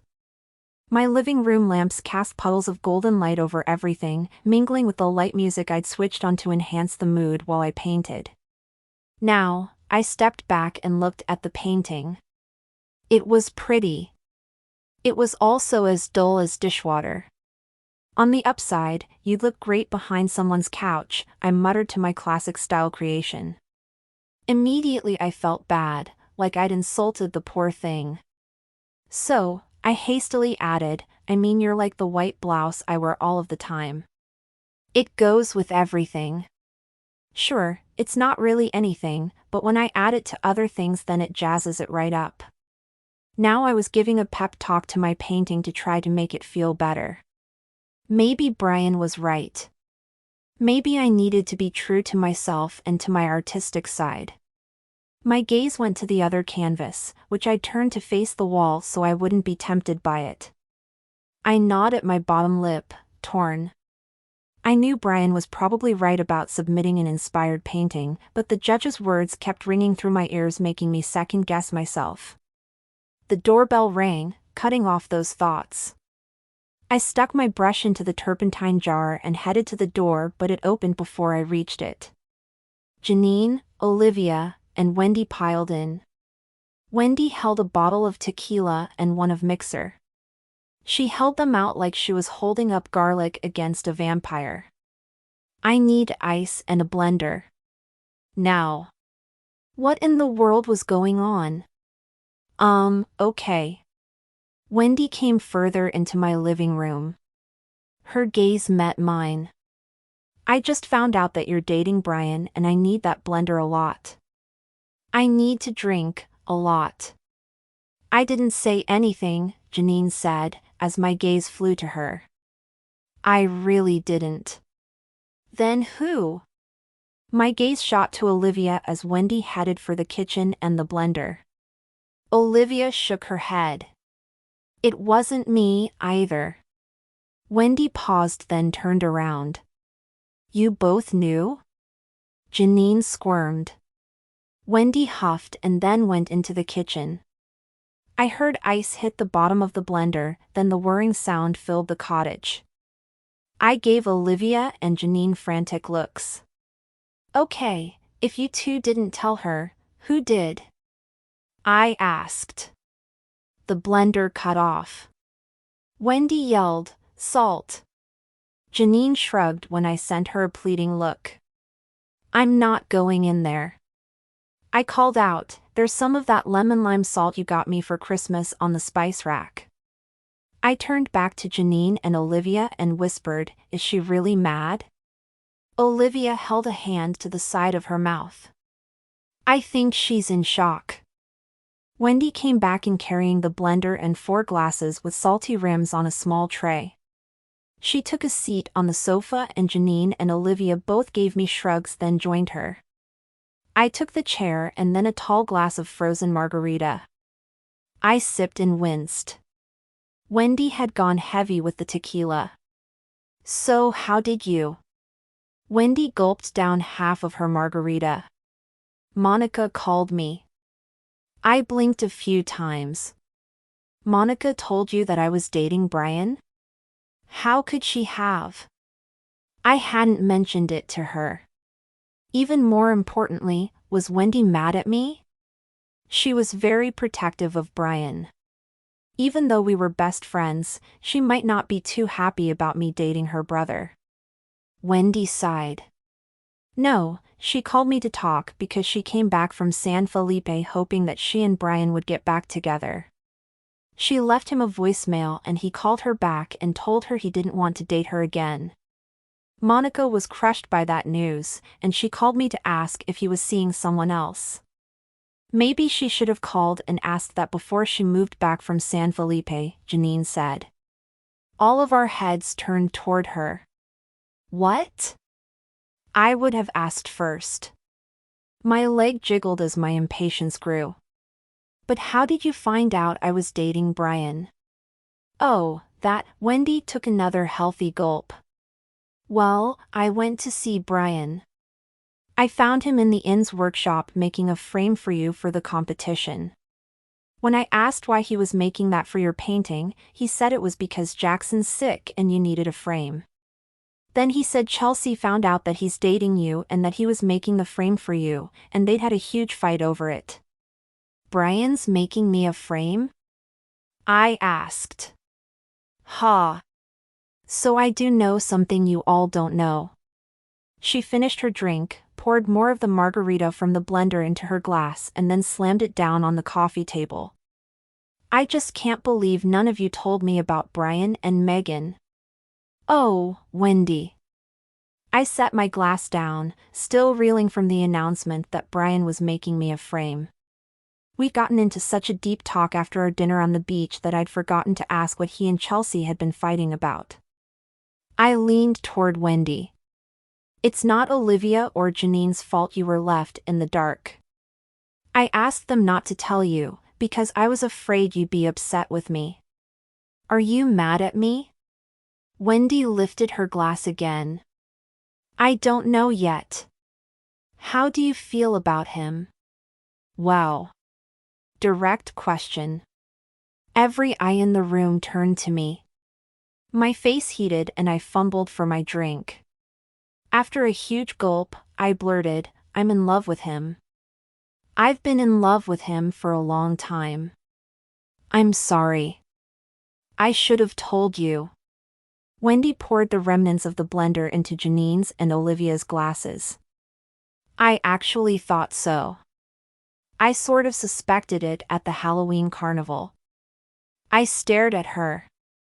Really? I didn't think he felt the same way about me. Now I know he does, but I'm still not sure I'm the best person for him. Olivia leaned over and patted my knee.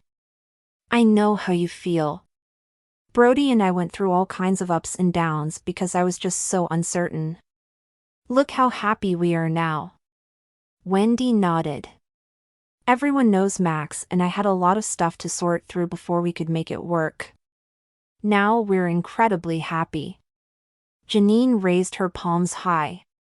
Don't look at me. Things between Cody and me still feel forced. I'm definitely not sold on us belonging together.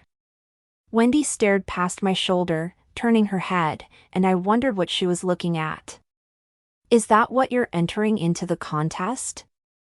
I looked over at the painting. Yeah. What do you guys think? Is it okay? I'd say it's beautiful. Wendy's brows furrowed as she turned back to me. It just doesn't feel like a work by Megan Wallace. Does that make sense? You always put something magical and unique into your work, even your websites. Like the way you put the moon and that whale into the inn's website. There just isn't any of that in your painting. My heart sank. I know, but I don't think the judges want that from me. I think they want something classic like what Chelsea paints, and I really need to win this contest. Wendy asked, but if you win, then you're moving to Italy, right? What will happen with you and Brian? I swallowed hard. I don't know. Brian doesn't do long distance, and he's a hometown boy. You know that, too. Right? Wendy sighed, and that little flare of hope died fast and hard. Yes. He'd never leave Blue Moon Bay or the inn. Her words sealed what I'd known all along. The legend had worked for Wendy and Olivia, and it was coming true for me, too, but in the wrong way. Chapter 11. The painting was done and drying by the next day, but I didn't feel any better about it. I also didn't feel any better about my prospects as I stared down at my checkbook.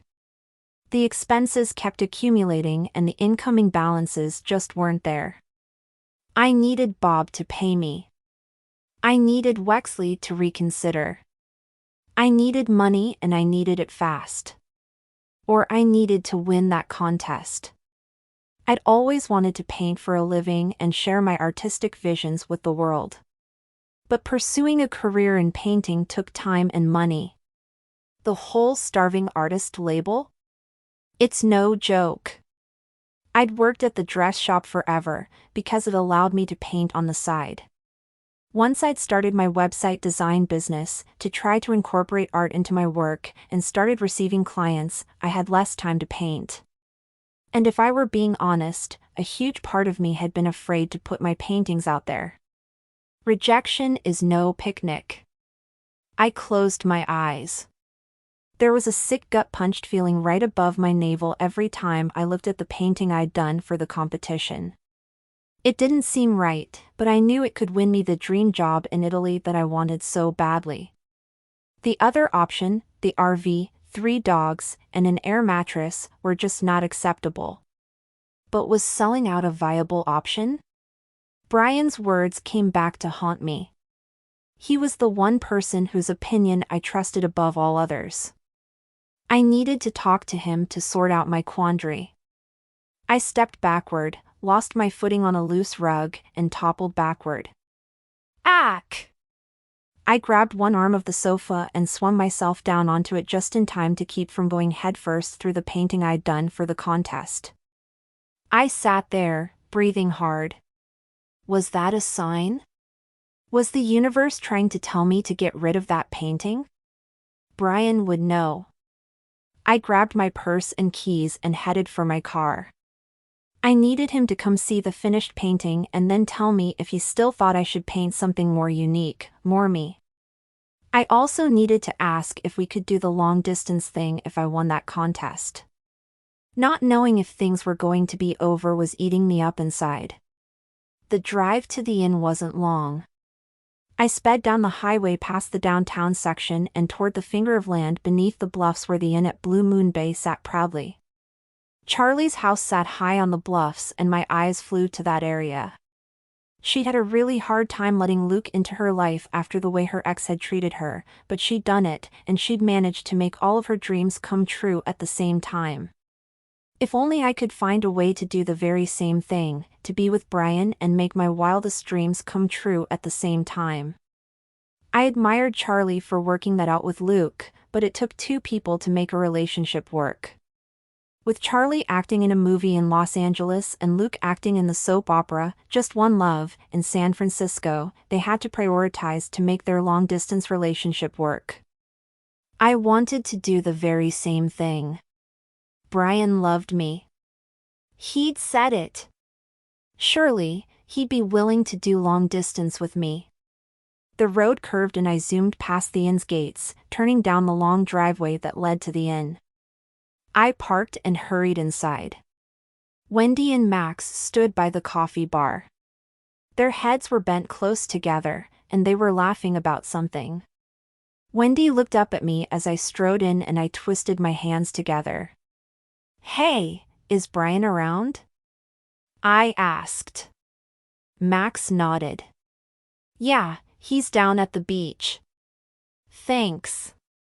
I headed for the open door to the back deck and then hurried across the lawn and down the steps to the beach. I saw him standing before the ocean, staring out at the horizon, as I jumped off the last step. He wore a short-sleeved shirt and faded jeans that fit his lean body to perfection.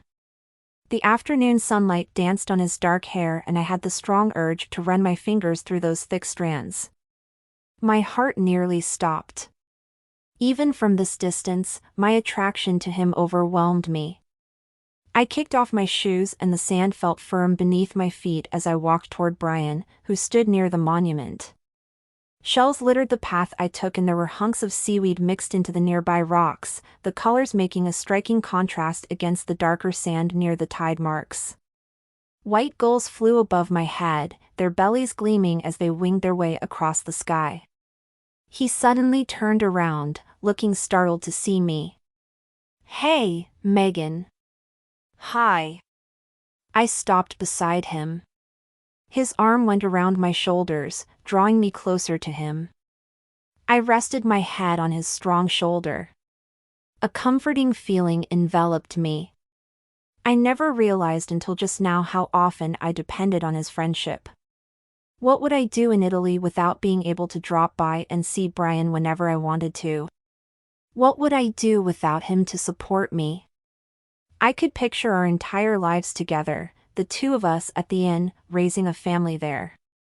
I wanted that just as much as I wanted to go to Italy and paint. How could I make the two things happen together? How could I have both? Brian would have to be willing to do long distance. His shoulder moved with his breath, buoying me upward for a moment. The little thrill that hit me every time we touched was back and rocketing through my nerves, making me want to go limp and just sag against him, his warm and lean body supporting me. "What are you doing down here in the middle of the day?"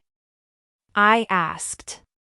He shifted his hand, the sound of paper crinkling drew my gaze to the faint gleam of paper between his fingers. "I'm just thinking." "About what?" I tugged his arm as I dropped down to the sand, signaling for him to sit beside me. He did. I set my purse down and lifted my head so I could study his expression. His green eyes were contemplative as they stared out at the ocean. "Just life." "Oh, I was afraid it was something serious," I joked.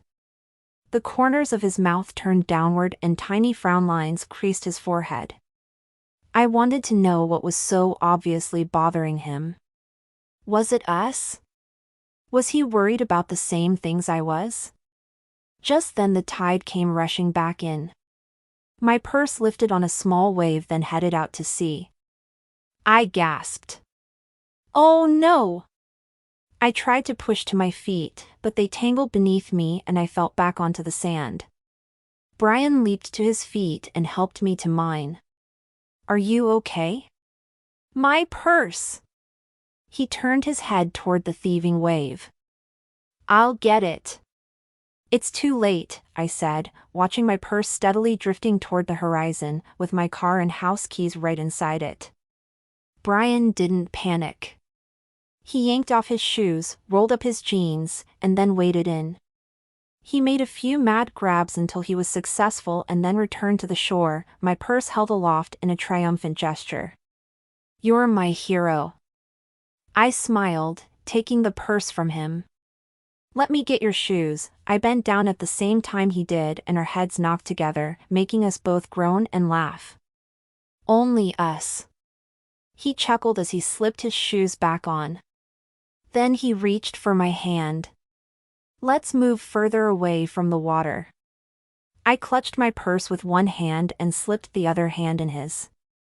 We ambled along the sand, headed for that plaque. Brian paused beneath the monument. He pulled me into his arms, cupped my face in his hands, and brushed his lips across mine. His kiss was soft and tentative, as if searching. He pulled back. "I'm going to miss you when you go to Italy." I let out a breathy sigh. "I haven't won yet." "You will." "I have faith in you." "You might not when you see the painting I'm entering in the contest." I bit my bottom lip. That was what I'd come here to talk to him about, but now that he'd brought up our relationship I knew we had more pressing things to discuss. "If I win, I'll miss you, too." He took a seat and I followed suit. We sat on the sand, facing each other, and our lower legs tangled together. It felt natural and perfect. "Sometimes I think about not going." I stared at him, a lump forming in my throat at what I was about to say. "I promised Aunt Bee that I would go to Italy and see the Boboli Gardens." Tears sprang to my eyes, thinking about those last moments with her. When she was at her sickest, I'd paint those gardens for her because she loved them so very much and she'd never be able to see them again. She told me there was both love and magic in those gardens and that I could find them if I let the butterflies and flowers point the way. Brian's hand found mine and his thumb stroked my skin in a soothing way. Tingles spread up my arm. I pictured my other canvas again, the one of my heart. The painting I wanted to enter into the contest but knew I couldn't because then I'd lose, and that would mean breaking that promise, and letting my dream die all at once. Aunt Bee knew how much I longed to travel. It made her happy when I promised to go one day soon, that I'd let the butterflies and the flowers work their magic on me, and that I'd smell the flowers for her, and my voice trailed off. I swallowed hard. "But that means leaving you and I'm so torn." His hand tightened around mine. "You have to go, Megan." My eyes drifted past his shoulder to that plaque. I had always loved that legend. But that had been before it had cast its spell on Brian and me. Why had we kissed under a blue moon? Now we seemed doomed by the legend's tragic vow. A tear slid down my cheek. "I don't want to hurt you, Brian. I don't want you to feel like I'm abandoning you." He sighed. "I have something to show you." He leaned back and fumbled in the front pocket of his jeans, pulling out the paper he'd held earlier. I looked at it, a frown forming. "What is it?" He unfolded it gently. "It's a letter my grandma left for me with her will. Wendy had it this whole time, but she said it was a timing thing. She just gave it to me this morning." "What does it say?" "You can read it." He handed me the note and his arm came around me as I leaned against him, smoothed out the page, and read the handwritten letter. "My dearest Brian, I know you're probably confused and angry with me about the will. I'm sorry if the way I worded it hurts you, but I'm not sorry that I did it. You see, you've always been my rock. You were the one who stayed at the inn no matter what. I may have seemed like a crotchety old woman, and maybe I was. But you were always there to remind me why it's important to love so deeply that you're willing to risk being in pain over that love, too. I cherished every moment with you, dear boy. Not just because you were helpful, but because of our time together. There were plenty of things you could have been doing besides playing gin rummy with an old woman like me. You brought light into my life, especially in my final years. I'm proud of the man you have become, kind and gentle and strong. So why did I leave the inn in Wendy's hands and not in yours when I know how much you want to keep the family tradition alive? Because, while tradition is important, it's not a building or a location that makes a family. You two need each other. You may be worried that she'll sell the inn and go back to Sacramento and that everything solid you've ever known will be yanked out from under your feet. Have faith, sweet boy. Wendy has a huge heart, but it was so scarred and torn by your parents that she doesn't know how to look past her pain. And that's why I know she needs to come home to heal, and she has no choice but to do that now, because she would never deny you your inheritance. I also need to confess a secret about the legend of Blue Moon Bay. The girl in that legend was me. I was young and believed that love was as wide and deep as the ocean. I found it wonderful to dive down deep and swim without knowing how I'd make it back to shore. I let my heart drown in those waters by giving in to fear and letting my love go. All of my life I've regretted that decision. I know everyone thinks of you as the easygoing and good-natured jokester, but there's a broken heart beneath that exterior. Beneath that steadiness, there's a heart that's afraid to let go and really love. Don't make the same mistakes I did. Love as deep as the ocean and hold on to the love with all of your strength. I hope you understand why I've done all I have. Please know that I did everything with the best of intentions, because you and Wendy were a gift to me, one I'll always treasure, even after I'm gone. All my love. Grandma. My fingers tightened on the paper as hot tears spilled down my face. I sniffed, turning to Brian. The legend is real. There were tears in his eyes as he nodded. I can't go, Brian. I can't leave you like your parents did. I can't leave you like Wendy did. I do know how much all of that hurt you, and I knew it way before you let me read that beautiful letter from your grandma. How can I do that to you? His eyes held mine. How can you not? If you stay and don't take the chance on your dreams, then you'll be giving in to fear, too. You'll always wonder what your life could have been like. You'll never discover just how good of an artist you are.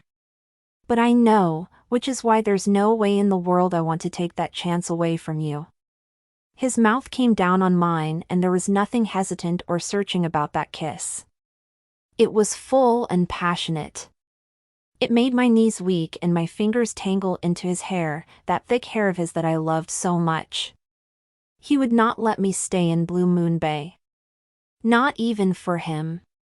He was supporting me in a way that nobody else ever had, while he gave me another lingering and mind-blowing kiss. I wondered how on earth I'd live without him. A few days before the final competition, Brian and I were hanging out in my living room after dinner. The lights were on and music played softly from my stereo system. I'd picked a channel that played light pop. Brian waggled his head to the beat as he munched a cookie and sipped from a mug of tea.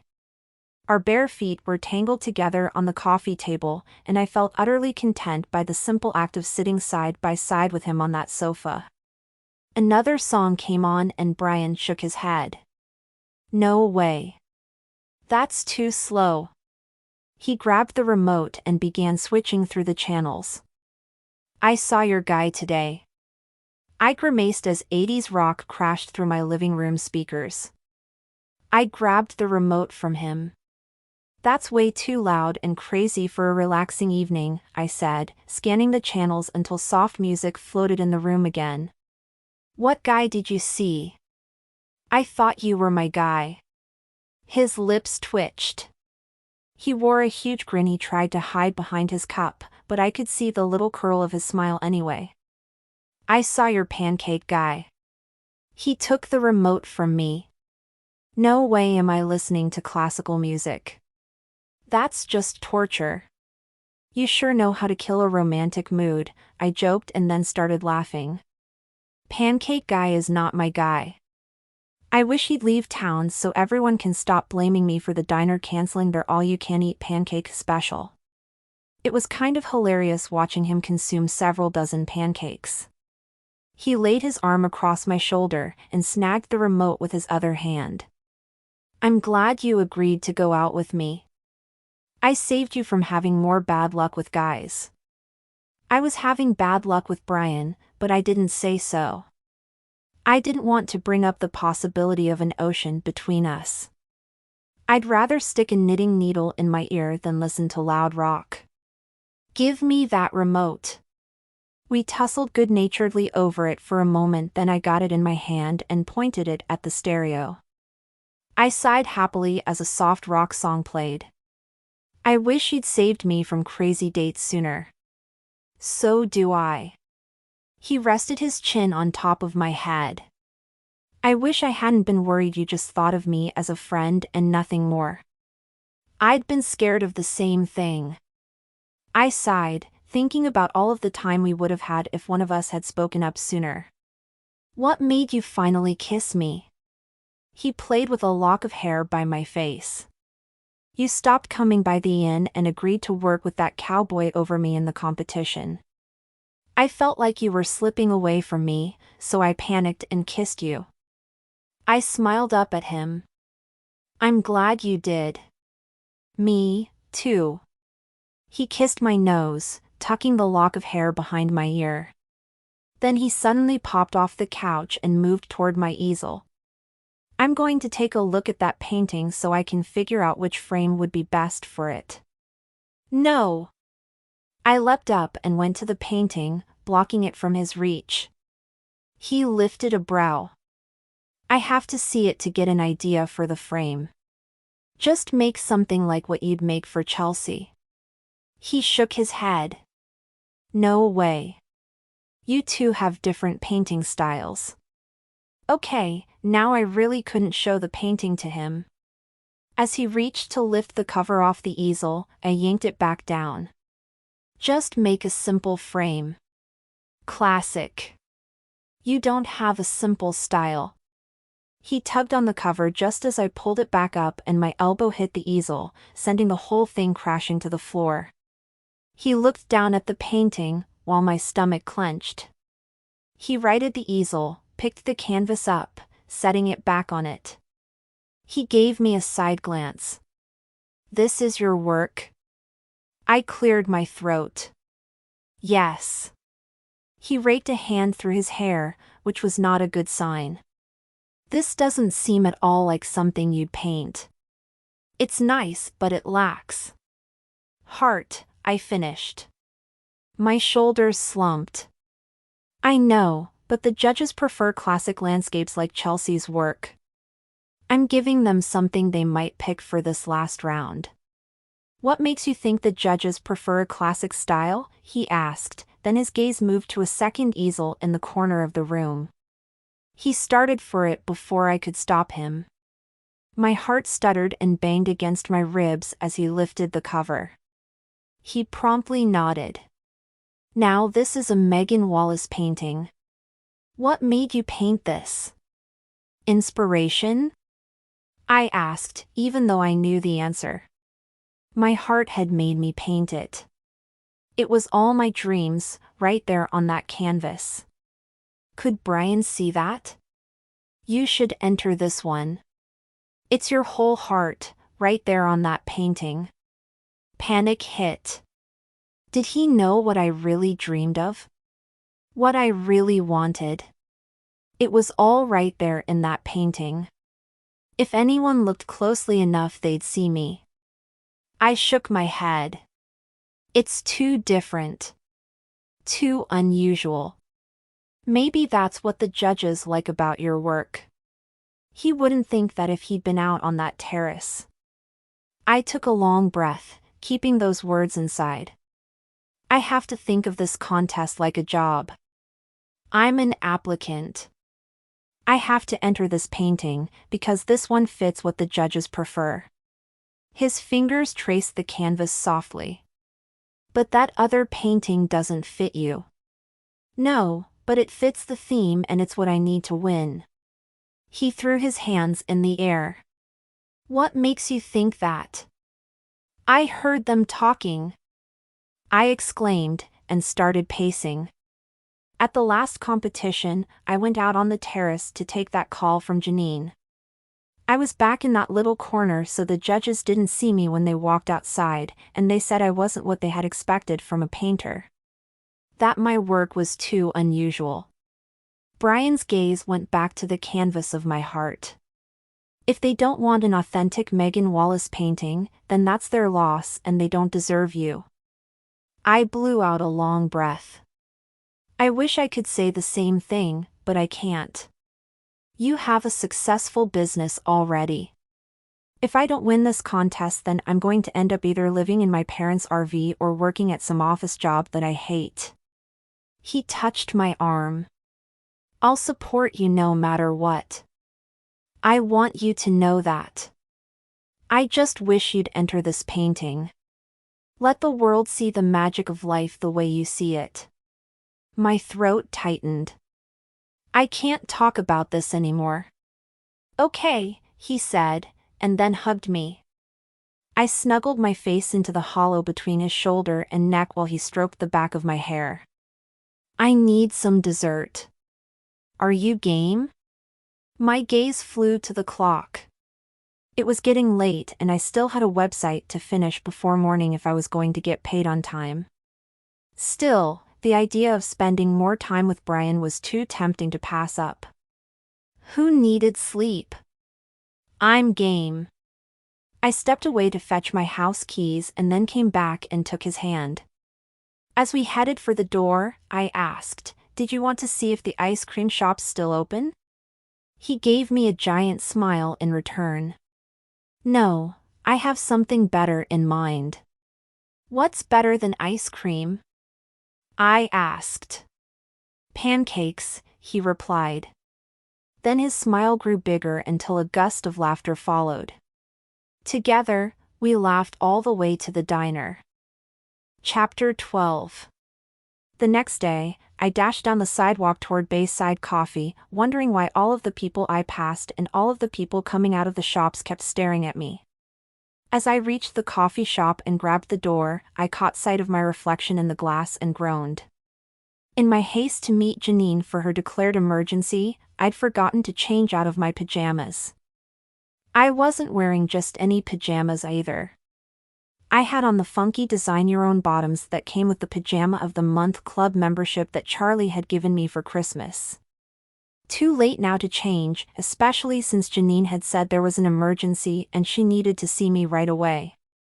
That was the only reason I'd left the house this morning, because I was dead set on finishing that boring website and getting paid. The parallels between that website and the painting I'd done for the contest weighed heavily on my mind as I pushed the door open and stepped inside. The coffee shop was crowded, as usual. The counter was packed with people waiting for their orders and more people clustered around a display case that held the shop's scrumptious baked treats. Janine sat at our favorite table, a short and small thing wedged into the far back corner. Thankfully, I saw 2 tall cups in front of her. I eased my way past the line and took a seat. I got here as quickly as I could. Janine pushed a coffee toward me. Thanks for coming. I know you're really busy, but this is so important. Nice pajamas, by the way. Thanks. I glanced down at them. Since they'd been a design your own thing that I'd never imagined anyone would see, I'd gone a bit wild. Gray dolphins floated in teacups on the ocean and clothed seagulls danced on clouds under a full moon. Not likely to get picked up by a department store anytime soon, but I loved them. What's the emergency? I heard you say emergency and I utterly freaked out and sped the entire way down here. Obviously, I forgot to change out of my pajamas, too. She set her coffee down. I'm breaking up with Cody. Whoa. I blinked and took another swig of coffee while I considered her words. But why? You said he makes you feel more adventurous. She folded her hands and then studied her fingernails. But he's not making an effort to enjoy what I like. He fell asleep in Macbeth, Megan. He was snoring so loud an entire row of people turned to stare at me. At least he went. I didn't want to make excuses for him, but I didn't want her to make a rash decision. She picked up her coffee again and stared into the depths of it. He's going to Australia for that surfing opportunity. He's been gone more than he's around. I reached for her hand and squeezed it. He's cute. You said so yourself. So are puppies. She squeezed mine back. And they need less attention than he does. I've never dated a guy who's so into himself. What about what I want? I count, too. He can book flights to desolate mountains and hike them, but he can't stay awake during a play? I stayed awake for him, not that I could have fallen asleep while paddle boarding in the ocean. I kept falling into that freezing water. Couples fight all the time. Opposites attract, right? It's over. It's not just that I'd prefer someone more refined, but I need someone who is willing to take what I want into consideration. I wished I knew what to say to that one. Brian and I might not be able to work our relationship out either because he didn't do long-distance relationships. What's wrong with dating long distance? Yeah, it's inconvenient. But it's not forever. Janine's fingers made rapid taps against the table. Isn't that Chelsea Chambers? I turned my head and grimaced. Chelsea had just walked in with Piero Rossi, one of the judges of the contest. She spotted me and shot a wicked grin. Then she headed for the table, with Piero in tow. I sank down in my chair, doing my best to shove my pajama-clad legs beneath the table. Not that it would help. I wore the matching top, after all. Oh, Megan, she cooed. Aren't you the rebel? I would never have considered leaving the house in pajamas, even in ones as interesting as those. They're design-it-yourself pajamas, I blurted, having no idea why I felt the need to reveal this information. Those are most unusual, Piero said, using the same tone he'd used that night by the terrace when he'd said the very same thing about my paintings. Doomed. I was totally doomed. I shuffled my feet, hoping I'd put on shoes. A quick peek showed me I had. That was a relief, especially since I'd had on a pair of ridiculously fluffy slippers shaped like whales, complete with light-up eyes and authentic whale sounds that turned on with every step. Are you here for the coffee? I asked, changing the topic. Yes, but we can't stay. Chelsea snapped her clutch purse closed. Naturally, she was perfectly put together. She wore a red frock, sandals with a wedge heel, and the perfect amount of makeup on her face. I'm taking Piero wine tasting in Napa today. We plan on chatting about art during the hour's drive. Doesn't that sound like fun? I took a long breath. Yes, very fun. She ran her eyes over me again. Have you been wine tasting lately? I mean now that you have so much time and all. I heard you were fired from the dress shop. Laid off, I corrected, my face heating. How had Chelsea found out I'd been laid off from the dress shop? I gripped my paper cup of coffee so hard that the liquid spilled over the rim and down my fingers. Ouch. I grabbed a stack of napkins and hastily mopped the spill. No, I haven't had time since I'm busy with my website design business and all. You make websites for a living? Piero asked. Yes. I made the one for the inn at Blue Moon Bay, too. His eyes lit up. I saw that one. Very unique. Thanks, I said. Unique? I wasn't sure if I should take that as a compliment or an insult. At least he hadn't called it unusual, though. Well, see you at the competition tomorrow night. Come on, Piero. Let's see if we can get into that line before it goes all the way out the door. Goodbye, Megan. I'll see you at the festivities. Bye. I watched them walk away. Janine leaned across the table to whisper. Isn't that one of the judges for the competition? Is Chelsea dating him? Isn't that cheating? I don't know. It looked like they could be on a date. Or she could just be giving him a tour of the area. Either way, Chelsea wouldn't look at it as cheating. She'd do anything to win. I was doomed. I had to get home and finish that website that was eating at my soul with its square corners and bland colors. I had to make sure it was exactly the way the client wanted it, so I could keep my business afloat. I also reassured Janine that she was doing the right thing by breaking up with a guy who wasn't making her happy. She did deserve to have a guy who would make an effort for her just like she was doing with him. And I had to figure out what I'd do for work if I stayed in Blue Moon Bay, because I didn't have a chance of winning if Chelsea had the judges in her pocket. The final night of the Best of Blue Moon Bay competition arrived and I couldn't breathe. Really, I couldn't breathe.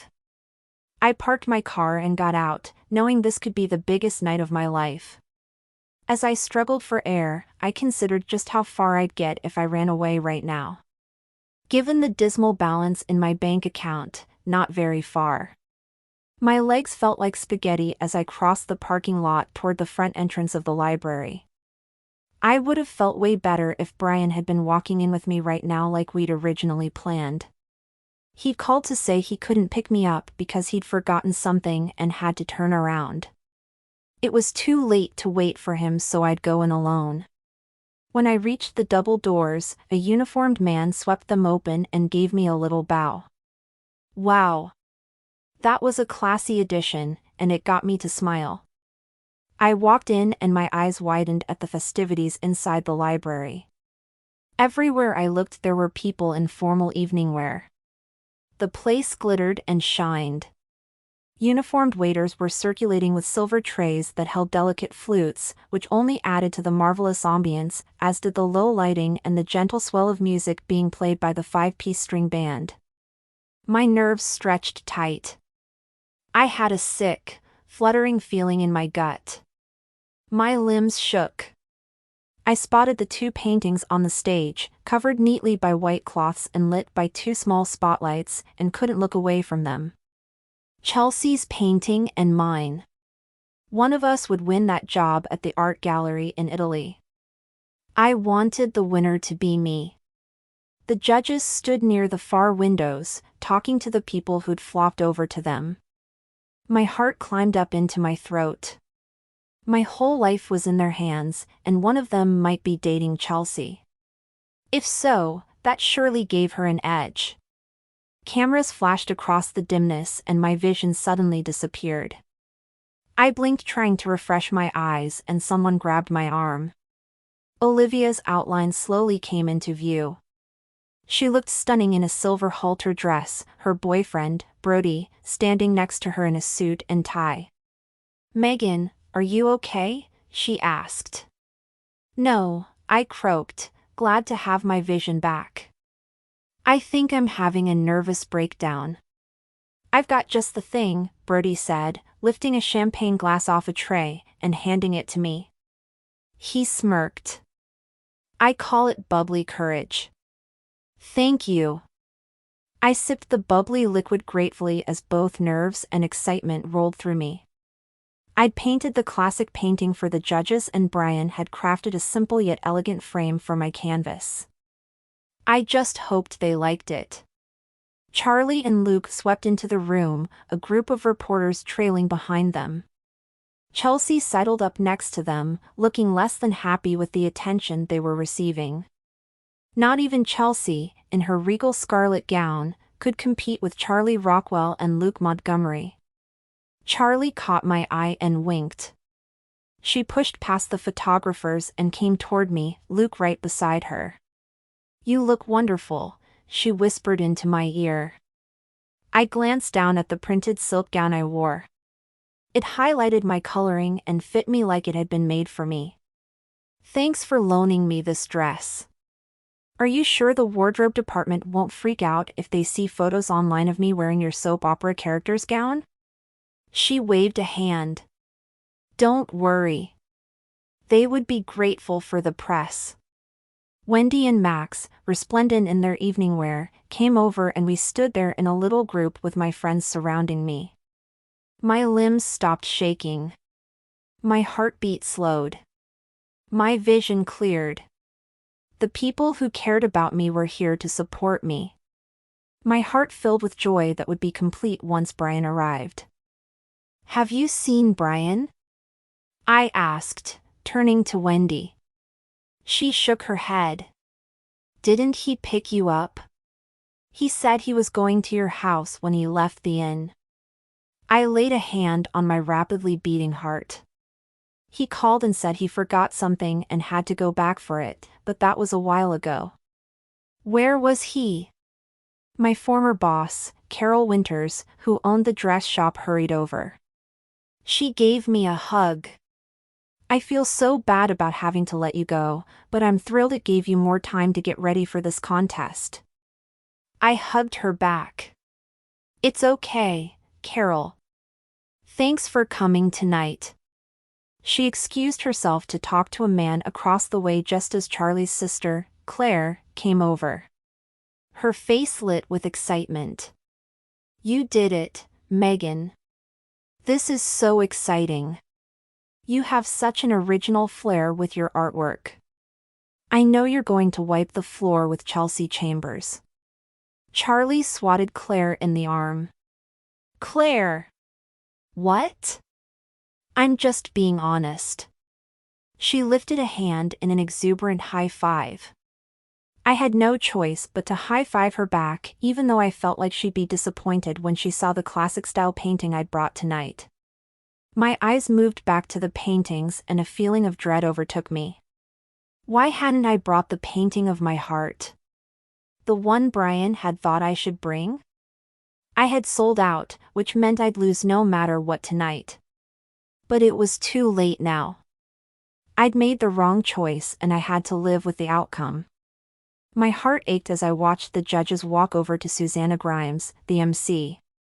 They moved toward the center of the room near the stage. An icy cold chill crept up my spine and I felt tears prick behind my eyes. I wished I'd been true to myself. Aunt B would be so disappointed in me if she knew. "Megan?" Brian's voice came from behind me.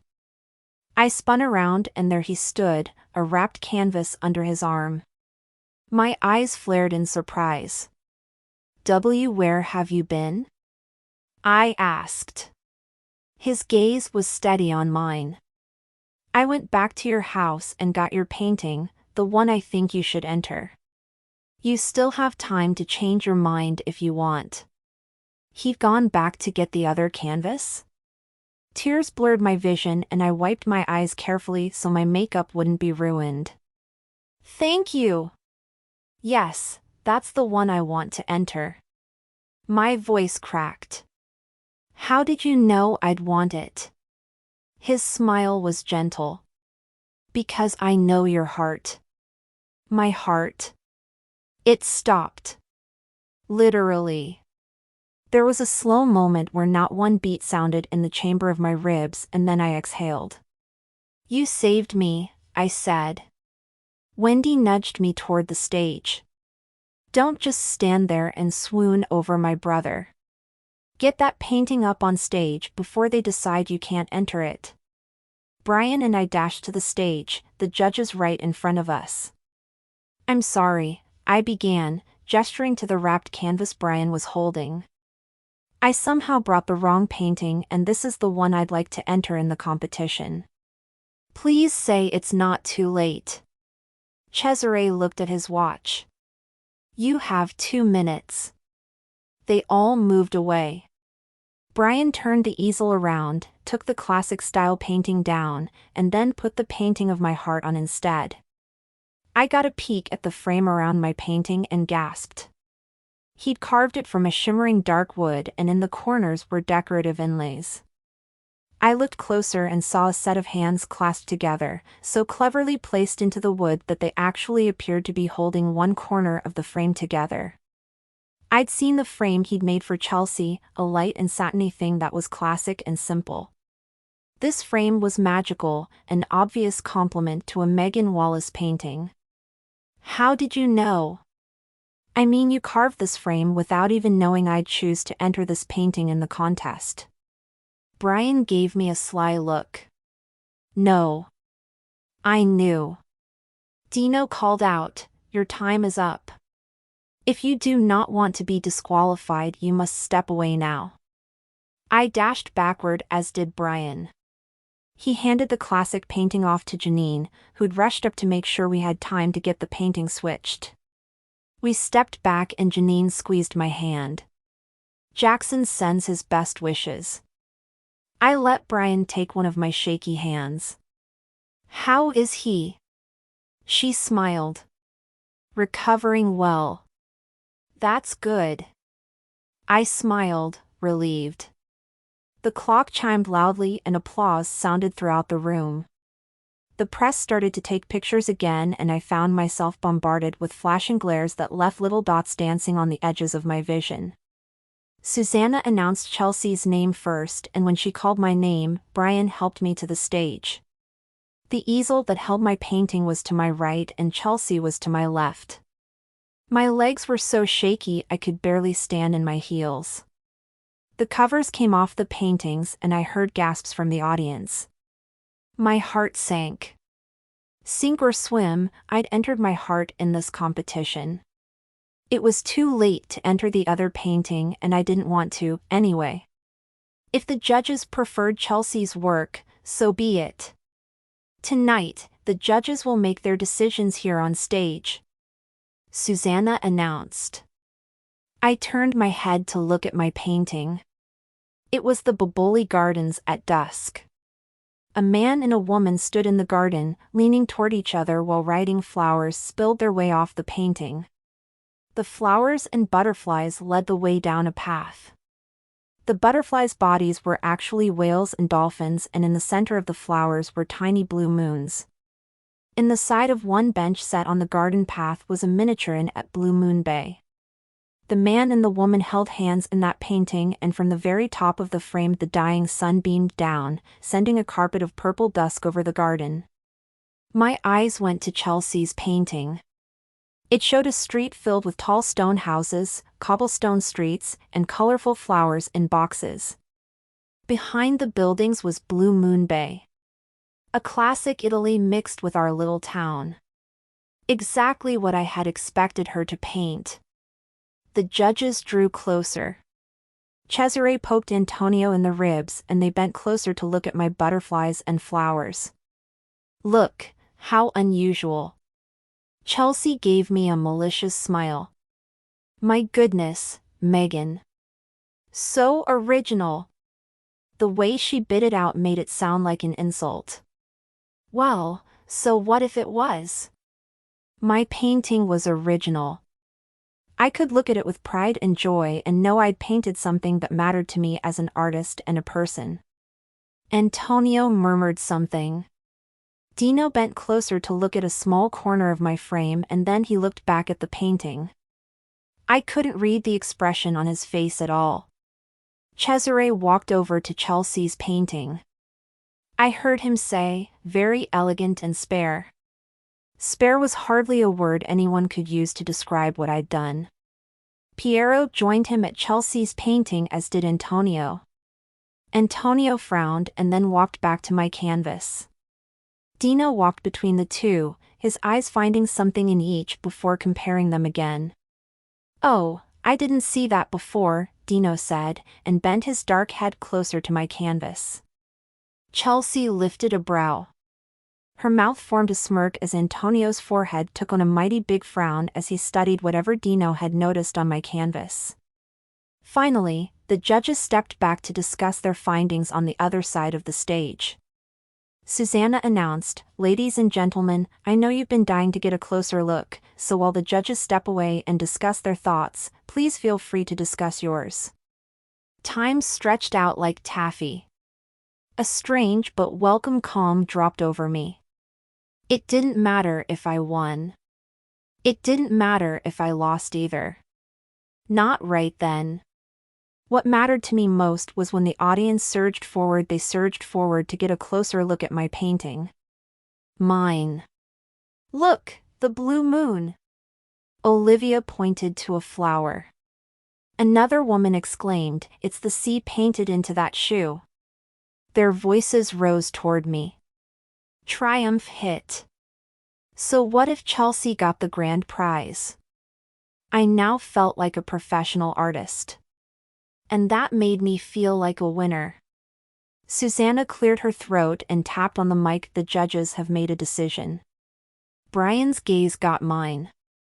He winked at me, a proud smile stretched across his handsome face.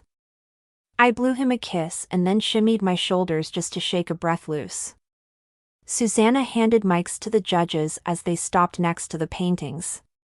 Piero stepped forward and I heard Chelsea let out a happy-sounding sigh.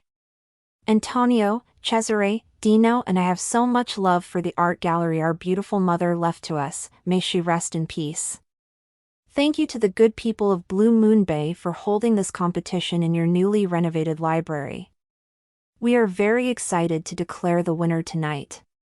"Thank you."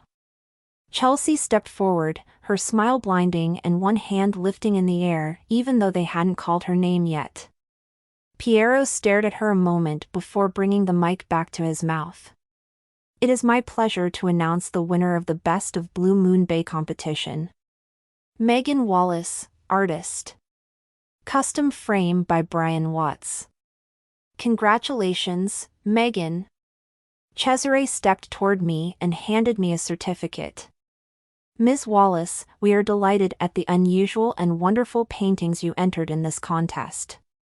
We are looking forward to seeing more of your work hanging in the gallery this entire year."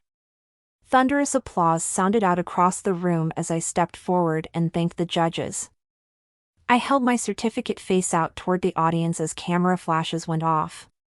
Chelsea made a noise and I saw her gawk at the judges and at me. She went to take a hasty step back, but her heel caught in the hem of her dress. She fell backward, landing in a seated position right below her canvas, which promptly toppled forward and bopped her on the head. Ouch! That had to hurt. Someone removed the heavy frame and placed it back on the easel as I stood there, crying openly, and not caring who saw me doing it. Antonio stepped forward and handed me a prize. "Thank you so much." I took it, sniffling, as I looked at the small gold-plated easel with a paintbrush cleverly forged onto it so that it looked as if an invisible painter were hard at work. I held it high and more applause rang out. "Congratulations, Megan." Susanna cheered into the mic, before handing the mic over to me. I cleared my throat. "Thank you, Susanna, judges, and everyone here tonight. I especially want to thank Jackson Davis for making the first 2 frames for me in this competition. He's an amazing woodworker and he went far above and beyond to help me. Brian Watts. I can't thank you enough for making the 3rd frame for me, for all you did for me tonight, and for being the rock by my side. I don't know what I would do without you." A loud whistle pierced the room. Chuckles ensued and I had a strong feeling that was Wendy's whistle, loud and clear. I inhaled deeply, tears filling my eyes. Mostly, I have to thank my Aunt Bee for teaching me to paint as a girl, for teaching me how to love art, and for giving me the desire to go to Italy because I'm headed there now. I knew I should say something else, but I was stunned and giddy. High on emotion and victory. So, I waved to everyone and then leapt off the stage.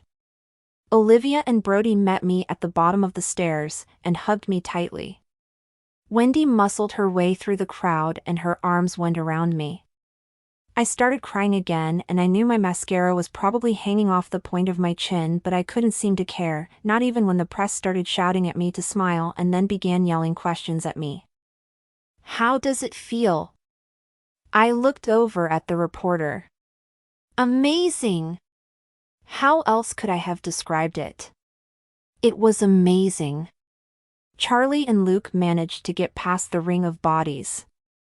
Charlie handed me a huge bouquet of roses, long-stemmed and crimson, and I buried my face into the velvety soft petals, my tears giving the blooms a little water. Brian got through the crowd. He pushed past our friends, caught me up in his arms, and spun me around. Then he kissed me. Right there, in front of everyone. And they all faded away. The crowd. The press. The judges. They just faded away until Brian and I were the only two people in the entire world. I knew tomorrow would come too soon, so I gave in and kissed him back with everything I had. Chapter 13. The week flew by and before I knew it, Friday arrived.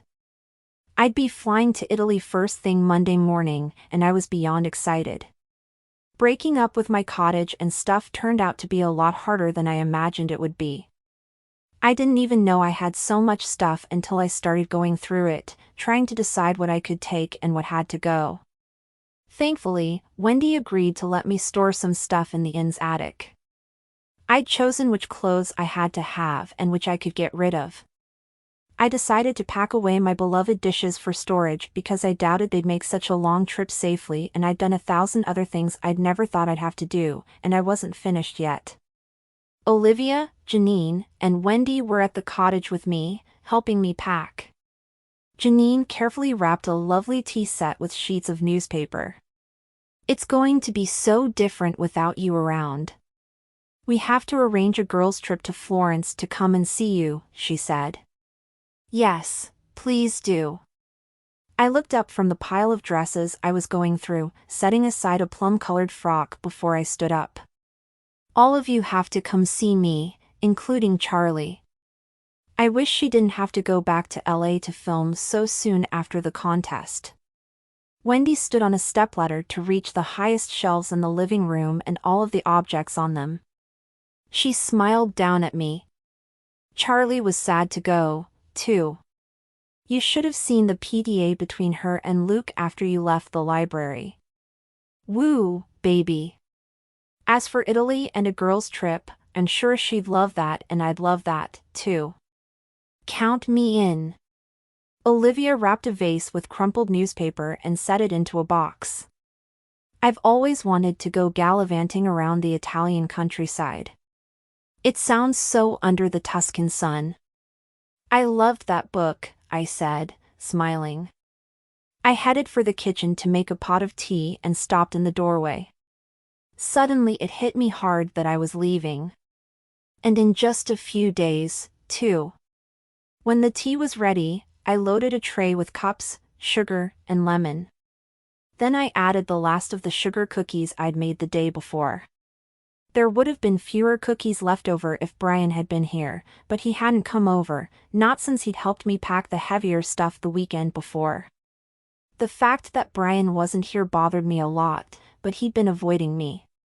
The girls and I took seats on the floor, since the chairs and sofa and everything else were already gone, and started to have our tea and cookies. "I know I'm packed, but I still can't believe I'm leaving," I said, staring at each of my friends. "I'll be on my own adventure in Italy." Finally. Olivia munched on a cookie, then lifted her teacup to me. "You deserve an adventure, Megan. You've always taken care of everyone else. It's about time you got to do what you love." "I never mind taking care of my friends and family," I said, quietly. I thought of the promise I'd made to my aunt last year and hoped she was looking down on me and smiling. When Aunt Bee was at her sickest, she would still sit up in bed and ask to see the paintings I made for her. I've needed the courage to go after my dreams for a long time now.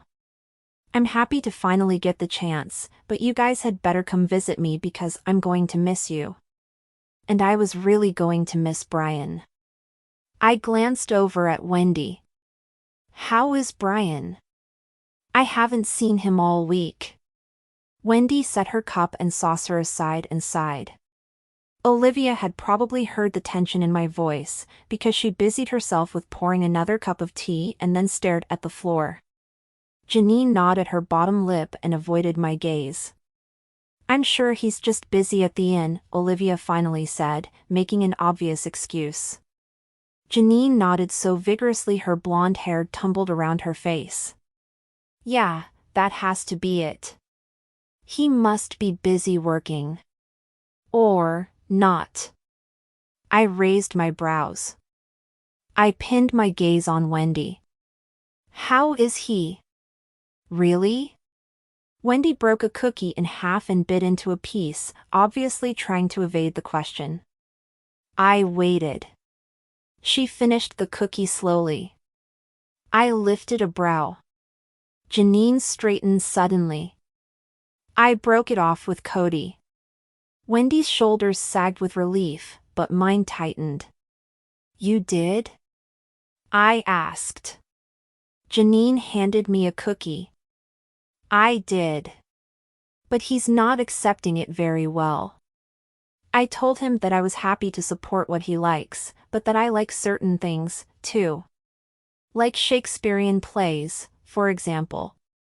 And while that might not be something he likes, that doesn't make my choice any less valid.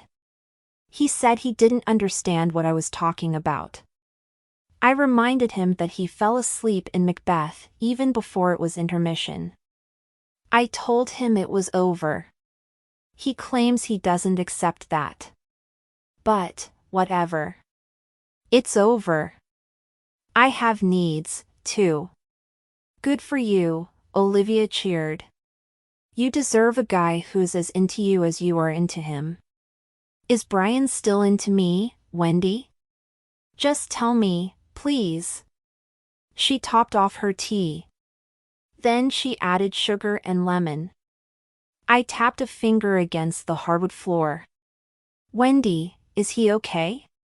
Finally, she got the hint that I wasn't going to change the subject. He hasn't been himself, she said, reluctantly. I haven't talked to him about you or anything. But he's withdrawn. It reminds me of how he was when our parents left us. Oh, no. My heart sank. I knew Brian had some serious issues with abandonment, but I was still here and he had already checked out on me. My eyes watered and I really didn't want to have a breakdown in front of the girls on our last night together. Janine pulled out her day planner. I vote we start planning this girls' trip to visit Megan. Is Florence anywhere near Rome, or that place where all the celebrities go to hang out on yachts? You mean Portofino? Olivia asked as she stood and started taping another box shut in her usual highly organized and efficient way. I think so. We all stood. Janine carried the tea tray back to the kitchen, while Wendy put the dresses I'd set on the floor into a heavy garment bag. I tucked a few of my treasured knickknacks into paper and said, Janine's right. We need to start planning your trip now. We should all try for autumn. Isn't that when all of the tourists are gone? Kids are back to school and all of that? I have the pumpkin festival in October, don't forget. Olivia raised her finger in the air and then reached for her purse. September would be great, though. I'll open my calendar and we can all share our best dates. Once we secure a week, then I'll start organizing things like train schedules and excursions while we're there. That would be great, Wendy said, clearly trying to fake pep in her voice. I'm sure Megan's place is going to be too small to hold us all. I'll be in charge of looking through the vacation rental listings. I felt tears welling up. You're really serious? You're coming to Italy to see me? Why wouldn't we be serious about it? Wendy asked. I wanted to tell her because her brother claimed to love me, but hadn't mentioned a word about coming to visit me. I wondered if I could convince her to drag Brian along. Olivia pushed the packed box across the room by the others. Well, I have to get going. I have some paperwork to get done tonight for a client. Janine stood. I'll go with you. Wendy checked her watch and made a face. Time for me to go, too. I have an early open house tomorrow. They all hugged me and I started crying again, but I laughed even as I cried. It was going to be so hard not to have such good friends around me. I'd really miss them. The door closed behind the others and I stood there for a moment, staring at my rapidly emptying house. Brian hadn't mentioned coming to see me. I knew he was hurting and I couldn't stand being the one to cause him pain. I had to go to the inn and see him, and since I was leaving in just days, I had to go right now. I walked into the lobby just in time to hear an older man, who was obviously aggravated, exclaim, "You have to do something about that bird, Brian.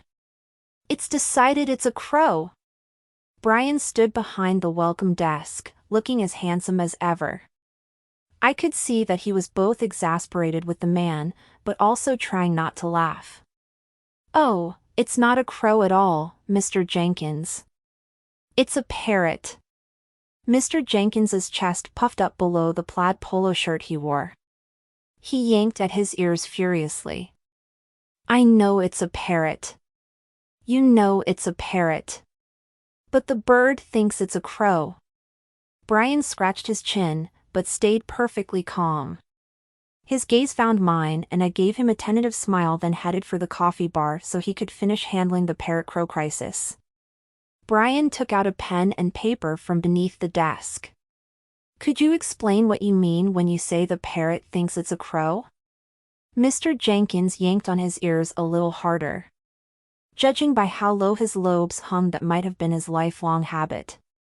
I poured coffee and added sugar, while Mr. Jenkins said, "It's taken to walking the hallways at night quoting that morbid poem.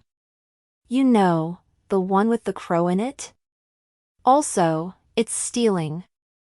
I had a better view of Brian from the coffee bar and I observed his face carefully. He had dark circles under his eyes and his short-sleeved button-down shirt was rumpled. But he was still oh so cute. Sigh. "Well, we can't have that," Brian said.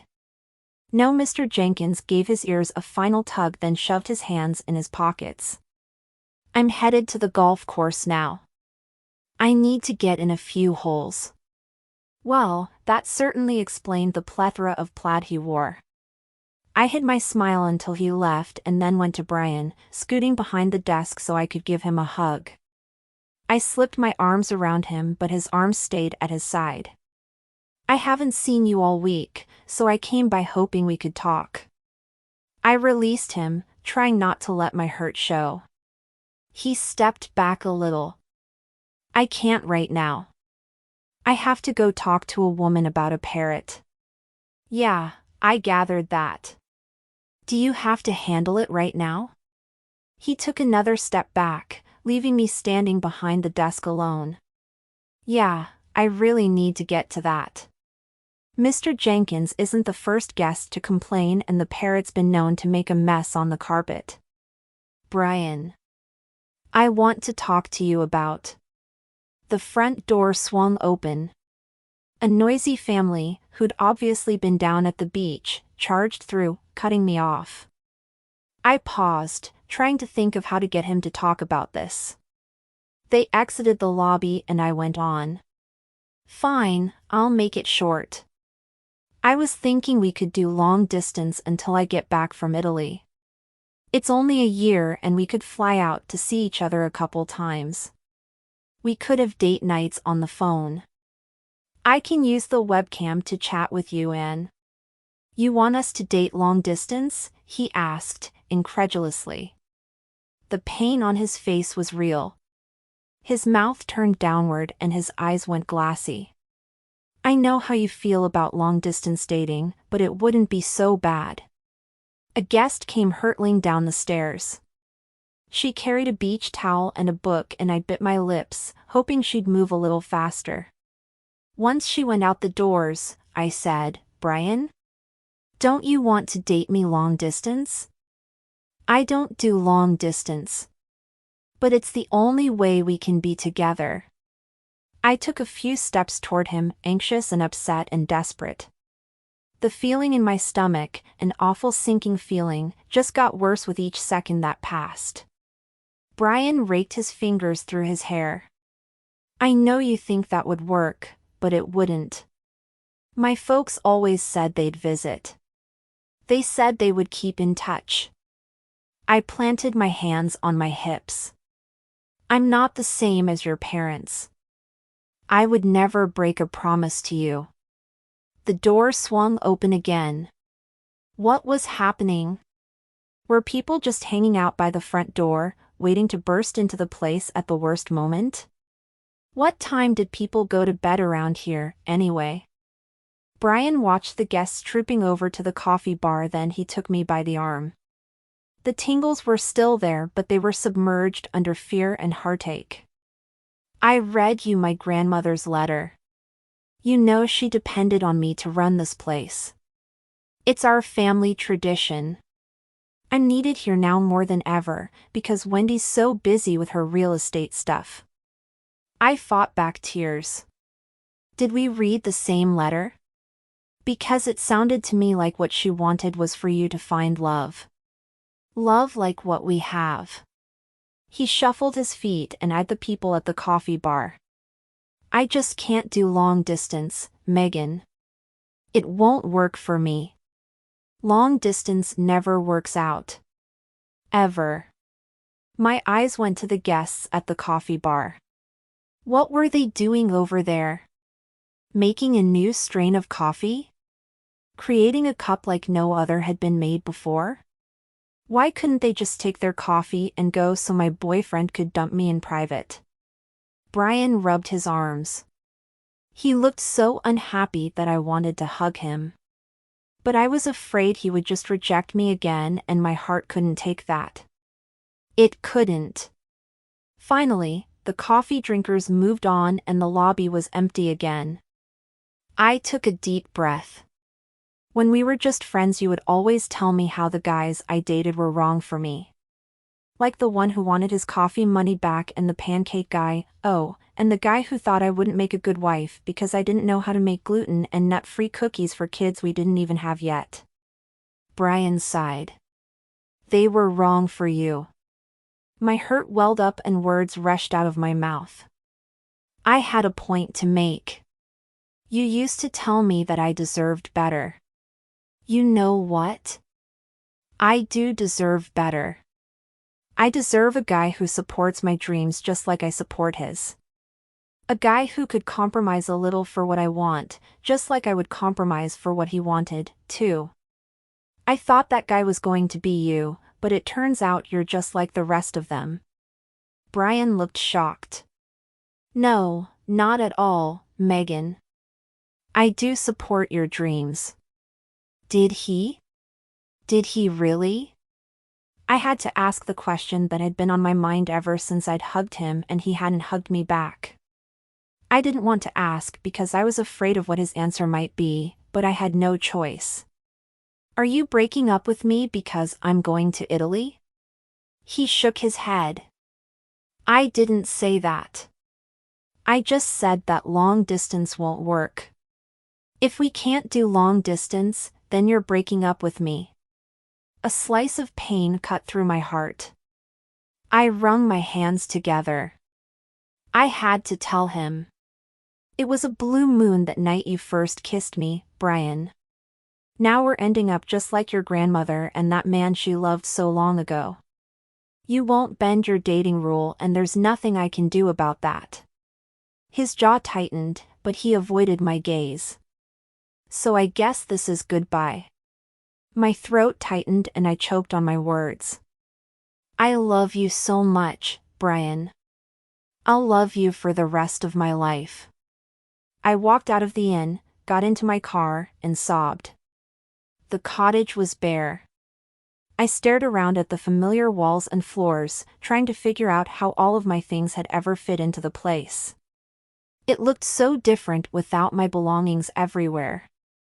I walked along the living room slowly, remembering the parties I'd thrown there, and all of my friends laughing as they tried not to crowd each other on the furniture. The kitchen brought memories of baking sugar cookies for Brian like his grandma used to do, which was a tradition I had loved carrying on for him.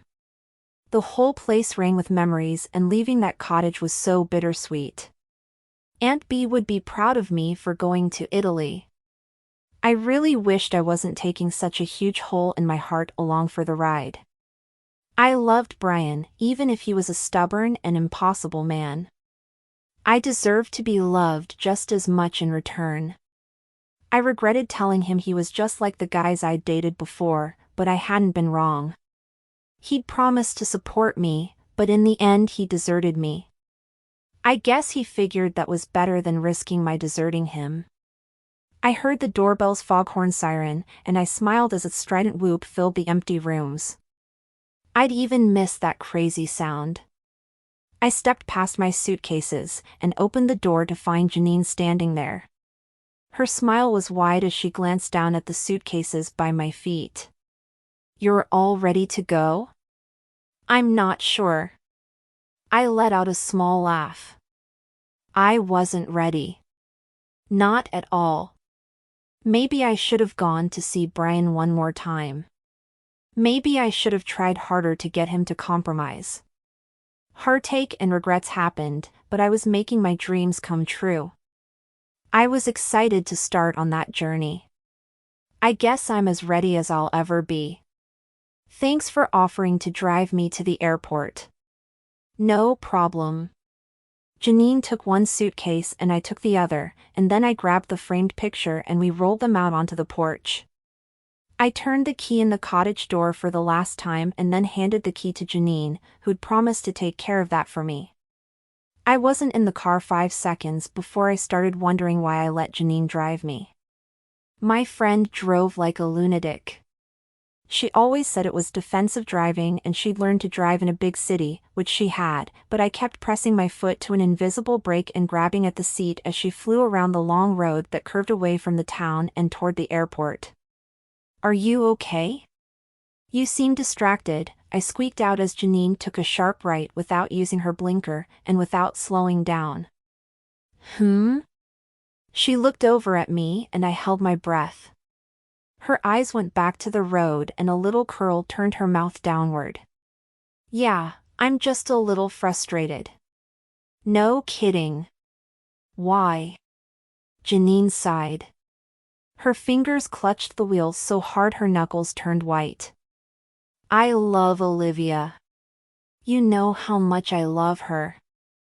I swallowed. "I do. You also know how she can be so much of a control freak." "Yes," I agreed. Janine lifted a hand off the wheel to gesture. "She gave me a party to do, but she's micromanaging me to death. I know she means well and wants it to go smoothly. I mean, I get that it's her reputation on the line. But it's driving me crazy, and every day I want more and more to do something else for a living. I want to do something on my own, and not be someone's assistant anymore." "I understand both your sides," I said, gripping onto my door handle. "I mean, Olivia just wants her business to do well and she trusts you. If she didn't, then she never would have assigned you the whole party. But she still wants to make sure it's good." "It is good." Janine flipped on a blinker and cut across 2 lanes of traffic.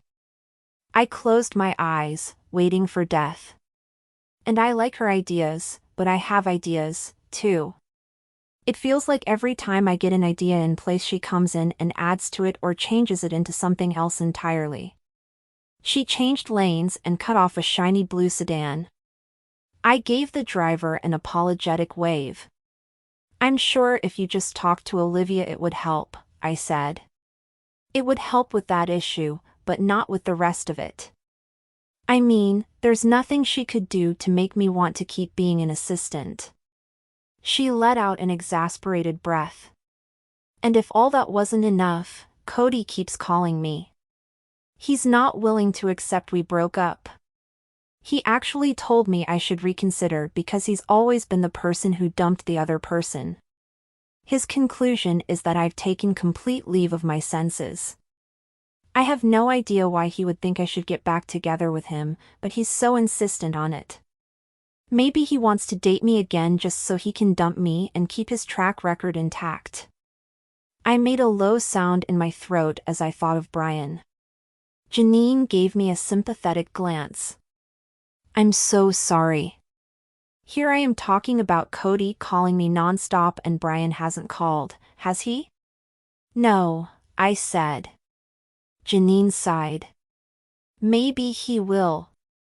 I mean, you're going to have a phone and all. He'll come around. I shook my head. I don't think so. I knew he didn't do long-distance relationships when we got together. I asked anyway, though. So, I think that's pretty much that. Janine pulled into the San Francisco airport and managed to get the car into a tiny opening at the curb. We jumped out and began unloading my suitcases. Do you need me to carry your painting? Janine asked. I want to ask you for a favor, I said, as cars honked for us to get out of their way and people got in and out of cars all around us. Would you give this painting to Brian for me?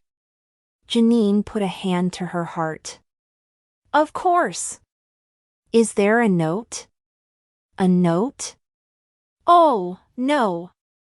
No, but there should be. Do you have a piece of paper? We scrambled through our purses, frantically looking for a pen and paper. A man pulled up beside us and yelled, "Hey, could you move already?" Janine shouted back, "Could you park somewhere else?" Would that really be so hard? Can't you see she's trying her best to write a note to someone she loves? He grunted something inaudible and pulled away. Janine produced a cute little notepad and pen. I took it and thought for a moment, then wrote, "Dear Brian, I'm so sorry for the way it ended. I was hurt and I let that goad me into saying unkind things to you. I do love you, and I always will. I understand why you can't do long distance or leave the inn. This painting is for you. I hope that when I return we can be friends again. All my love. Megan." Janine took the note and hugged me hard. We both sniffled and wiped tears, then she said, "I'll see you soon and in Italy." I lifted a hand and watched her get in her car and pull away from the curb. Then I took my suitcases and headed toward the ticket agent.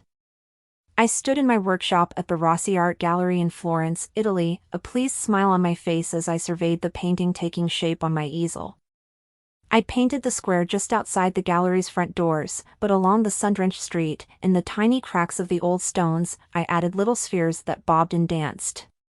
Each sphere was filled with extremely miniature vistas of ocean or the bluffs of Blue Moon Bay. The door to my workshop was open, and I could see the gallery. As usual, it was bustling, even this close to closing time. People were drawn to its bright red door, embossed with shining gilt, and to the paintings carefully arranged near the window and protected from the bright sun by the colorfully striped awning that hung over the door. The gallery was cool and dim, and it had an air of mystery and excitement about it that I'd loved from the moment I stepped into it. My workshop had lovely stone walls, and a window with a shutter. The shutters were open and I could see the gardens planted in the yards of the houses behind the shops. In Italy, people planted flowers everywhere, in window boxes, on balconies and rooftops, and even potted plants and flowers on their stoops as well. The gallery had a lovely bench out front, just below one wide window, and on either side of the bench there were flower pots spilling fragrant blooms toward the sidewalk. It was something I never got tired of, all those flowers, and I decided that when I went back to Blue Moon Bay I was going to plant flower beds in my yard to remind me of Italy. I heard Dino saying it was time to lock up for the day and I stretched my hands and arms, still looking at my painting. It was my favorite so far because it spoke to where I was right then in my life. Part of me was still in Blue Moon Bay and part of me was in Italy. Dino stopped by my easel. "Hello, Megan. Is that the new work? Look, Paolo. I told you she's a genius." "Paolo?" I turned and found myself face to face with a man who was smoking hot in a purely Italian way, all jet black hair falling loosely over a high, tanned forehead, clear and very dark eyes and a lithe body below an impeccable suit. "I don't know about genius," I said, but the compliment made me smile. Paolo came closer. He looked carefully at my painting. "How do you get the scenes so small?" he asked, and even his accent was swoon-worthy. I cleared my throat. "I painted them first, then I painted the spheres and the larger scene." "How's your first week been, Megan?" Dino asked. "It's been a dream come true. I still can't really believe that I'm here, actually." Paolo smiled. "It's a big adventure, no?" "The biggest." I smiled back at him. His gaze went back to my painting. "Do you travel a lot?" "No, I never had the chance before, so this has been just wonderful." Paolo chuckled. "I know that feeling. Travel is always an adventure and I can never wait for the next one." Dino cut in. "Paolo and I were going to a little place down the street to have a glass of the local wine. Would you like to join us?" Paolo was so hot, and I was clearly single now that Brian had dumped me, but my heart wouldn't let me say yes to that invitation. Maybe it was too soon, but it was more likely that my heart still belonged to Brian. I wasn't interested in going for a glass of wine with hot and charming Paolo, not even with Dino along as chaperone. "No, but thank you," I said. Besides, there was another place I wanted to be. The same place I always went, every night. The Boboli Gardens. I stepped off the main axis of the gardens and headed toward one of my favorite spots, a bench not far from a deep and gleaming grotto. Butterflies, adorned in jewel-like tones, rose and fluttered above the crimson, bright yellow, and cerulean flowers arranged in one long bed that I wandered past. The statues rose above the lush emerald grass and the competing primary and pastel flowers. The sun was not yet ready to set and it hung in the sky, sending long fingers of burnished gold and rose down onto the narrow walkway and the flowers. Usually, a feeling of peace settled over me when I arrived. But ever since Dino had brought Paolo into my workshop, I'd been besieged by thoughts of Brian and our relationship's sad ending. Not even the Boboli Gardens could be an escape from the pain in my heart tonight. I sat down on a bench and opened my sketchbook. After so many years of painting the gardens from pictures and Aunt Ba's vivid descriptions, I was finally able to sketch and paint the gardens from sight and experience. My hand stayed still, though, the pencil hanging loosely from my fingers. I glanced up at the sky. "You were right, Aunt B. This place is magical and beautiful. It might even be the place for love, but maybe not the place for love for me." Sadness crept across my heart like the shadows growing along the tops of the flower beds. I shook it off. I opened my sketchbook and took a few breaths to calm my heart and mind so I could open myself to whatever wanted me to sketch it. The vision came and I started drawing. I was so deep into the sketch that I didn't notice when the shadows got thicker and darker. Night birds began their refrain and I heard them and their songs, but didn't register the passing of time. My fingers flew across the paper, the pencil shading, creating, and then blurring little lines to make shadows there on the white paper below. Suddenly, I yanked my head up, the hairs at the back of my neck prickling. Disoriented and confused, I blinked at the dimness sweeping indigo and royal purple shades along the path the bench sat on. That feeling that had woken me from my work, that undeniable feeling that someone was watching me, grew stronger. I turned my head to see a man in a suit walking toward me. His steps were slow, but steady, and I frowned. Even from a distance and in the dim light he seemed familiar, but I was still worried. I'd never stayed in the gardens this late before and I didn't know if I was safe. Then he broke into a small pool of light and all the air went out of my lungs. Brian stood before me. I shook my head, knowing I must be hallucinating. Hello, I was in Italy? The man had to be someone who looked like Brian. I gave my arm a light pinch to see if I was awake, and the pain reassured me that I was wide awake. I hadn't fallen asleep in the gardens after all. I stood up, clutching the sketchpad to my chest. Brian? Is that you? My voice quavered as he got even closer and my eyes devoured him. The suit was wonderful and it accented every lean inch of his body. His hair was tousled and he had a tentative smile on his face. Where have you been? He demanded, his tone urgent. The art gallery said you left for home hours ago. I've been worried sick about you. Then I remembered you were always talking about this place and I decided to come by. I'd just about given up when I saw you sitting there.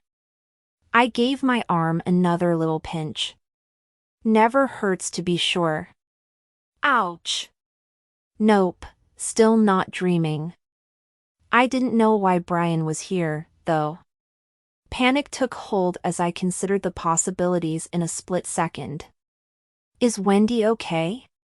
Why would you come all the way here? How did you get a passport so fast?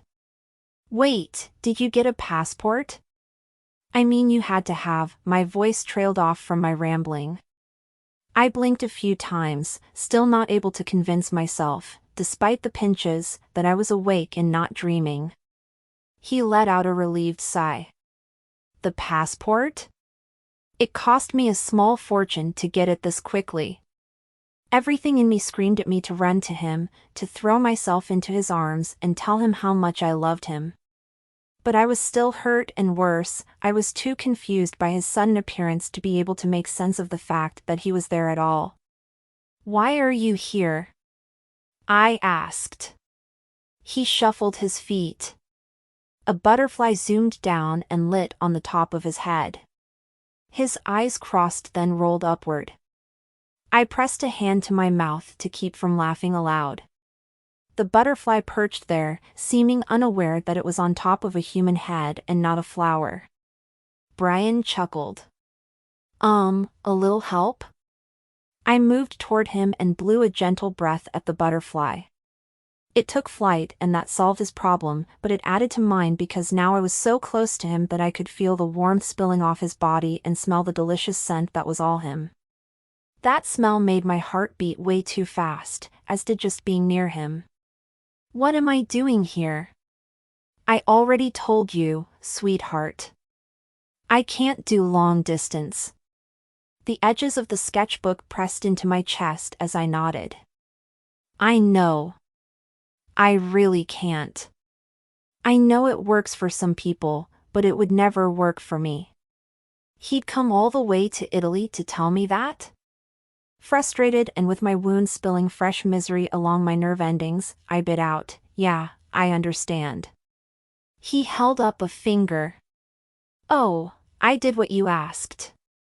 I checked to see if there had been a blue moon the night Wendy threw that party and I first kissed you. There wasn't a blue moon. I gaped at him. What do you mean? I checked myself.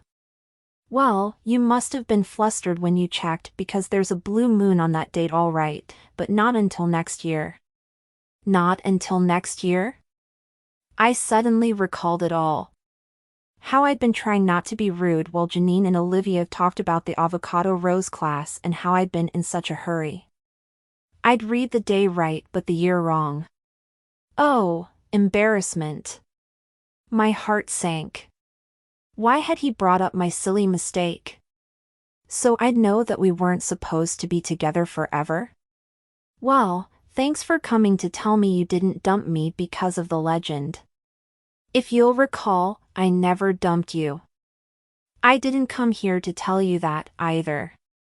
I came because I think Grandma didn't tell us that she was the girl in the legend because she said once she was sure the legend was the cause of a lot of folks thinking they were in love when they weren't, and a lot more thinking their love was doomed when it really wasn't. She thought the legend made it too easy to give up. I think she was right about that. Now I was really confused. I don't understand, Brian.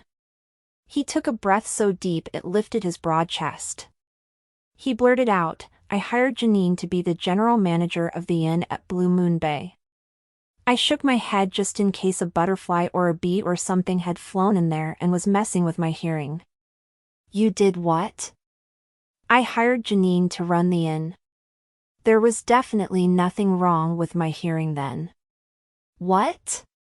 Why? He brushed his hands across his too long hair, ruffling it and musing it. He looked so adorable I wanted to grab him and hug him, but I still didn't know where I stood. Because I can't run the inn while I'm living here. Or maybe there was something wrong with my hearing. I'm sorry, did I hear you right? Did you say while you're living here? As in living here in Florence? But you said that you never wanted to leave Blue Moon Bay and the inn. He let his hands fall to his sides. No, I never want to leave you, Megan. Not ever. I had to look up that legend because I was scared we were doomed. After I read it, I remembered what Grandma had said about that legend. That's when I figured out what she meant about me never really letting go and loving someone. I want love like that, and the only way I can do that is to let go of the inn. For a year, anyway. I can do that, for you, for us. Janine will take good care of it until we get home again. My hand crept up to my mouth. Tears ran down my cheeks unheeded. Until we get home again? Do you mean it? You're going to stay here until my year's over? If you'll have me, he said. If I'd have him? Was he nuts? I didn't want anything else. I flew into his arms then and hugged him so tightly that the sketchbook banged against his back. He laughed and hugged me back, and we stood there in the velvety soft darkness with the scent of a million flowers rising all around us, and my cheek pressed into his chest so tightly I could hear the reassuring and ever so steady thump and beat of his heart below that gorgeous suit he wore. Tears blurred my vision. Why are you wearing a suit? He stepped back. Well, I wanted to look good for the occasion. I laughed. Brian, you could have shown up in jeans and a t-shirt and I would have been just as happy to see you. He nodded. But it wouldn't have had the same effect. I straightened his lapels. It is really nice and it looks really good on you, too. Megan. Did you buy it in Blue Moon Bay? Megan, his hands caught mine. Please tell me you didn't make that long flight in a suit. You'd be so uncomfortable. Megan! I heard the urgency in his voice. What? I wore the suit so I could do this. He fumbled in his pocket, pulled out a delicate little black box, and held it on his palm. My hands flew to my mouth and a small cry of joy escaped as he opened the box to reveal a lovely ring with a single diamond set mid-center. He dropped down on his knee. Megan Wallace, will you marry me? Yes. I leapt forward just as he decided to stand up. My enthusiastic leap almost landed both of us on the path, and it took a lot of quick grabbing at air and shuffling around to keep us both on our feet. His arms went around me for a moment and then he took my hand, sliding the ring onto my finger as I watched, overwhelmed by the sheer magic of the moment. He gathered me close again. His mouth came down on mine. That kiss sent my senses reeling, making me forget everything but the feel of his mouth and the warmth and strength of his body where it met mine. I kissed him back, while my heart pounded out a fierce and wonderful rhythm that rang in my ears. We kissed for a long time, a very long time. Everything that had gone wrong between us was forgotten. When Brian finally broke the kiss off, he picked me up and twirled me around until I was shrieking with laughter. My sketchbook, which I still held but had completely forgotten all about, fell to the ground with a little thump. Brian set me down gently. My feet settled on the path, but my heart still floated free high above it as he bent and picked up that sketchbook.